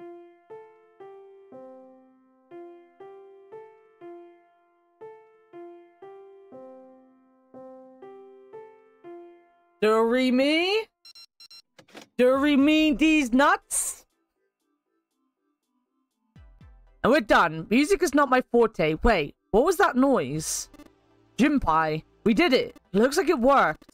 I heard something unlock over by the exit. Let's go. Good plan. Stand. Bow. Be seated. Well, I guess he hasn't forgotten that. At least Snake thinks it's funny. Yes, I suppose that was the classroom bell, wasn't it? I don't imagine that's what Zero was thinking of, however. No, Zero almost certainly meant to suggest Westminster, not middle school. Westminster? The palace in London that plays host these days to the House of Parliament. You've heard of Big Ben, the famous clock tower, yes? No! Big Ben is not the clock tower, it is the bell! How dare this game get that important fact wrong? Big Ben is the bell, not the tower. Big Ben plays the very collection of notes on the hour. London, the capital of England, huh? At any rate, the door is now unlocked. Let's leave this place immediately. 0 out of 10 game.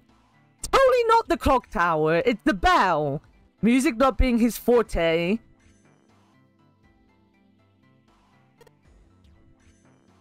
I'm disappointed with this game. London! But what about this? A safe. It's a safe. A safe, huh? The exit's open. Yes, strange that we didn't need to open this to achieve our goal. Do you think it's important? I wonder what's in there. The safe with a dial lock on it. We won't be able to open it until we know the right combination.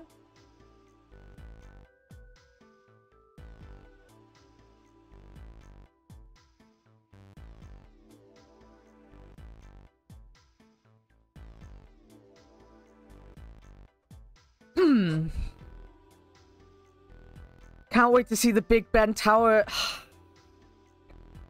Well, no!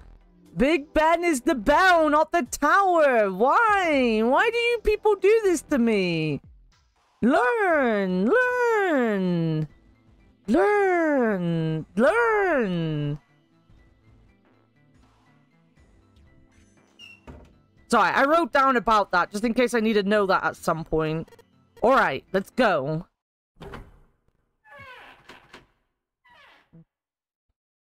The big bell, then. God damn you. God damn you all. He came out of the door and into a long, straight hallway. He paused for a moment and turned around to look behind him. Seven was bent over, apparently doing something to the door. What's he up to? Jinbei had spoken more or less to himself, but apparently Seven had heard anyway. The larger man stood up and turned to Jinbei. I was just putting one of those plates in there. It ought to keep the door from locking again. Now we can come back here anytime we want, right? Why would you want to come back here? Snake was a reasonable one. Seven thought about it for a moment before he answered. I might like to play a little piano. Piano? Come on, let's get moving. We aren't out of this yet. Without waiting for an answer, Seven started off down the hallway. Snake shrugged, sighed, and quietly followed Seven. That's a lie, Junpei thought to himself. He had difficulty enough believing Seven could play the piano, but even if he could, the piano they just left was largely useless, the keyboard completely scrambled. If Seven wanted to come back, it was unlikely he intended to do so in order to play the piano. But if that was the case, why would he want to leave the door unlocked? Junpei frowned, took one last look at the door, and then walked away toward his companions. After some time in the hallway, they emerged into a larger, more open area. A large metal grate, like the door of a jail, divided it in half. They shook it for a while, but as they had expected, it did not move. Behind the grate were two elevators. From so far away, however, it was difficult to tell if they were still operating. On the left side of the grate was a door. Unfortunately, however, it was locked and refused to open. Junpei took a moment to examine the left side of the room. Next to the wall was a set of stairs leading downward. Standing guard at the top of the stairway was a large iron gate. Foreboding as it was, the gate seemed to be the sort that could be opened, unlike the metal grate that bisected the room. With luck, Junpei hoped he might be able to get it open. The female symbol? He wasn't quite sure what to make of it. Snake, naturally, was somewhat more sure. The Venus symbol, I imagine. Do you recall the similar symbols near the large central stairway? They reference many of the solar bodies. Sun. Saturn. Earth. So as you can see, that one is likely not the woman symbol, but a Venus symbol. So I assume... Learn! What it says. Wait a minute. Let me go up. Big Ben is the nickname for the Great Bell of the Great Clock of Westminster, and by extension for the clock tower itself. No! It's called the Elizabeth Tower! It's literally called the Elizabeth Tower!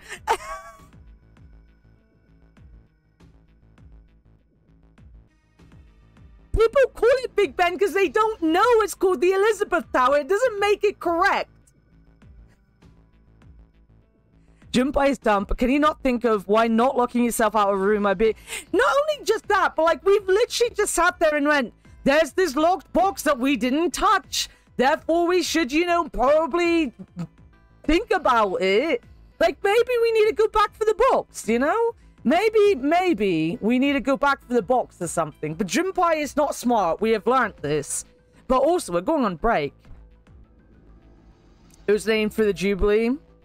Yes, that is true. In this game, it would have been called something else, but it was still called something else. Or did you actually quit? No. Well, you're also just very pedantic on things, to be fair. I go edit the Wikipedia page for Elizabeth Tower. Don't you dare. Don't you dare. Should be minding our own business. What? When Big Ben was inside Elizabeth, do you think that's what happened? And she cheated on... What's his name? Philip. I was going to say Albert, but Albert was not her husband. That was the other queen's husband. But yeah, we're on ad break. I'm going to go BRB because I need a pee. I also need to get my water filled up because I'm running out. I will be back. That's not the button. That's also not the button. I'm going the wrong way. It was Philip. It wasn't Albert. Albert was Victoria's husband.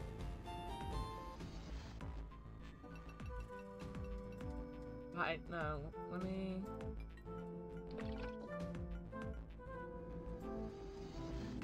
Oh, wait, no, wait. Go back.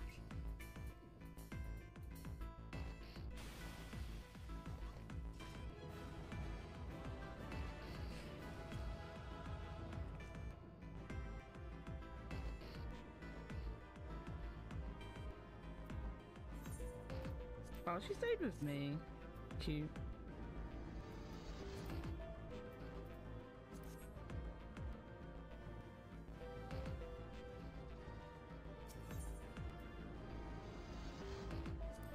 Oh, they're lovely. Oh, they all gave me commendation as well. How cute. Someone, if Kale shows up today, someone needs to tell him he'll be proud of me. I'm definitely going to be telling her sooner. Hello, what are we talking about? Government We're talking stuff. about podcasts. No, we're talking about podcasts. Speaking of, like, wait, government. On camera? Can't go on camera myself. He was judging us earlier. I don't want him on camera. He doesn't like being on camera, mate. He's not gonna judge you. He couldn't hear your drunk ass. What do you mean? He could read. He could. I fucked this. I fucked this up so bad. Guys, no. Oh, there you go. Growing up, I watched the TV program Red Dwarf, right? Right? Everyone got that? I watched Red Dwarf. And in Red Dwarf, they used this name as an insult. But I didn't know what it meant when I named my bird it. So I got a cockatiel when I was like 8. And I named it Smeghead.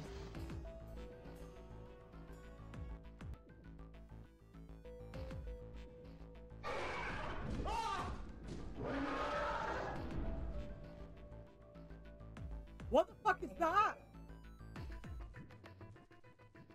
I'm done with OBS. Me and OBS are having a divorce. Apparently OBS is gonna take the sound in the divorce.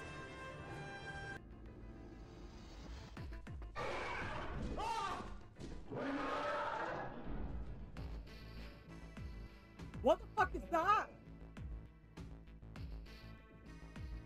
What is? The troll. Oh my god. Oh, there you go. alright. That's why this is what I've been waiting for. Nice. Tankin. you are certainly tanking. Thank you, ABC. I come back just in time to see that. I also had to run downstairs and feed the dog because the dog needed to be fed. It was dog feeding time. He's very happy. He's down there munching on his biscuit. I got my repair. Ah, wait. Nowish.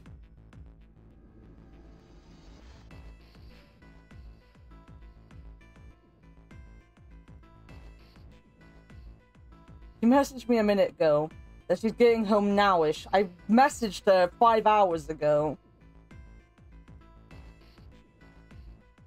Give me a second. Well, actually, I can read and then wait for my mum and then reply to my mum when she replies, if she replies. While they've been discussing the symbols, Junpei now realized Seven had slipped away. His absence now felt Snake and Junpei turned to look for their missing companion. There. Seven had left them to head down the hallway, extending to the right of the stairs. Junpei grabbed Snake to lead him to the right direction, and they both headed off after Seven. Wait a minute.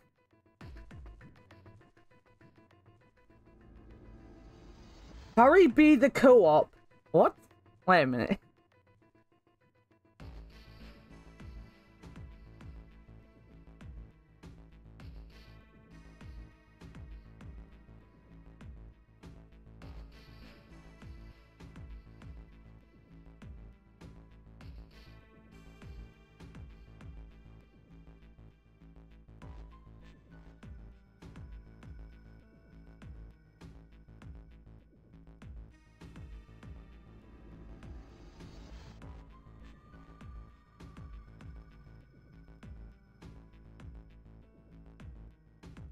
Her text messages make no fucking sense.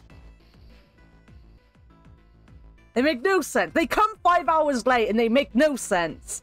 Before long, the three of them stood in front of a door. It was a French door. How did they know it was a French door? Junpei tested the door and realized that unlike so many others that they'd encountered, it was unlocked. Almost as though he was afraid it would suddenly lock itself, Junpei threw the door open. The only person I'm thinking out of this trio that is smart enough to know that would be Seven.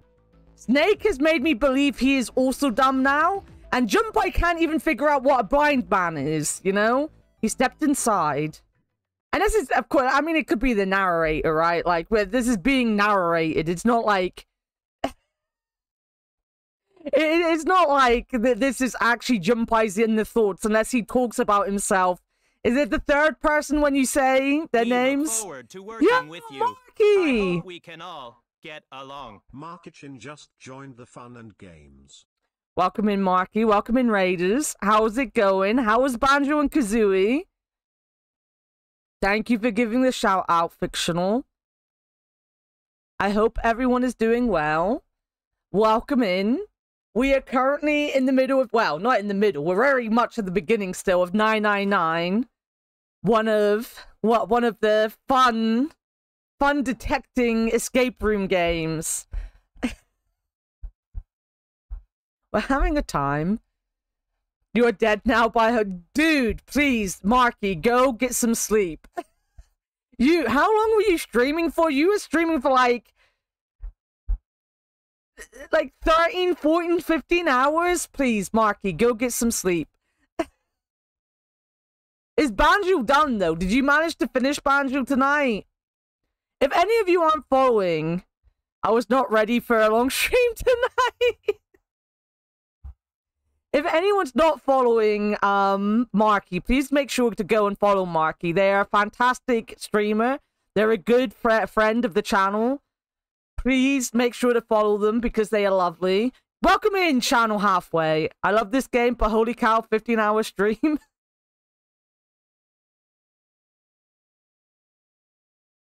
We're all done with everything and now I will sleep for 10 years. Good, good. Get some sleep. As always, I love seeing you, Marky. But very often when I see you, you should also be sleeping. So please make sure to look after yourself. Welcome in, Channel Halfway, though. I hope you're doing well. He does very long, very long streams. Marky does a lot of different games as well. I think he's done like the whole of Banjo and Kazooie in one sitting. I still need to take a shower. That sounded like me last night when I got out of a voice chat at like 1 AM and was like, I need to have a shower, but it's late right now. I'll wake the rest of the house up to have a shower, and I did. Well, I didn't wake anyone up, I don't think. Maybe my uncle. He's in the room next to my shower, or the shower. But yeah, for anyone coming in with the raid, my name is Annakumaa. I am a streamer from the UK. I am a bear. I'm also very low down on my... I didn't realize how low down I have been. but I am a streamer from the UK. I play a variety of games. There we go, I think it's there. This is because I showed people my thumbs the other day. People gotta look at my thumbs, so I ended up, like, down. But yeah, I'm a streamer from the UK. We do a variety of games. On Saturdays going forward, we're gonna be going through the 999 game. 9 hours, 9 persons, 9 doors. We had to restart because I think I fucked up one of the attempts at this, but we're at the beginning still. We've only gone through a door so far. We have more doors to go through. But I also play a variety of other games, including a lot of Final Fantasy 14 at the minute. We do community days on Sundays, and then we usually do one other random game during the week, but I think we're just going to do Final Fantasy at the minute, to be honest. Just starting Summer Chin, a retro game event for which we're playing a different title every Friday. It's really, really good. Marky streams are fantastic anyway, so make sure to give Marky a follow. Banjo took me a whole damn summer as a kid, remembering those questions at the end. My goodness. Why did I choose to... I have been told that... No one spoiled it for me, but I've been told that the final puzzle in this game was made for the DS, and it's worth playing it on the DS instead of playing it on the PC version. So I've gone for the DS version so that the final puzzle is properly intact at the end. I feel like I just... This is only day 1 of Summer Chin. This is just one day. You've got a lot more games to go. He's going to be playing games like Shantae. He's got Trombone is one of the games he's going to be playing for Summer Chin. There's a Legend of Zelda game in there. I think it's Link to the Past. Marky's also going through all the Final Fantasies as well, recently. ActRaiser is another one on the menu as well. My goodness. I'm used to it. I've also done all the Danganronpa games on stream multiple times. I don't mind reading things on stream. I really don't mind. Especially because this is going slightly longer than most of my Sunday streams go anyway, or Saturday streams. I usually only go for like 4 hours nowadays, but the version that is available, I'm only familiar with the version that is available on Steam. Yeah, like the end puzzle is apparently really suited for the DS. I was thinking of doing the Steam one for just... I mean... It's not even the reading, it was just because I was being lazy, but then I was like, no, I'd miss out on the puzzle then. And I feel there's a lot of people who have either seen other people doing it in the DS version, or who played it themselves when it come out, who want to see me see the final puzzle correctly, so... Have you tried? I haven't. It's a game that I want to buy. So I was always a Danganronpa, fan, but I haven't really played any more of the games other than AI Somnium. So it's like Danganronpa and AI Somnium are the 2 games that I know of, right? But I want to do the 999, or the non-regame games, because I know there's 3 of them, so I want to do them, and then I want to get on and do all the other games. We are going to be playing what's it called? What's the game coming out in October? I can't remember that name. Ghost Detective? Something like that? I want to play that one, and I want to play... God, I've forgotten the names of them. Tribe 9 is the other one I want to play, but I want to play everything from the 2 guys that did Danganronpa and 999, basically, so I'm going through them. Raincoat, that's the one I'm talking about. Raincoat, thank you, Warted. The entire lineup is available on Twitter if you're interested. It is. Marky, I love talking about my friends. You don't have to worry. My stream is very much about promoting my friends as much as it is about promoting me. Shibuya Scramble is one of the best visual novels I've ever played, just for how entertaining. 999 is amazing as well. I've heard good things about Shibuya. I have a friend called Som, who's gone through a lot of these games as well, and I'm pretty sure he told me that Shibuya Scramble was good. I need to buy it, to be fair. That's what I need to do. After all that, I just spilt my bloody drink all over me.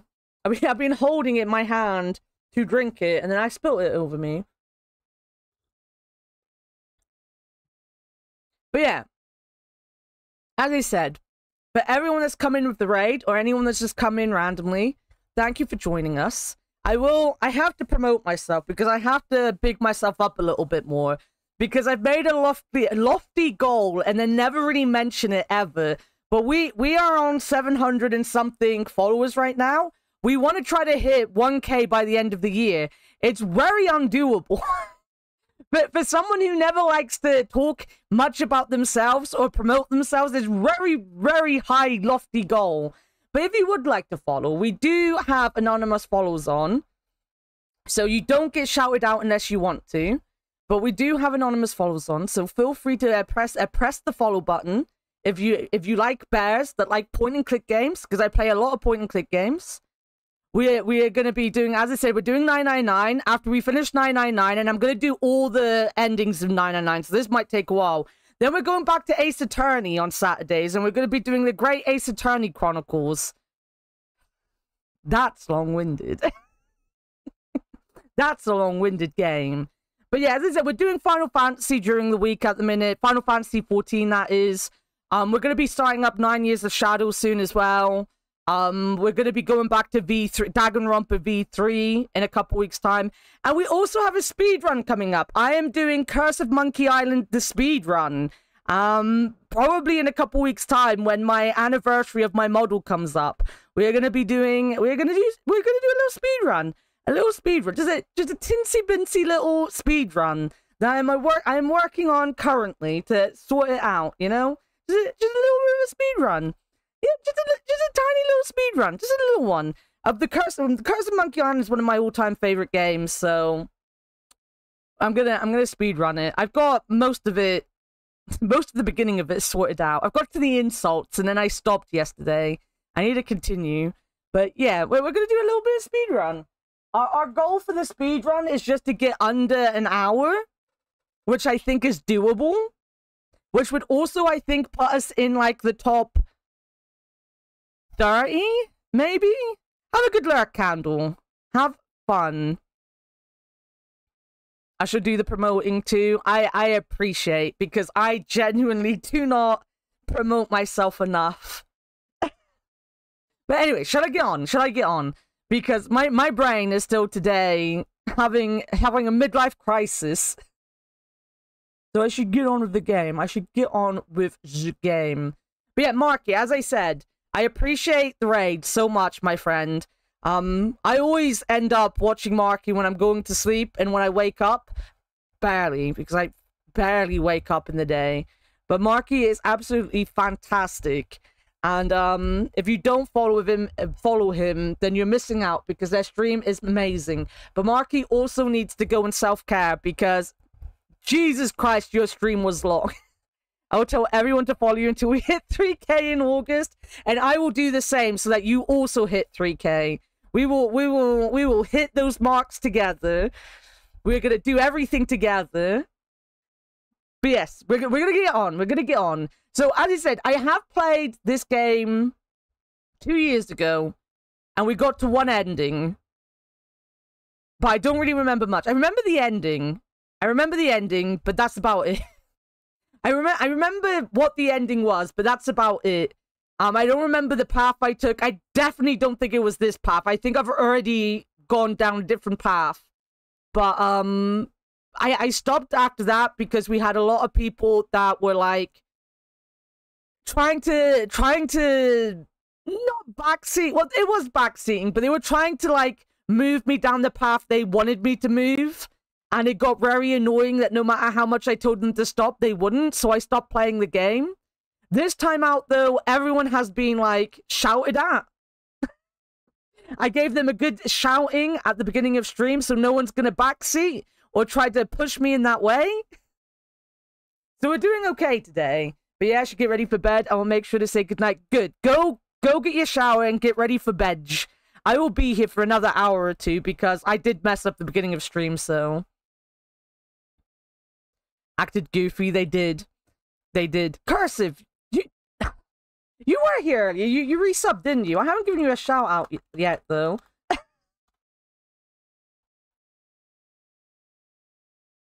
this is just how today's been. It's like been hard.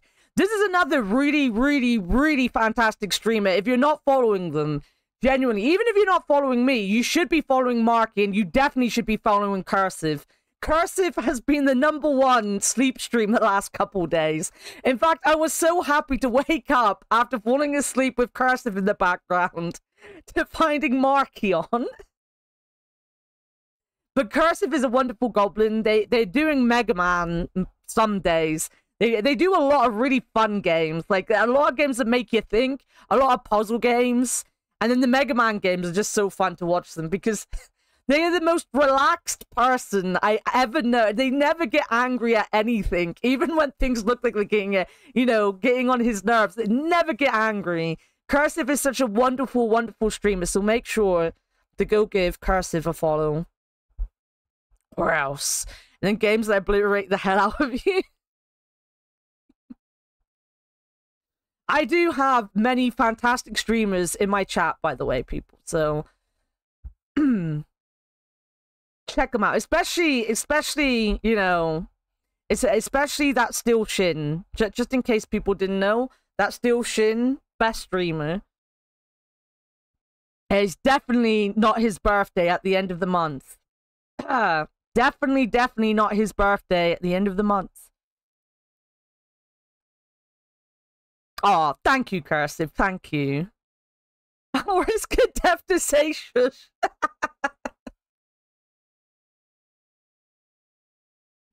But yeah, I'm very much a lurker. I don't get around very often and be social because social anxiety, tiredness, all the rest of it. I get very tired, especially socially. I can't do it for very long. But you will always see me a little bit in Cursives. You'll always see me a little bit in Markies. And you will see me never shut up in Leo stream. In Shin stream. I never fucking shut up. So like, if that ain't a indication of how good their streams are, I don't know what is. They make this antisocial person come and have a talk. Lurkers are the backbone of every stream. They're fantastic. I love my lurkers. I feel bad sometimes that I just don't have the social energy to come and say hello very often, but I know no one cares either because I don't care, right? Like, I genuinely don't care if my friends come and lurk. Like, I don't even care if they don't show up, Everyone has their own lives. But I then feel like so guilty if I'm having a day when I'm like, no, I'm not saying anything. People will ask me questions and then I'll have to answer and I'll have to talk to people. But I just want to sit here and watch. I'm so lazy. I am a bear. Anyway, let's get on. I can't remember what we were doing. It only took a moment for Junpei to take in his new surroundings. Is this some kind of casino? Sure looks like one. Before Junpei could comment further, a noise from behind made him turn around. Snake was shaking the door they'd just come through.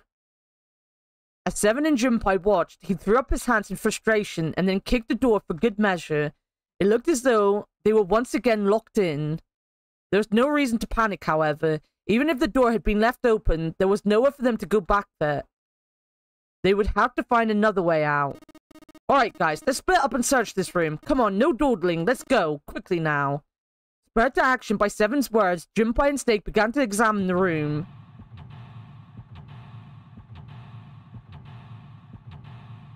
I'm the same, we spend our energy sometimes being social with streaming. Yeah, like, because this is the problem I have, right? I stream, like, so much in the week that when I have my 2 days off, I just want to sit and do nothing. Which is why my YouTube always suffers, because I just have no mental energy after that, But then even when I raid someone, I'm like, I'm fine for like 2 minutes, and then I'm like, oh my god, so much social, so tired. I need to put my head down on my desk for 10 minutes. What's this? Oh, a 5? Okay.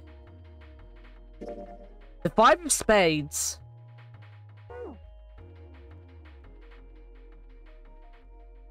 Oh, we're behind the bar. Well, will you look at that? Someone left a bottle of booze here. Don't mind if I do. Glug, glug, glug. Ah. Oh, that hits the spot. Feels like my throat's burning. Damn, he really drank it. We don't even know how long it's been there. Junpei, I found this on the counter. It feels like a playing card. 7 of spades. Alright. The urn is nothing. That's a lot of expensive glasses. Even cheap drinks taste great out of glasses like these. A playing card. The 4 of spades. I feel that sometimes myself, yeah.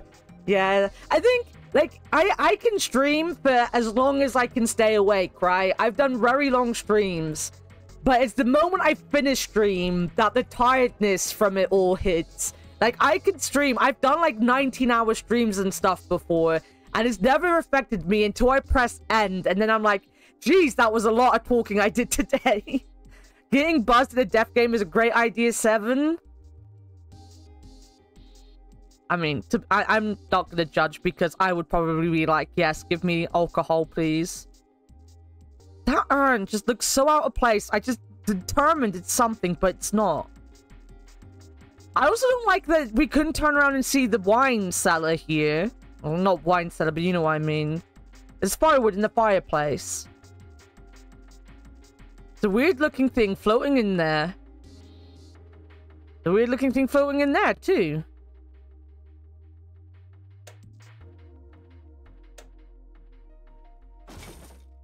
Wait, when those 2 lights turned on, I heard something from the bottom of the fireplace. What was that? I heard something down there.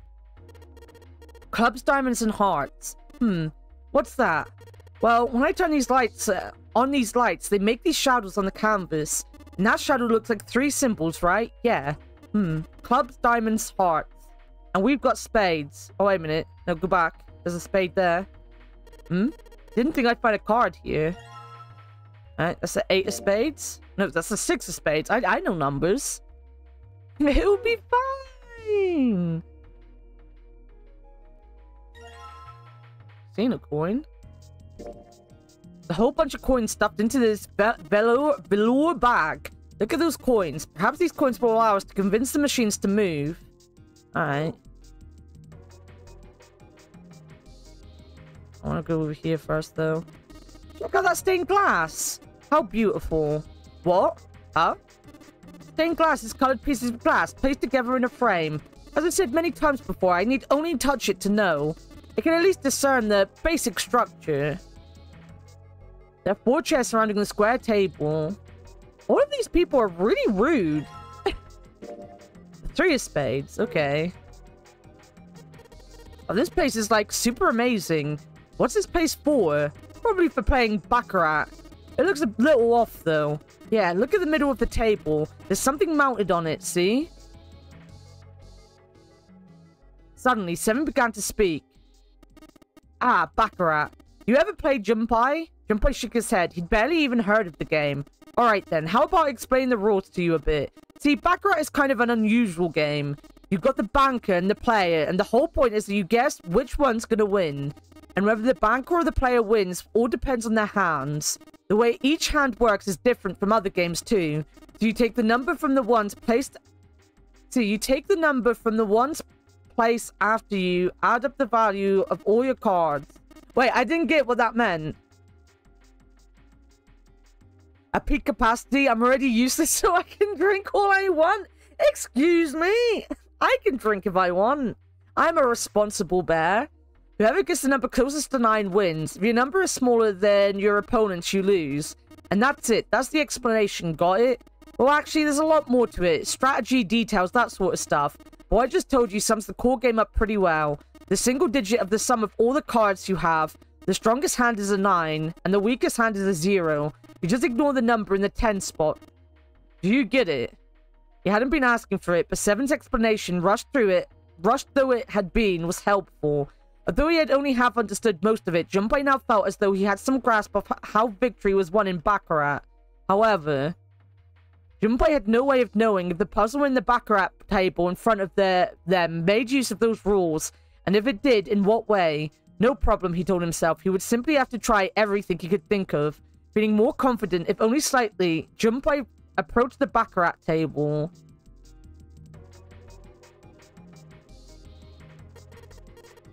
Hey, 7, are we really supposed to play Baccarat?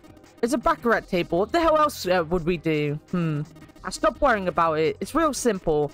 What's the opponent's hand? Well, there's an 8 in that class there. Alright, then that's your opponent's number. If that's the case, what 3 cards do you need to get that number? 3 cards? There are a couple of indentations with white lines around them, right? Those mean we gotta put down 3 cards. So, place 3 cards here and defeat the opponent's 8. That's what I've got to do, I guess. Yeah, I think so. Something tells me those aren't the only rules. Alright, let's give it a shot. Alright, so I need 3 cards. Before I start, I'd better make sure I've got the rules straight. There are 3 empty indentations. I just gotta pick a card and play it. I figured if I put them in the right spot, something will happen. Alright, let's give this a try. So I need to get 9, right?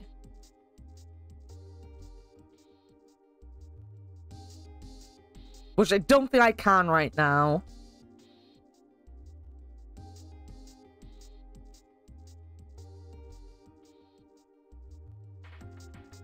I might need some more cards.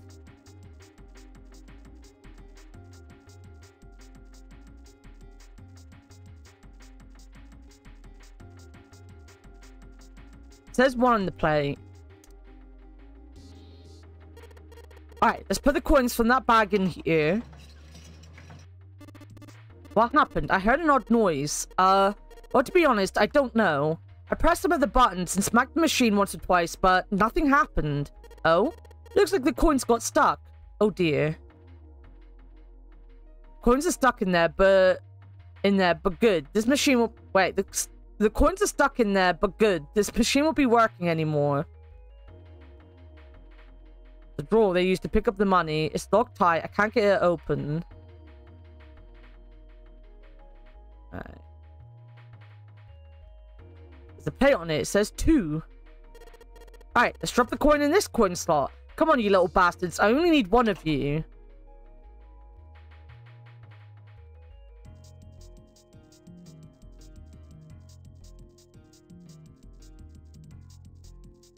Oh, spin.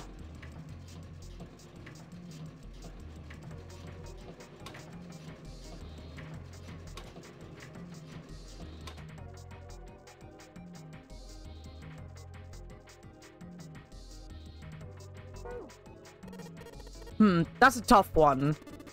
And what is so tough, if I might ask? Hitting these reels just right. The timing is, well, it's not easy. I don't believe you. Need to hit them just right, huh?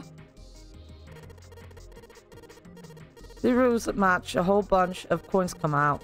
Wait, but I got it! A prize there. I wonder what might happen if we were to match all of the... Imagine the prize would be tools that lead to escape. But I did it! What? I'm so confused.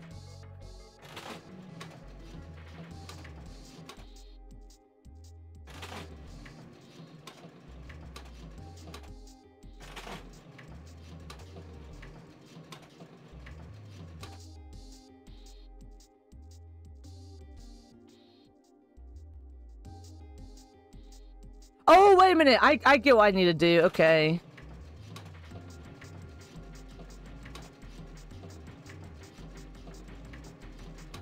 Fuck.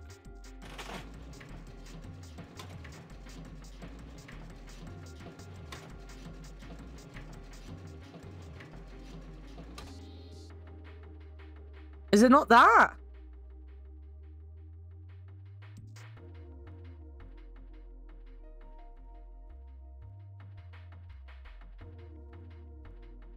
You take the number from the ones place it as a noun, not a verb. There, wait, you take the number from the ones place as a noun, not a verb. There, if that helps. It works to say ones instead of units, like we were taught. Being anti-British, that's what it is. Is this not what I was meant to do? Apparently not. What do you mean? Symbols on the reels. They're the same as the playing card symbols that I saw over the fireplace. But this is different. Empire, the reels that only place where you see the... Oh, wait a minute. Okay, I get it. Any of the symbols might be found in other places as well, apart from the reels. No, get back out. Alright, I get it.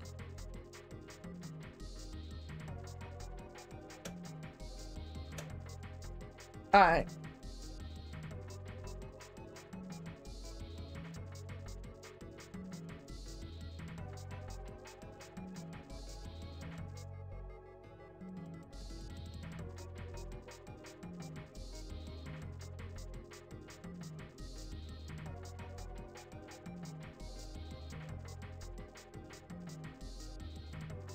Club.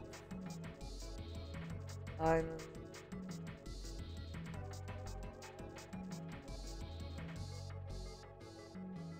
Car.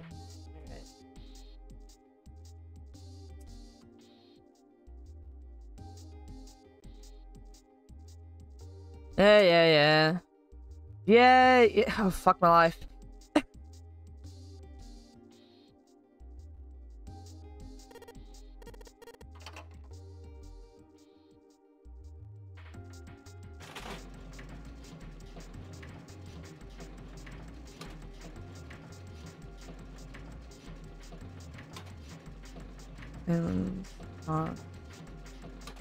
Fuck.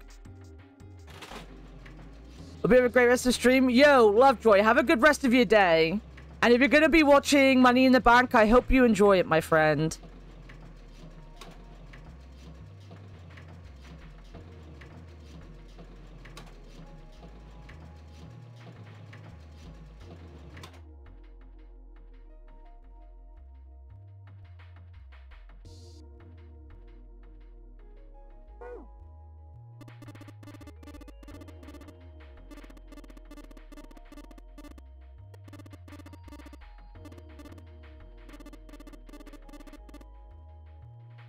Used buttons somewhere before, haven't you? What are the buttons on? Wait, no, let me look.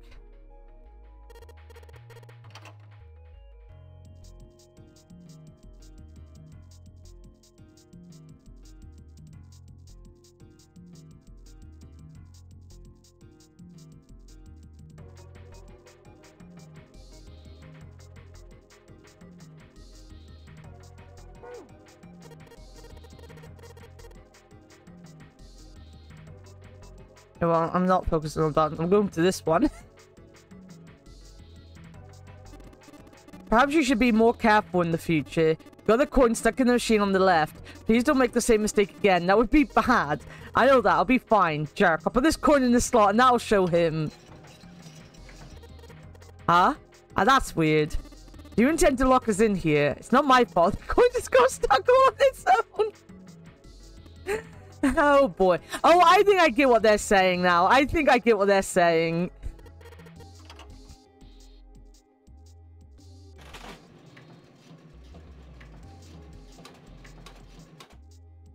There we go. I figured it out. I figured out what they were saying. Yes, 777. And I think I hear something unlocking in there. Impressive, Jinpai. It would appear to be unlocked now. There's something akin to a drawer in the bottom part of this machine, yes? That is a pickup drawer for dividend. Probably the lock for the drawer got unlocked. Please open it if you would. I will. What is it? Is there something in there? Yeah, a playing card. And this. A key with the Venus symbol on it. Excellent, Jinpai. Now we'll be able to open the gate. Then we just need to figure out how to get out of this room. Correct. Come on, Jinpai. Hurry up. And he's off. There was a playing card and a Venus key. Better put the key in my pocket for later. As for the card... I figured it out. This is 999. No, it's 777. Wait a minute. Did I look at this? Huh? Had I looked at this? Here's the card slot. Looks like we need to put the playing card in here. Alright, let's give it a shot. Oh, because I gotta get the 8 out. Yo, Modelity, welcome in. It would seem. I'm shocked to report that guessing it at random has not yielded better results. How's it going? What was Modelity up to today? Welcome in, Raiders. Oh shit, you were doing Like a Dragon? Nice! I haven't played Like a Dragon yet. I've played Yakuza 0 up to Yakuza 5. But I haven't done, Yo, Marky, please go and get some good sleep. GG on your very long stream as well, Marky. I appreciate your raid as well. Please go and get some rest. Like a Dragon is so good. I'm looking forward to playing Like a Dragon. I have Like a Dragon, Like a Dragon downloaded on my PC at the minute. But I haven't had a chance to sit down and actually play it. I think I'm going to go back. I haven't finished 5 completely, but I'm going to finish 5 at some point. And I'm gonna go back to 6 at some point as well. But I really want to play like a dragon. You never quite got into the other one, sadly. There's a lot of problems with the other ones. The stories are fun, but there's a lot of problems with like the battle systems and stuff in it that drive me insane. But yeah, welcome in and welcome in the Raiders for Modalities. As always, I am Anna. I am a VTuber from the UK. We are currently playing 999, which is like a death game escape room thing. Made by the same, well, published by the same company that did Danganronpa, but it's the guy who wrote AI Somnium. If any of you know AI Somnium, he was the one that did this game, not the one that did Danganronpa. So we're having a lot of fun. We're currently learning a lot about gambling. But Modality, as always, I know very often when you end, you need to pop off and look after yourself. So please, if you need to run off, go look after yourself. I appreciate the raid. Anyone who's come in with the raid, I appreciate any lurks that are given. We are just having a chill time. I'm about to finish this puzzle, I think. We lurking as usual, though. Thank you so much, Modality. You go and look after yourself. I think I figured out this puzzle. It took me a bit to figure out the puzzle before this. The character was shouting a lot at me, but I figured it out. I think if I put them in the right spot, something will happen. Alright, let's give this a try. Alright, so I think it needs to be 2.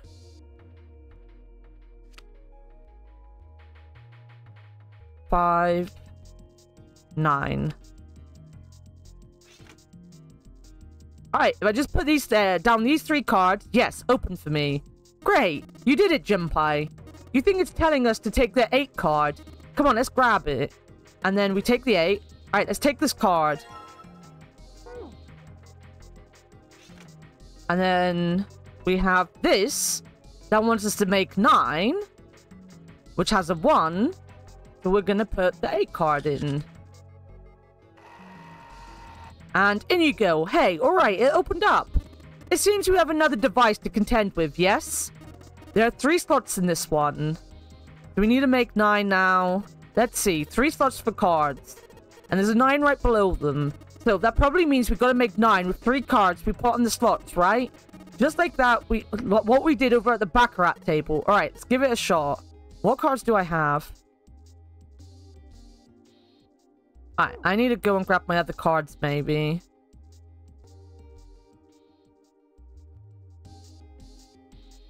I'll be needing them for this puzzle. Wait, what? Oh, is it just gonna be a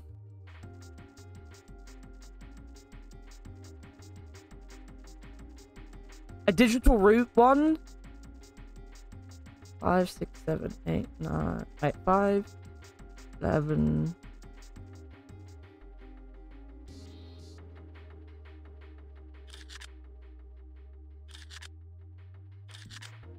Oh, it's just the digital route. Alright, so I put all the cards we had left into the slots. What happens now? Is that... Yes, I did hear something from the exit. Excellent work, Junpei. Wonderful. It seems the exit is unlocked. Let's go. Alright, I gotta come out. Alright, let's go. I should probably save at some point as well. Alright.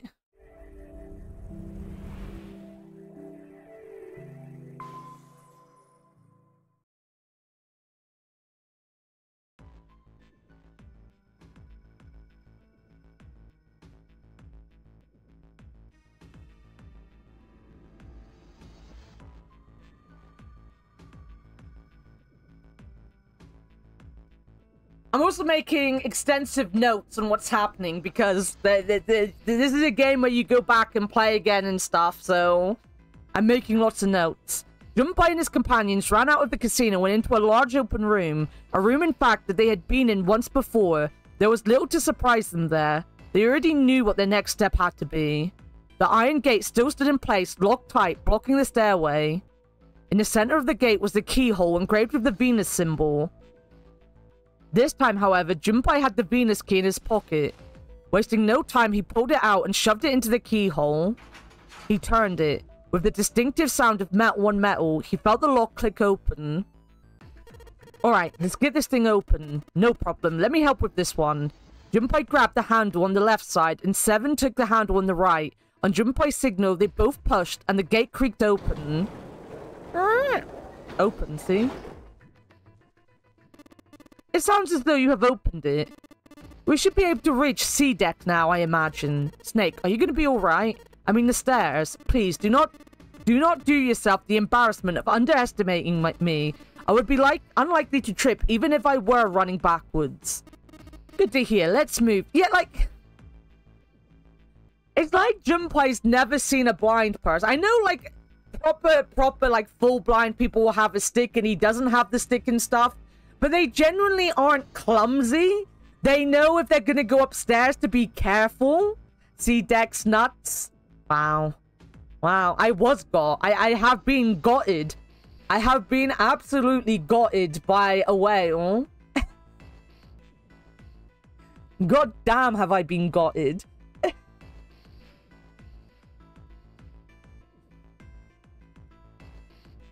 He's already seen him running down the stairs. I know, right? Oh, wait a minute. Sorry. I accidentally clicked twice on this.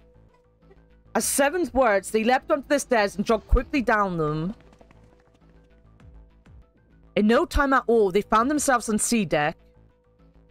Junpei ran down the stairs a little further in hopes of checking on the deck below. When he reached the water, he called back up to Snake and Seven. Just what I thought. D deck is completely underwater. Just like the bottom of the central staircase. The surface of the water below them was flat like a mirror. That it had not changed too greatly since they last seen it was a great relief. Junpei quickly retraced his steps and headed back to C deck. In front of the stairs were a pair of elevators. They appeared to be identical to the ones from the upper floor. Between them, attached to the wall, was another card reader. And next to that was another strange symbol.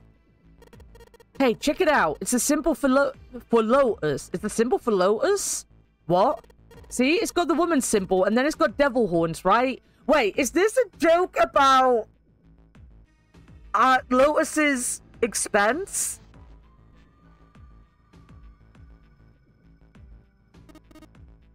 Yes. Where did that come from? Lotus hasn't done anything.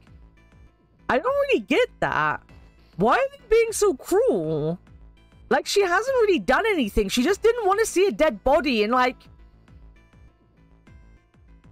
Junpei refused to let Akane see a dead body, right? Like, he was all, oh, you can't see this. You might be traumatized by this. Like, the only thing Lotus has done is say she didn't want to see a dead body again. Like, that seems a bit mean for someone they don't know. It felt very out of place. Yeah, I see it. No two ways about it. That was a pretty good one, kid. Seven tasseled Junpei's hair in what he likely thought to be a friendly manner. Junpei feared his neck might break, even though it was clear Seven had kept his strength in check. Thankfully, Snake interrupted. After Junpei's observation, he'd gone over to examine the card reader. This is a Mercury symbol. The mark you mistook for horns are a stylized version of the wings and staff of Hermes. I think it's about that. Wings and a staff, huh? So she beats you with the staff until you die and go to heaven. Sounds like Lotus, alright. What? Seven shook Junpei's head even more vigorously, and the younger man began to feel as though his brain was being jostled about inside of his skull. He began to feel rather ill. Unless we can activate this device, I doubt the elevator will function. In other words, we gotta find a key card with a Mercury symbol on it. So I would assume. They decided to leave the elevators alone for the time being and headed back to the stairs. To the left was another hallway. There were a great many doors lining both sides of the hallway. They seemed to stretch on forever, and all three men suddenly felt very small. Ah shit, we're not gonna have enough time to check all of these, are we? Maybe we can come back here later. Let's go check out the other side. They turned around and went back the way they'd come. To the right of the stairs, another hallway stretched out, reaching deep into the bowels of the ship. After a few moments of moving briskly down the hallway, they emerged into an area roughly the same size and shape as the one at the top of the stairs. On the left side of the room were 4 French doors. Well, let's open them up. Junpei nodded and grabbed the one closest to him. Or is it French doors because they open, like, they're double doors that open up or something? Is that what the French doors mean? Guys, please stop making fun of women in these games. Shaking my head. It's such an odd comment to be making. Like, she hasn't done anything, you know? Like, she hasn't done anything to have these kind of jokes against her.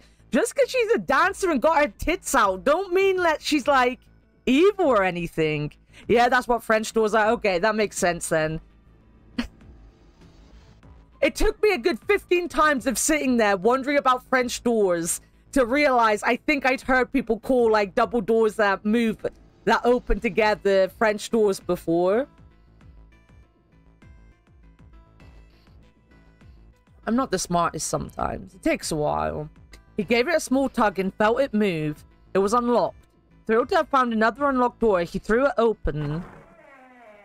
In we go. I still haven't saved. Junpei didn't know what to make of what he saw. I remember this room.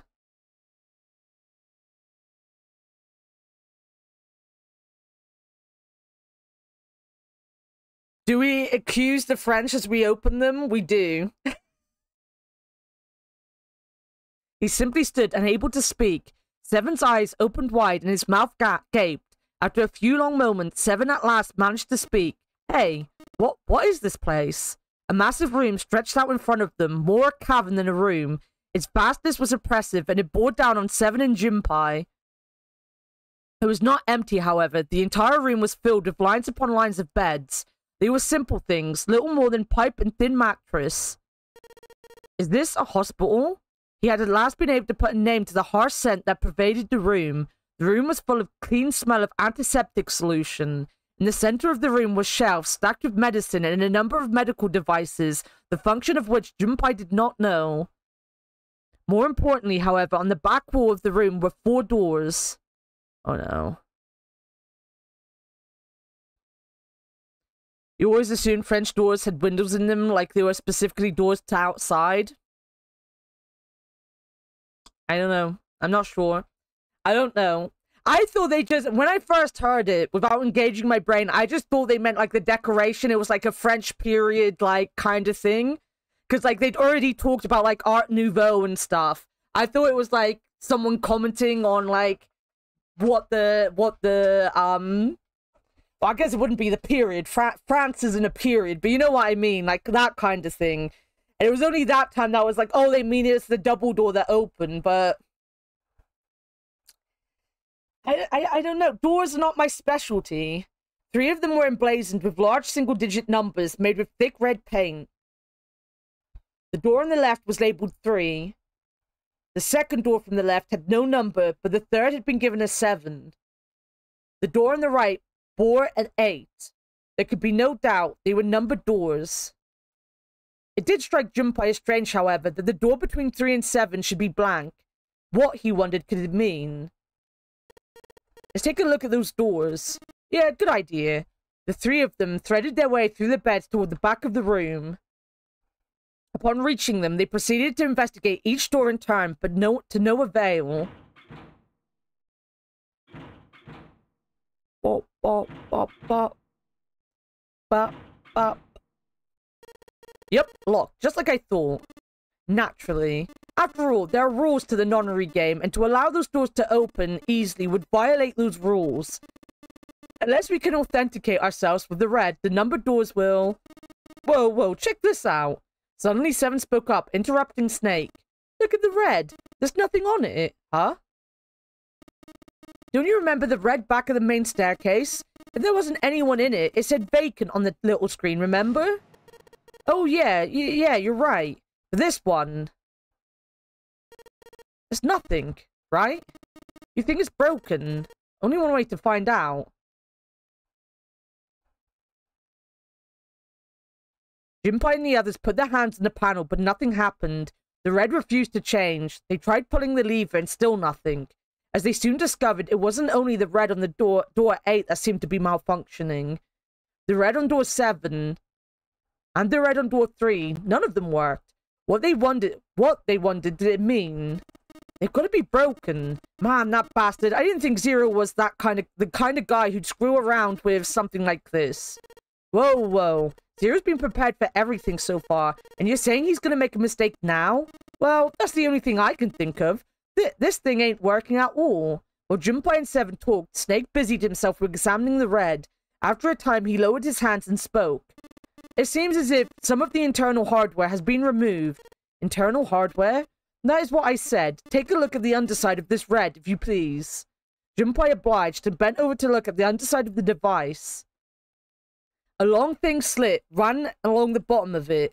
As he looked harder, he realized it was more of a slot than a slit, and that it was clearly meant to accommodate some manner of electrical device. The other two reds were the same. Something had clearly been removed from all three of them. I get it. So the reds aren't working because somebody pulled out their guts. So I assume. But why? And who? I mean, it doesn't really make sense. I have no idea. Why on earth would I know something like that? Just then, they heard the sound of a door opening. The three of them turned and saw Akane. Oh no, Junpei thought. It's June. She stopped short, surprised to see them, and was very nearly bowled over by the rest of their companions who were coming through the door behind her. Ace, Santa, Clover, and Lotus all poured out of the door, each of them as surprised as the last to see Junpei, Snake, and Seven. Junpei and Seven were, for a moment, at a loss for words. What are you guys doing? Why are you... After a moment of silence and surprise, everyone suddenly began to talk, desperate to exchange information. They talked about the rooms they'd been through and how they'd ended up in the same place. Of course, none of it was very useful information, but that hardly mattered. They were happy to simply see one another again. Although the level of cheer varied greatly from person to person, each one of them was wearing some manner of smile, almost as though they had already forgotten about the death of the ninth man. No, thought Junpei, perhaps that wasn't it. Perhaps thoughts of his death were what drove them to smile at one another. Not in a morbid or hateful way, no. The ninth man had died, but they were still alive, and that was something to be happy about. A sort of simple, uncomplicated joy, Junpei thought, the joy of being alive. Still alive.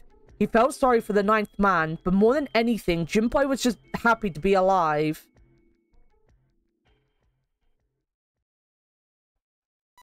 This is bad, though. If the red isn't working, we can't keep going. What about the big hallway? Maybe there's somewhere in there we might be able to go. No, there's nothing there. The five of us had a quick look. There were a great many rooms, although none of them appeared to have held patients for quite some time. Patients? You mean all those doors are for hospital rooms? Yes. Apparently they have a number of individual rooms, in addition to this large central room. There was a door down at the end of the hallway too, but it was locked. It had one of those solar system mark things on it. It was a Jupiter symbol. Jupiter? I wonder what it means. Confusion seemed to be the consensus. It reminds me, what's the deal with this big room anyway? What is this thing? Was this some kind of huge passenger ship? No one, not even Snake, appeared ready to offer an answer until Seven unexpectedly spoke up. I bet it's a hospital ship. In fact, it's probably the Gigantic. The Gigantic? Junpei looked at Seven, shocked both by his knowledge and the apparent identity of their prison. Wasn't there a ship at the, beginning of COVID that, like it was like a cruise ship or something, right? But because COVID hit, they had to stay on the boat for longer? Was that it? Because they couldn't quarantine properly, so they had to stay on the boat until they were properly quarantined? Was that a thing, or am I making that up? That feels like a thing. It feels like it could be a thing. He was not the only one. What's the Gigantic? Seven nodded to Lotus and began to speak. The Gigantic. He explained that she had been a sister ship to the Titanic, built in the early 20th century. The Titanic had two sister ships who were identical to one another in nearly every aspect. The Gigantic was said to be one of them. Sounds plausible. I'm sure I remember reading about it because, like, it was such a big thing because they were just stuck at sea, right? She was initially intended to be a passenger liner like the Titanic, but soon after the ship was launched, the First World War began, and she was pressed into duty by the British Navy as a hospital ship. Sometime later, the Gigantic was damaged by a German mine in the Aegean Sea. She managed to run aground after the incident and consequently was not sunk. What then happened to the Gigantic after her fateful encounter in the Aegean Sea? One theory ran that a man named Lord Gordon purchased her. Lord Gordon, it seemed, had been one of the few survivors of the Titanic tragedy, and that trauma had turned him into an obsessive collector of all things related to the Titanic. As his obsession deepened, he began to desire the Titanic itself. That, of course, was impossible. The Titanic lay at the bottom of the Atlantic Ocean. The Gigantic, however, had not suffered such a dire fate, and as she was identical to her sister ship, she caught Lord Gordon's eye. Gordain, I guess, really. If you're saying this Lord Gordain bought this ship... Yeah. At least I think I am. It's impossible. No way we're in some boat that's almost 100 years old. Pipe down. Just pay attention. How is that surprising? Boats are built to last. Lots of boats are really fucking old. Like, that's not really something to be super surprised about. What? That's it?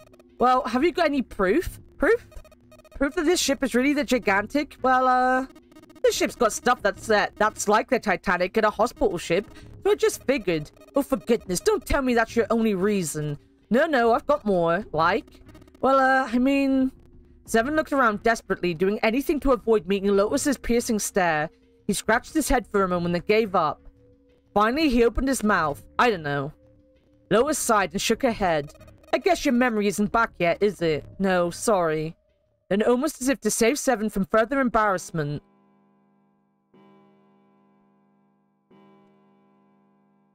A bell began to ring from far away. It sounded as though it was a clock at the main stairway. Junpei counted each chime carefully. 10, 11, 12. It's midnight. Then we've still got 6 hours left, right? Let's just get moving. We gotta find that hardware the Reds are missing. That's all well and good, but where are we gonna look? Well, we've already searched the big patient room. They had been examining the room as they talked, but we haven't found anything. Right. Well, there's only one thing left to do. Just one? Well, not just one. Well, wait a minute. Are you telling me we have to search all of these rooms? Well, you already checked some of them out before you came here, right? We each checked a single room, so 5 rooms in total. Alright then, that's 5 rooms we don't have to search. If we split up, it won't be that bad.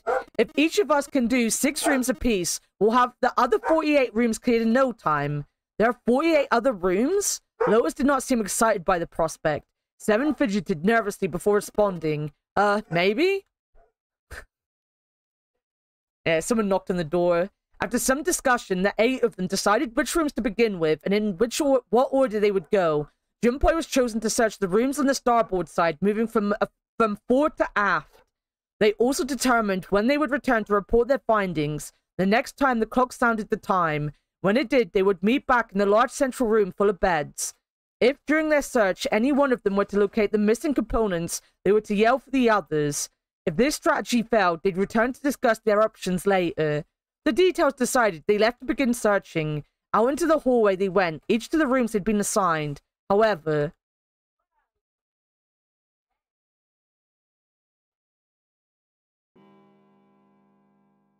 From far away, Junpei heard the bell ring. It did so only once. It was 1 a.m.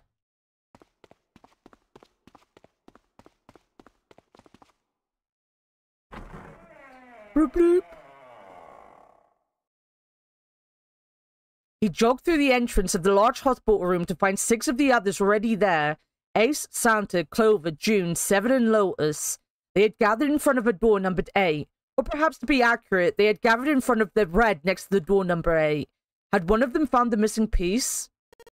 What happened, guys? It was June who answered him. Jumpy, look! He was pointing at the red. He pushed through the others until he stood in front of it. Immediately, he knew what she had meant. The display on the front of the red read vacant. Junpei sighed. Come on, guys, who was it? I thought we were supposed to yell if we found it. Well... Junpei wondered why she was hesitating. The others looked as confused as June, but kept their mouths shut. What the hell? What is up with you guys? Hydrate? I can hydrate. Here. Have you hydrated, Leo? Maybe you should hydrate. It looks like that's June's blood. Yeah, it looks like she's been shot through the head, right? They all knew something he didn't, and Junpei wasn't about to leave things that way. Finally, Lotus frowned and spoke. Well, that's the thing. We don't know. You don't know? When I got back, it was already like this. There was no one else here. That means I was the first one back, but the missing parts were already back in the red. Junpei looked at the bottom of the red again, just to make sure. Really? Me not hydrating? I remember a time last night when you said, oh, maybe I should go get a drink because I haven't got anything to drink. It startled me for a second. The slot that had been open on the bottom was now covered with metal. Lies and... Is that going to be slander? Yeah. Lies and slander. I have a witness, I think. I think Warted was there. He might have been asleep, though. Clearly, whatever had been missing had been returned. What about the other two? They're the same. Junpei quickly examined the other two boxes. Satisfied that they were also repaired, but still very confused, he returned to the others. Alright, I just want to be sure here. Nobody has any idea what the hell happened here, right? Ace and June nodded silently. Seven raised his hands as if to say, not me, and Santa just shrugged. Only Clover lowered her head and did nothing. Huh? Wait a minute. That was when he noticed. Where's Snake? I think I remember that. Junpei swept his eyes across the room a second time, but Snake was nowhere to be seen. Does that mean that he found them? I have no idea. There's nothing to suggest it, but nothing to suggest he didn't either. I don't suppose we'll know until we can ask him in person. I might have been snoring. Well, whatever he did or didn't do, he's pretty damn late. What the hell is he up to? Maybe he's lost.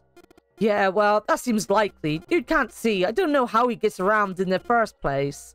Clover raised her head. No, that's impossible. Suddenly, she was shouting. Yeah, my brother's blind, but he's got really great hearing. He can get around as well as anyone who can see. So he couldn't get lost. That's impossible.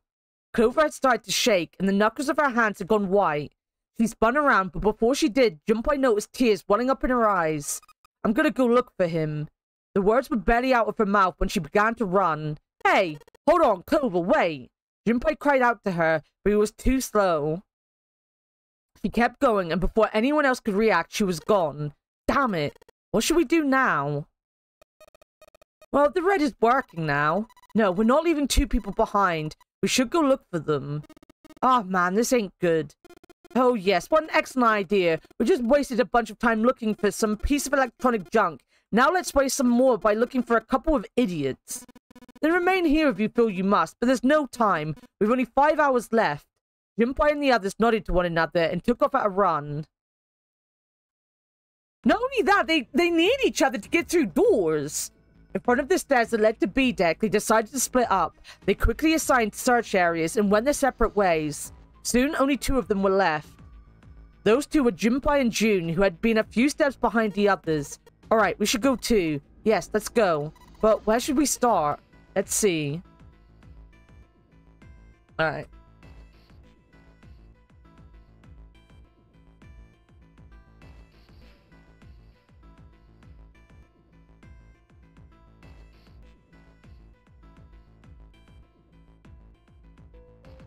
I'm gonna go.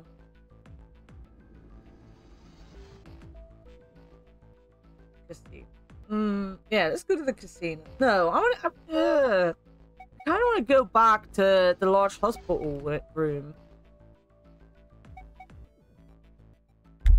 Yo, Gottwing, how's it going? 999? I'm gonna go back.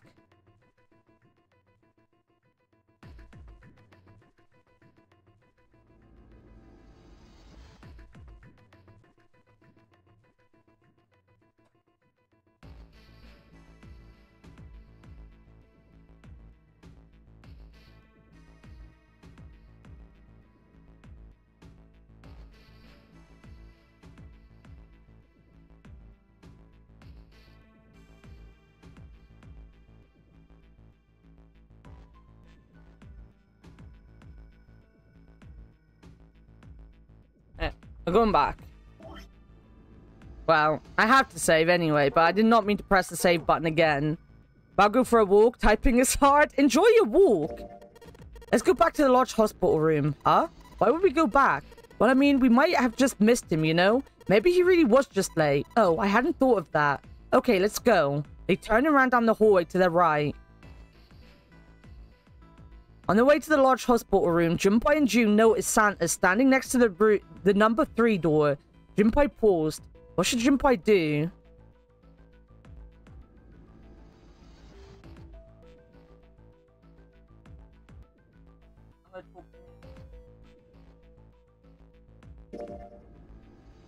Junpei and June walked up to Santa. What are you doing?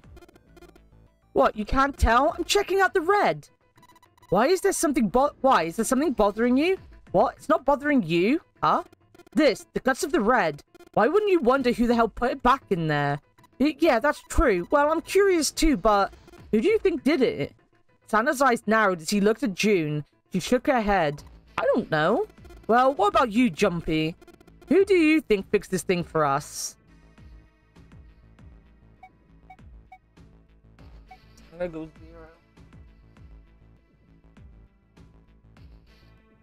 0. I think it was probably 0. Why? Isn't that obvious? He's the guy who set this whole thing up. You don't think that should mean the opposite? Seems to me like that means he didn't do it. I mean, who do you think took that stuff out in the first place? Probably 0. Yeah, exactly. Then why the hell would he put them back in after he'd taken them out himself? It just doesn't make sense. Why do all that work? Yeah, I guess that makes sense. What happened then? Who put the stuff back in the reds? Junpei furrowed his brow. So, in other words, one of us is the person who fixed the red. Santa grinned. Why can't one of us also be the people that did the 0? Why can't one of us be 0? I'll be here as I time myself out. Enjoy! Enjoy! I've been thinking of getting, like, a treadmill and stuff myself. Bingo. We have a winner. But if that's true, then the person who did it doesn't want the rest of us to know they fixed the red. Yeah. But why? No idea. Maybe if they come clean on that, it means we'd find out something else. Something bad. Something bad? Dunno. But whatever it is, it's gotta be worth hiding. Of course, it could have something to do with Snake's disappearance. You think maybe they did something to Snake? It's not out of the question. Junpei stared at Santa. There was something about him that made Junpei wary. At first, he'd assumed the other man wasn't terribly clever, but Junpei was beginning to think he would need to reevaluate that assessment. When Santa spoke again, his voice was quiet. Look, if you trust anybody in this game, you're gonna lose. You gotta be careful. The person you trust the most could turn out to be the one who stabs you in the back.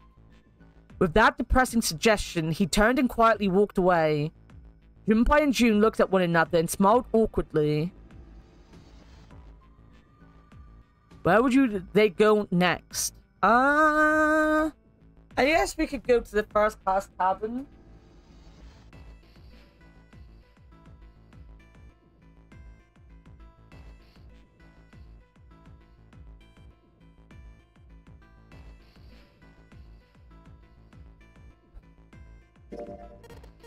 Why don't we check on the first class cabin? Alright, let's go. They quickened their pace and headed for the B deck. Outside of the first class cabin, they found Clover. She was standing in front of the wall. She was staring at a meaningless point on the wall, her eyes blank. What should we do? Oh, we're talking. Oh.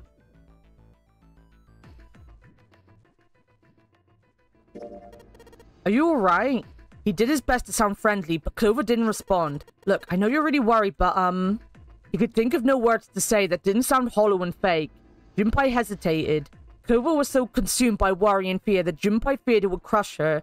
Her actions didn't surprise him. She had suddenly lost her brother, who she seemed to have been very close to. Lone. Her voice was thin and barely audible. Lone. Lone. I said, leave me alone! Suddenly she was screaming. You're so annoying. Just go away and leave me alone. Just look at you guys. Looking at you guys is pissing me off. Go away, okay? Just go somewhere else. Stop bothering me. Junpei was taken aback. Such anger and hate. June's eyes had gone wide with surprise as well. Why are you still here? Didn't you hear me? Fine, forget it. if you aren't gonna leave, then I'll just... Alright, let's go, June. Yeah. They turned and left Clover. As they did, Junpei glanced back over his shoulder to see Clover wiping tears from her face. Clover had driven home the misery of their situation, but Junpei told himself that getting depressed would get him nowhere but depressed. For Clover's sake, they had to find Snake and fast. He did his best to push away the misery and depression and force a smile. So where do you think we should go next? Okay, we're going everywhere, apparently. Or we could go back to the hotel room. Or the hospital room.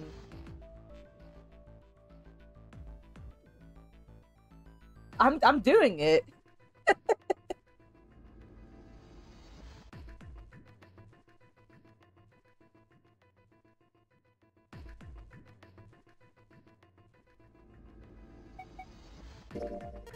Let's head back to the large hospital room. Alright, that's probably the best idea. Together they ran down the stairs. Oh, that's just gonna end this section, okay.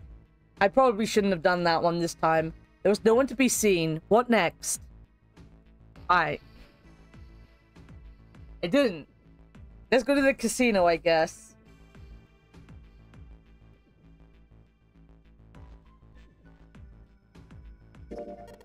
Let's go take a look at the casino. Okay. They quickened their pace and headed for B deck.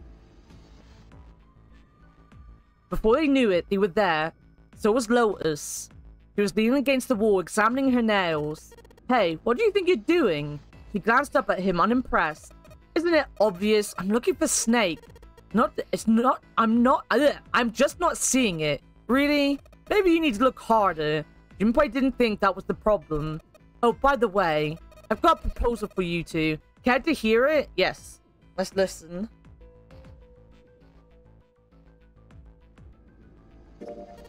What is it? Well, I don't like to beat around the bush, so I'll get right to it. Why don't we team up? Team up? Yeah, what do you need me to explain it to you? I'm saying, why don't we go through a numbered door? Even if we want to, that's impossible. Why? Jumpy's bracelet number is 5, mine is 6, and yours is 8. Our digital route would be 1. 5 plus 6 plus 8 equal 19. 1 plus 9 equal 10. 1 plus 0 equal 1. There's no number 1 door in the large hospital room. The only doors there are 3, 7, and 8. Then we add another person. Huh? Who? What? Isn't that easy? 7. He was right. If they added 7, 5 plus 6 plus 8 plus 7 equal 26. 2 plus 6 equal 8.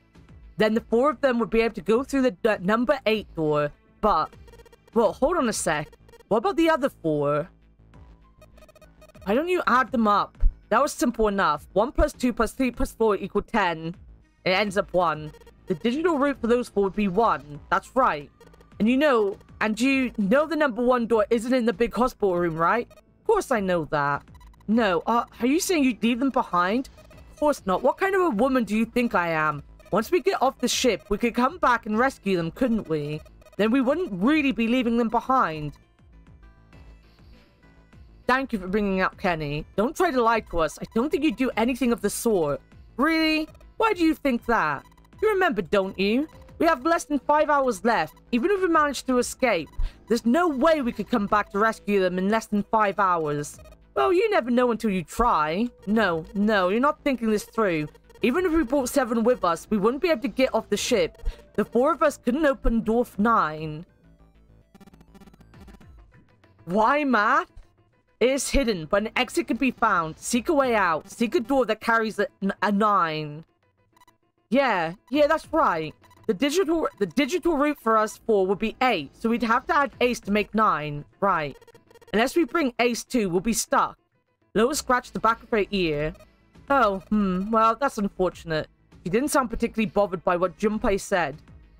Wait a minute. I was literally about to drink, so that's a good timing, Lyle.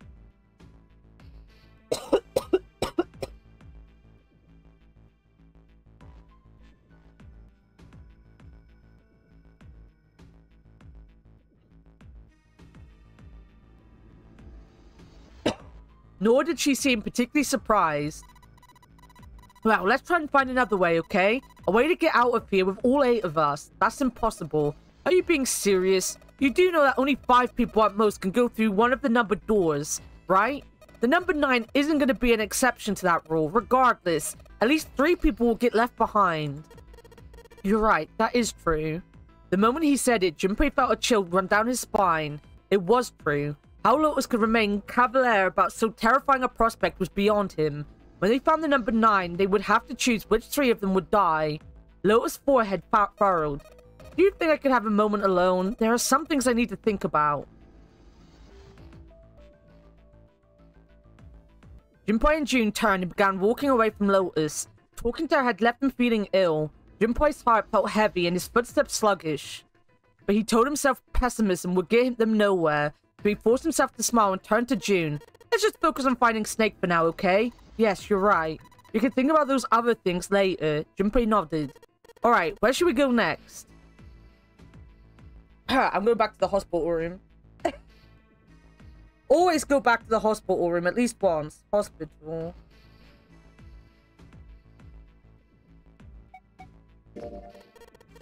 Hey, why don't we go back to the big hospital room? Sure, let's go. They took off at a run down the stairs. There was no one to be seen. What next? Alright, hallway.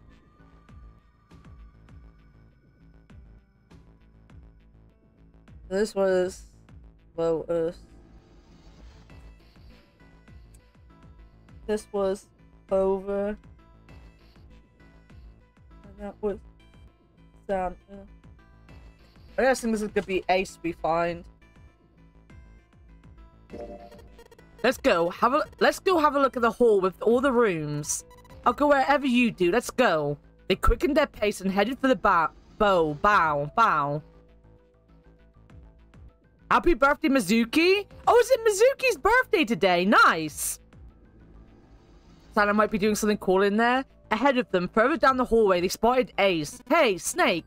Where are you? Answer me if you're there. Junpei paused. What did he want to do? With June in tow, Junpei jogged up to Ace.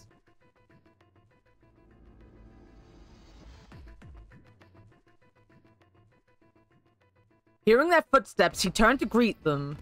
Hello there. Snake is, well, that's obvious, isn't it? I assume you haven't found him yet either. Junpei nodded.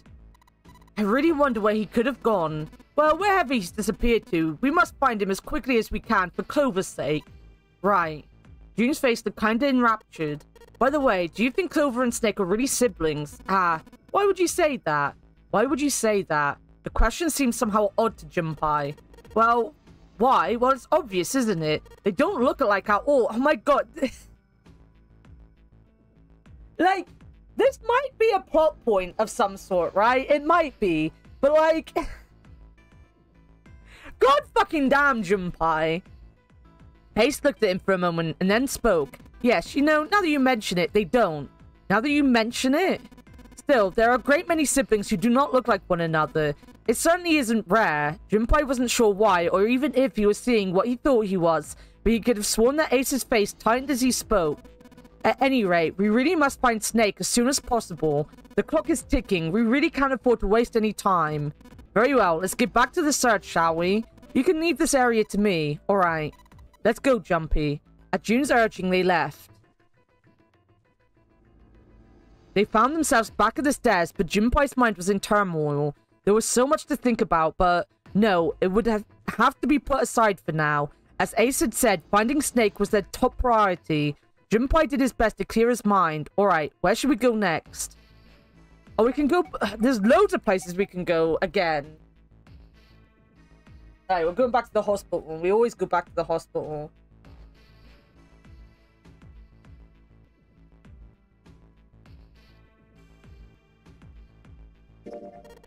Why don't we go back to the big hospital room? Okay, let's go then. They turned and headed back toward the large hospital room. There was no one to be seen. What next?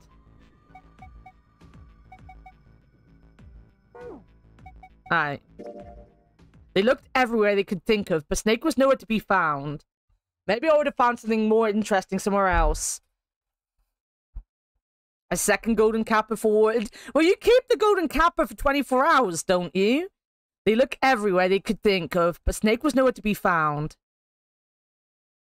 Lotus looked around at 6 frustrated faces and spoke. We can't keep looking for Snake. Wherever he is, it's not here. We need to get moving. Junpei couldn't disagree with what she was saying. Snake seemed to have completely disappeared. There was no point to wasting any more time. The others seemed to have similar thoughts, but they stayed silent. Finally, 7 spoke. We don't got a choice. Lotus is right. We're not gonna find Snake. There's a problem, though.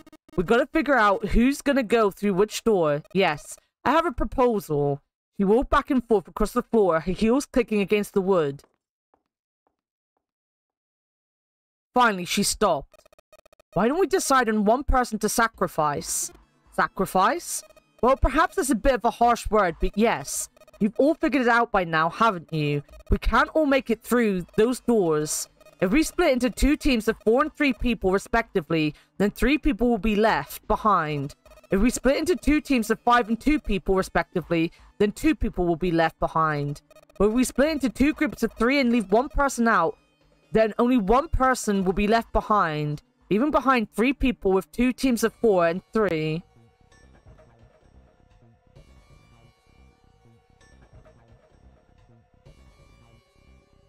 I'm gonna say not sure. I'm sure she's correct, but I'm gonna say not sure.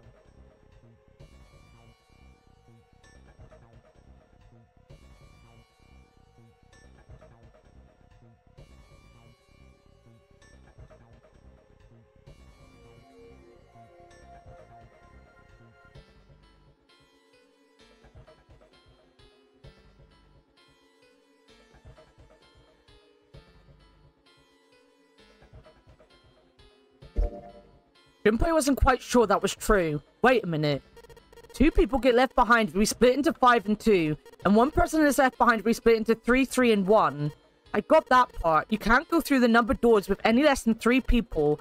But if we split into 4 and 3, then why do 3 people have to be left behind?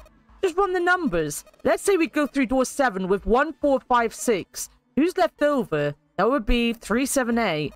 That's the digital route. And what's the digital route for that? 3 plus 7 plus 8 equal 18, so add 1 and 8, 9. Exactly, but door 9 isn't here, right? That means 3, 7, 8 won't be going anywhere. That was just an example, of course. There are a lot of different combinations, but the results will always be the same. It doesn't matter which 4 it is, the 3 that are left over can't go through any of the doors. Go ahead and calculate it if you have the time. You'll see.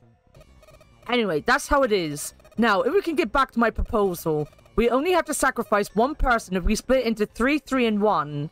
When 7 spoke, his voice was strained.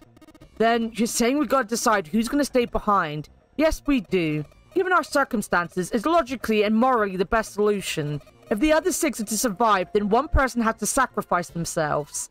No, that's too cruel. What's so cruel about it?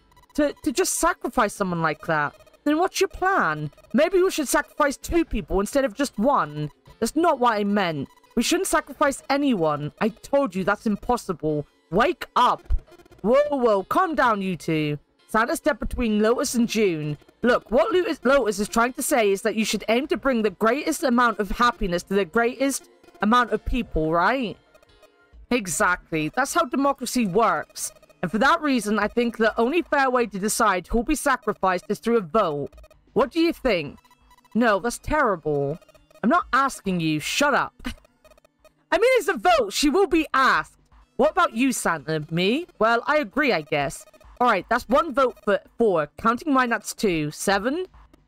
I can't say I agree with you, but we don't exactly have a choice. If we don't do something, we're all gonna die. Glad to see you get it. If I can get 1 more vote, then it's decided. What about you, Clover?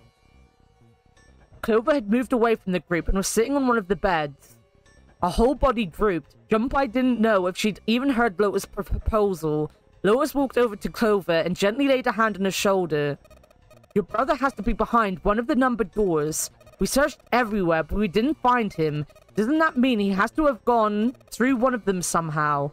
Clover slowly lifted her face. Let's go look for him together, okay? If we sacrifice 1 person, then we can go look for him. You agree with me, right? Clover nodded once. The motion carries. Lotus spun around and walked toward Junpei. Now, let's start a vote that won't be necessary. Ace had barely spoken for Lotus's entire speech and everyone jumped a little. 6 pairs of eyes turned to look at him. He didn't seem to notice or even care. I will stay. That should solve our problem, yes? Ace, what are you saying? No, you can't do that. That won't solve anything. June's voice shook and she looked around desperately for someone to agree with her. Ace simply looked at her. June, I'm afraid you may have misunderstood me. I said I would stay, but I never said I would sacrifice myself. Huh? I trust you, each and every one of you. I believe you'll come back for me. Whoa, whoa, whoa. That's optimistic, and then it's just nuts. Those doors only go one way. One way. You go in, and you don't come out. If we go through them, you won't be able to return, correct? Yeah. True, but that will not be the case once you've escaped from the ship. What? Please, I beg you, once you've escaped, come back and rescue me. Ideally within the time limit Zero has given you. No, that's ridiculous. There's no way we could get back in time. Finally, Junpei could hold his tongue no longer. We've only got 5 hours left. We don't even know where the hell we are. How on earth are we going to find someone to come and rescue you? Then perhaps you would prefer to stay instead of me. Or perhaps you'd be willing to leave June behind. Ace's voice was dignified and without a hint of cruelty or malice. Junpei had no rebuttal. You see, there's no other choice. Then I see we've come to our conclusion. Go on. Don't worry yourselves about me. Go quickly. Junpei stood frozen by indecision, unable to move. June bit her lips so hard that Junpei feared she would break the skin. Santa stood against the wall, calm and aloof. Seven tore his beanie from his head and turned it over anxiously in his hands. Only Clover stared at Ace with an expression Junpei was unable to decipher. Lotus's attitude, however, was different from the others. Good. Let's accept his kind offer then. She smiled, her eyes bright. Ace answered with a smile of his own. Good. I think this is the best for me. Perhaps I'll be able to take a nap. Perhaps it's my age, but I get tired so easily these days. As he spoke, Ace lowered himself down on the floor next to one of the beds. From somewhere deep in the ship, Junpei suddenly heard the screeching of metal on metal. It was almost as if the ship was screaming. Would it really hold until their time limit was up? Already, D-Deck was flooded. In the sudden silence, the only sound was the sad metal wail of the ship. Unsurprisingly, it was Lotus who spoke first. Well, what are you waiting for? We're wasting time. Why don't we hurry it up? As if a spell had been broken, the others all began to talk at once. You're right. We should get going. That's all we can do right now. 7. Seriously, honestly, I was getting kind of sick of listening to you guys talk. You too, Santa? I have to find my brother. Well, wait, all of you. Let's just calm down and think about this. There has to be a way to get everyone out. There has to be. Right, Jumpy? Say something. Yeah, let's think. There's got to be another way. His words sounded hollow and fake. Fine, forget about it. I'll figure it out on my own. She spun around and ran toward Ace. He had slumped down next to the bed when June grabbed his arm and pulled. Come on, Ace, please stand up. You can't give up yet. We just have to sit down together and think about this. We'll figure out a way that we can all get out of here. Then it happened. Ace fell forward. He slumped over onto the wooden floor, his body folded in half like a boxer out cold. Ace! June cried out and dropped to her knees beside him. She put her arm around his neck and did her best to lift him up. What happened, Ace? Say something. She shook him frantically. His eyes fluttered open. I'm alright. His voice was weak and slightly slurred. How are you? Fine. This... He held out his left arm and slowly opened his hand. In it was a syringe and a small vial. The vial was empty. It had only recently been emptied. A few drops clung to the sides. There was a label taped to the side of the container. It read, Saporal Beta. Saporal Beta? Junpei had no idea what it meant or what kind of medicine it might be. Did you use this? Yes. It's just anesthetic. And I'll be fine. I found it earlier. While we were searching the hospital rooms. I thought it might be useful later. Ha, I didn't think I'd be using it on myself. They don't even know if he's gonna die. Was there a rule that said if he was left behind, he'd definitely die? I don't remember that being a rule. Why did you do this? Didn't I tell you? I'd like to take a nap. I really am very tired. Junpei knew that wasn't why he'd done it. Ace had injected himself with anesthetic to restore Junpei and June's attempts to bring him along. If he couldn't move, there was nothing they could do. He'd injected himself so that they would be forced to leave him behind. Ace, Is there something you want to say? I'd just like to sleep a little. Could you keep it down? No. Don't, Ace. Don't fall asleep. Ah, you feel warm. So comfortable. I think I'll have a nice dream. Ace's eyelids drooped further and further, almost as though he were dying. Ace! Ace! She shook his shoulder again and again, but this time he didn't respond. Only the gentle rising and falling of his chest told them that he was alive. Junpei was relieved to see he was, in fact, still breathing. He lifted Ace up off the floor and laid him on the bed he'd been leaning against. When Junpei turned around, Lotus gave him a look of pity. Well, we really don't have a choice now. We can't let his sacrifice go to waste, right? He wasn't feeling any remorse. Junpei was sure of that. Why should she feel remorse? She's the only one trying to get them out of here. Like, whether it's selfish or not, like, her maths isn't wrong. Unless it is, in which case, you know, someone has to be smarter, right? Like, if they can't be smart, that's their problem, not hers. Still, he held no grounds upon which to oppose her. It felt wrong, but he had to agree. Then suddenly Santa spoke. Yeah, but we're not done choosing yet, are we? Huh? What do you mean? Well, we haven't decided who's going in what door. Yes, that's true. She actually looks like she's feeling remorse. I don't know. There seems to be a hatred of Lotus before she's done anything. It's like, oh, well, she's a confident, sexy-looking woman, therefore she's evil, you know? Which just goes back to what Cabron says, that makes June seem even more evil and like she's the mastermind. Well, enough of this screwing around. Let's decide. You first, Lotus. Which door do you want? I want door number 8. It's the same number as on my bracelet. My bracelet number. Got it. You're 8. You're next 7. Which one do you want? I'll take 7. I can't get along with that old lady. What? What did you just say? Her face distorted by rage, Lotus took a step towards 7. He threw up his hands and made a face like a child caught with his hand in the cookie jar. You're gonna get it next time. She shot him a glare that would have melted steel, then turned and stalked off. Alright, who's next? Santa's gaze moved across the 3 people left. Finally, they stopped on Junpei. Junpei, which door do you want? At last. Junpei's mind was already made up.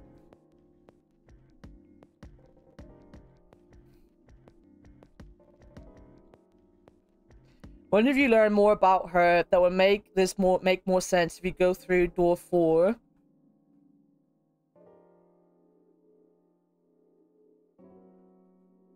But it doesn't make sense for a lot of it, right? Like, maybe June, but like, 7 was with me, so 7 being a bitch to her has nothing to do with anything. Right now, based on what we know, right?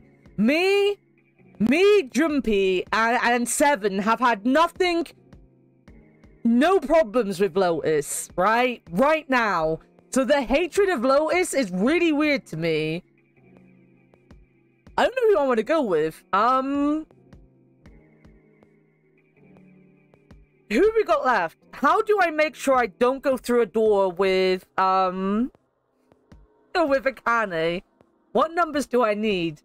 So if they're 8, 9, 10, 11, 12, 13.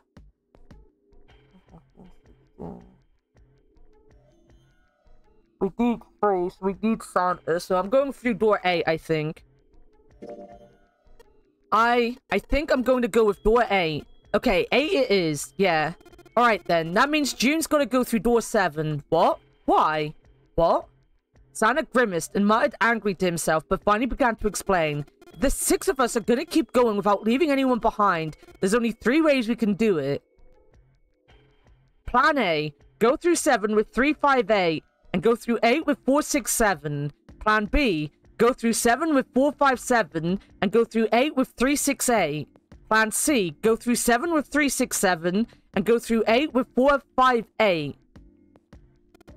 And that's it. Those are our only options. In other words, 3 and 4 and 7 and 8 can never go through the same doors. You get it now. As Santa finished, June looked over at Junpei, tears filling up with the corners of her eyes.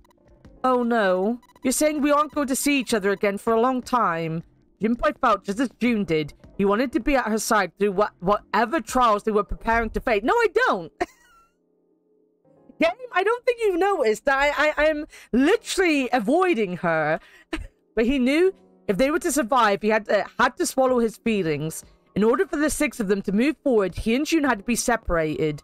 He looked at June. He was scared to lose her, but he swallowed, stilled his resolve, and did his best to smile. Hey, come on, you're making it sound like we're never going to see each other again. We got to split up, but only for a while. This is just like when we went into the 4 and 5 doors, remember? We got split up then too, but we all met back up. I'll bet 7 and 8 are just like that. You mean they're connected somewhere? Yeah, probably. Probably.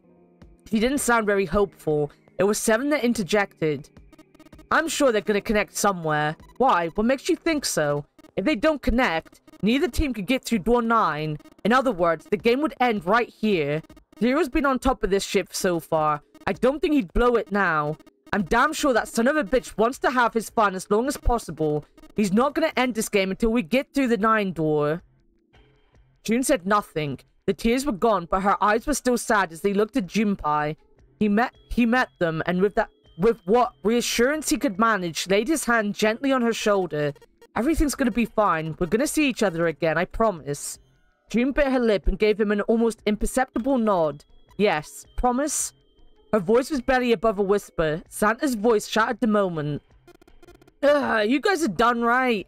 He stretched and continued. Anyway, that's pretty much it. Clover and I will both go into separate groups. I figure I'll take 7 and Clover can take 8. Any problems with that, Clover?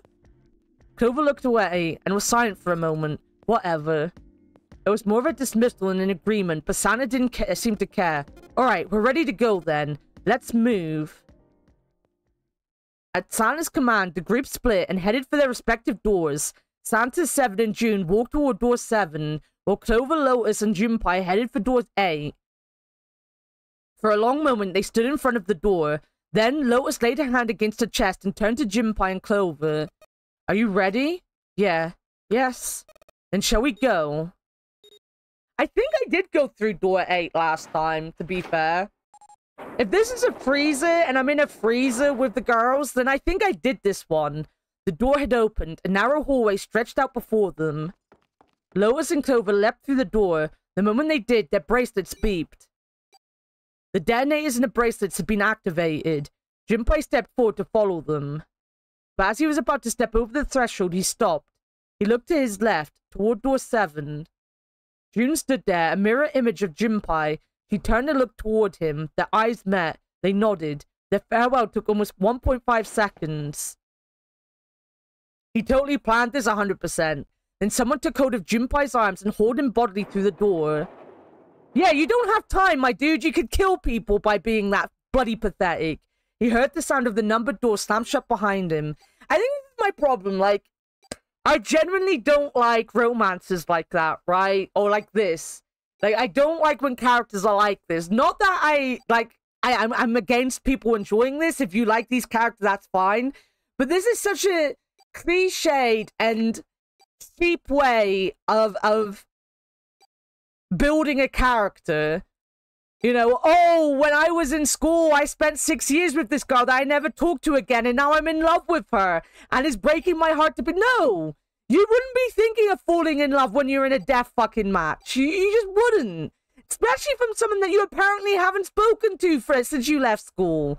Like, it'd be different if it was his actual girlfriend or something, but she isn't. And things like that just come over as very cheap for me. And you have to instantly just believe these emotions that just aren't true. Brain works in mysterious ways. That's what the game would like you to think. But in reality, it doesn't work like this. They were friends in primary school. Oh, it's even worse then. It's even fucking worse. His brain... And to be fair on me, I complain about this at the beginning of Danganronpa 1 with Makoto and Sayaka. And Sayaka was actually doing it all along so that she could use Makoto more than anything, right? So I complained about this in Danganronpa as well. I'm an equal opportunist of this being absolute, you know, shoddy fucking storytelling. His bracelet gave a cold electronic beep. 81 seconds left. Hurry. Lotus snapped at him and ran to the dead. Junpei and Clover followed her as fast as they could. I also find it a little annoying. I'm not gonna deny it, that... And this isn't anything to do with Japan, it's not to do with this, right? It's in general. Like, it's that general thing, right? That if a woman comes out with something cold, like, we need to sacrifice one person, everyone's instantly like, oh, you're a fucking devil woman, how dare you? But if it was a man just coldly saying we need to leave someone behind, it's always like, oh, they thought it out and it's horrible and we'll argue with it, but like, he's right, you know?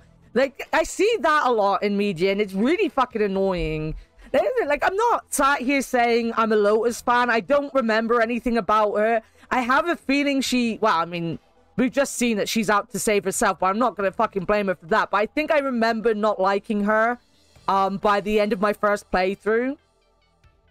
But for story reasons, I think. Like, I don't judge characters for being, like, selfish in situations like this. Because I always say, you don't know how you're really, like...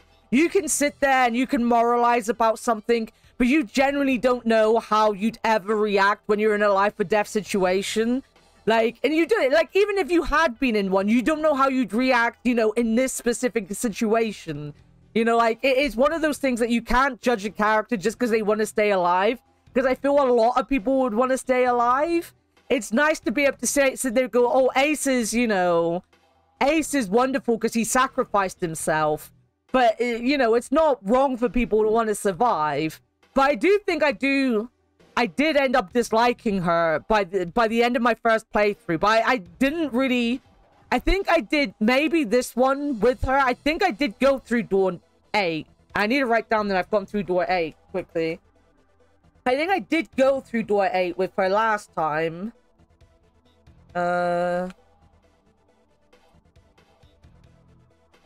Room 3, door 8. But it's one of those things that, again, it's a weakness in the storytelling. And again, I say this when it pops up in Danganronpa.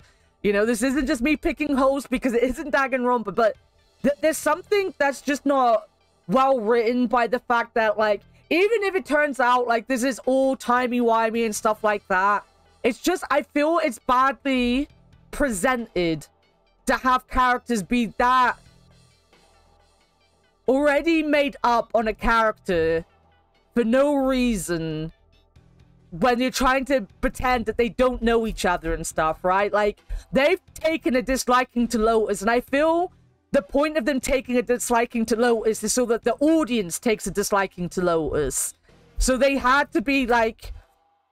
bang it over the head that, oh, don't trust Lotus, you know, you can't trust Lotus because she's a devil woman, you know, like it might be wrong, but it's how it's coming across to me, and it's annoying me a little bit because she hasn't done anything yet, you know, she hasn't, even this I don't think is worth saying she's done anything.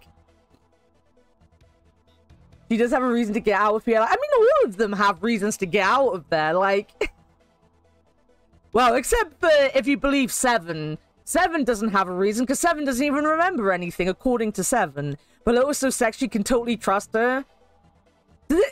I mean, the thing is, if June ends up being the mastermind, to me, that's too obvious.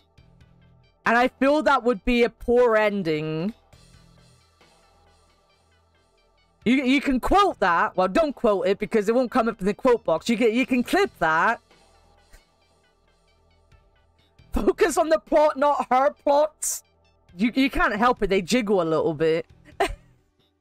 I will say, though, like, the animations on the character, aside from the funniness that she jiggles a bit, the animations on the characters are fantastic for a DS game. You know, they all feel very lifelike when they do get to move. God damn it. Phew. It stopped. With a shaking hand, she wiped a few beads of sweat from her forehead. Clover, however, was calm, aloof perhaps. Huh? It's all too enticing? Didn't get watered with that? Wait. Pointless. she muttered to herself without emotion and began to walk down the hallway, leaving behind a confused Junpei and Lotus.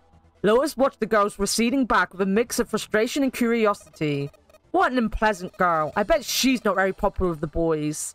Her sarcasm seemed a little more biting than was perhaps necessary, but she sighed and started after the younger girl. After taking a moment to catch his breath, Junpei followed. The hallway made a number of turns before at last coming to a dead end. Set into the wall on the left side was a large iron door. For a few minutes, they stood in front of the door, examining it. Above the door was a plate with the word laboratory engraved on it. A laboratory, huh? That doesn't sound very pleasant. I don't like the look of this place. Me either. But there aren't any other doors. It's not like we have a lot of choices. Junpei, huh? Please, you first. Junpei suspected her politeness was motivated by something other than respect. Gah! Junpei muttered to himself and pushed open the iron door. Someone has to go first. I think Ward's dead. You're sitting on your butt again? You enjoy sitting on your butt. His first steps inside were tentative and careful, but as he examined the room, it became clear that there was no imminent danger. Lotus followed him in, and Clover brought up the rear. The room they found themselves in was divided into two separate areas by a curved wall. A thick glass window built into the wall made it possible to see into the other side of the division. I didn't go into here. 20 minutes is more than enough as a first attempt. It's good. I think Lotus has a very trustworthy, winning smile. Exactly. Junpei looked to the window and looked through. Walked to the window and looked through. What the hell? You know what? There is never going to be a good place to end in this game. So I feel that is a great way to end on a cliffhanger. Don't you think? I think so. Wait, did that not... Wait. Overwrite the save. Could not save. Would you like to quit? Wait. Could not save. Would you like to quit?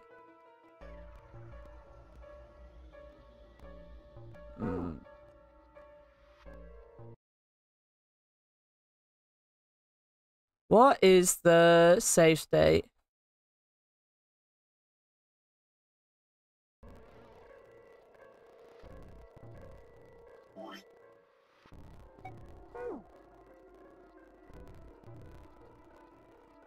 Why is it not saving? I don't get why it's not saving. It's also not quitting.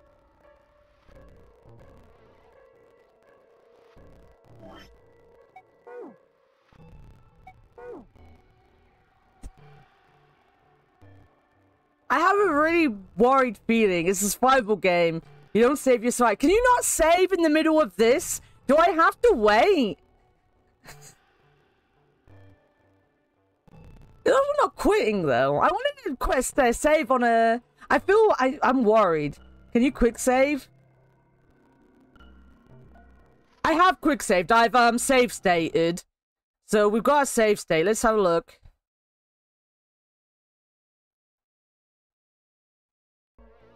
Yeah, we've definitely got a save, so I can... Let me go back in and double check. Just in case.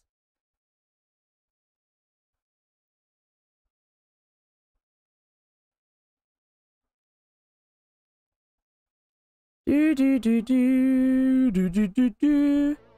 we go. It's definitely saved with the save state. There we go. There we go. There's never going to be a good place, really, to save the game and end. And apparently you just can't save the game. So I save stated the game.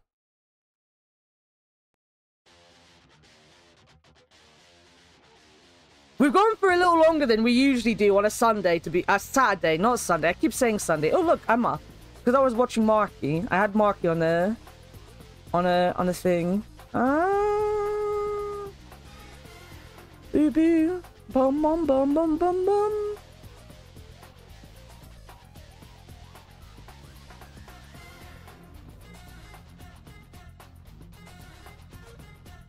Thank you for everyone for being here. I knew I was going to enjoy this game because I've semi-played it before, and it's just my kind of game. Like, obviously, whenever I complain about something story-wise, unless I'm saying I hate this, I'm just complaining for the sake of complaining. Because I do like stories. I like big, like, story stuff. But sometimes I think things are cheap, and I will call them cheap when I see them. But that doesn't mean I don't like something. Just so people know. I like to complain. I am, after all, English. And the English do like to complain. You have two choices. Do you want to go and see IR play Resident Evil 4? Or do you want to see Neepad play The Legend of Zelda? Someone pick. First pick. And we'll grade them. IR or Neepad? Please, someone pick.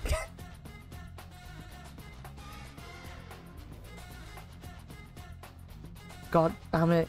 Zelda, you want to go to Zelda? Let's go to Neepad then. Neepad. Why make us do the hard choices? Because I didn't want to.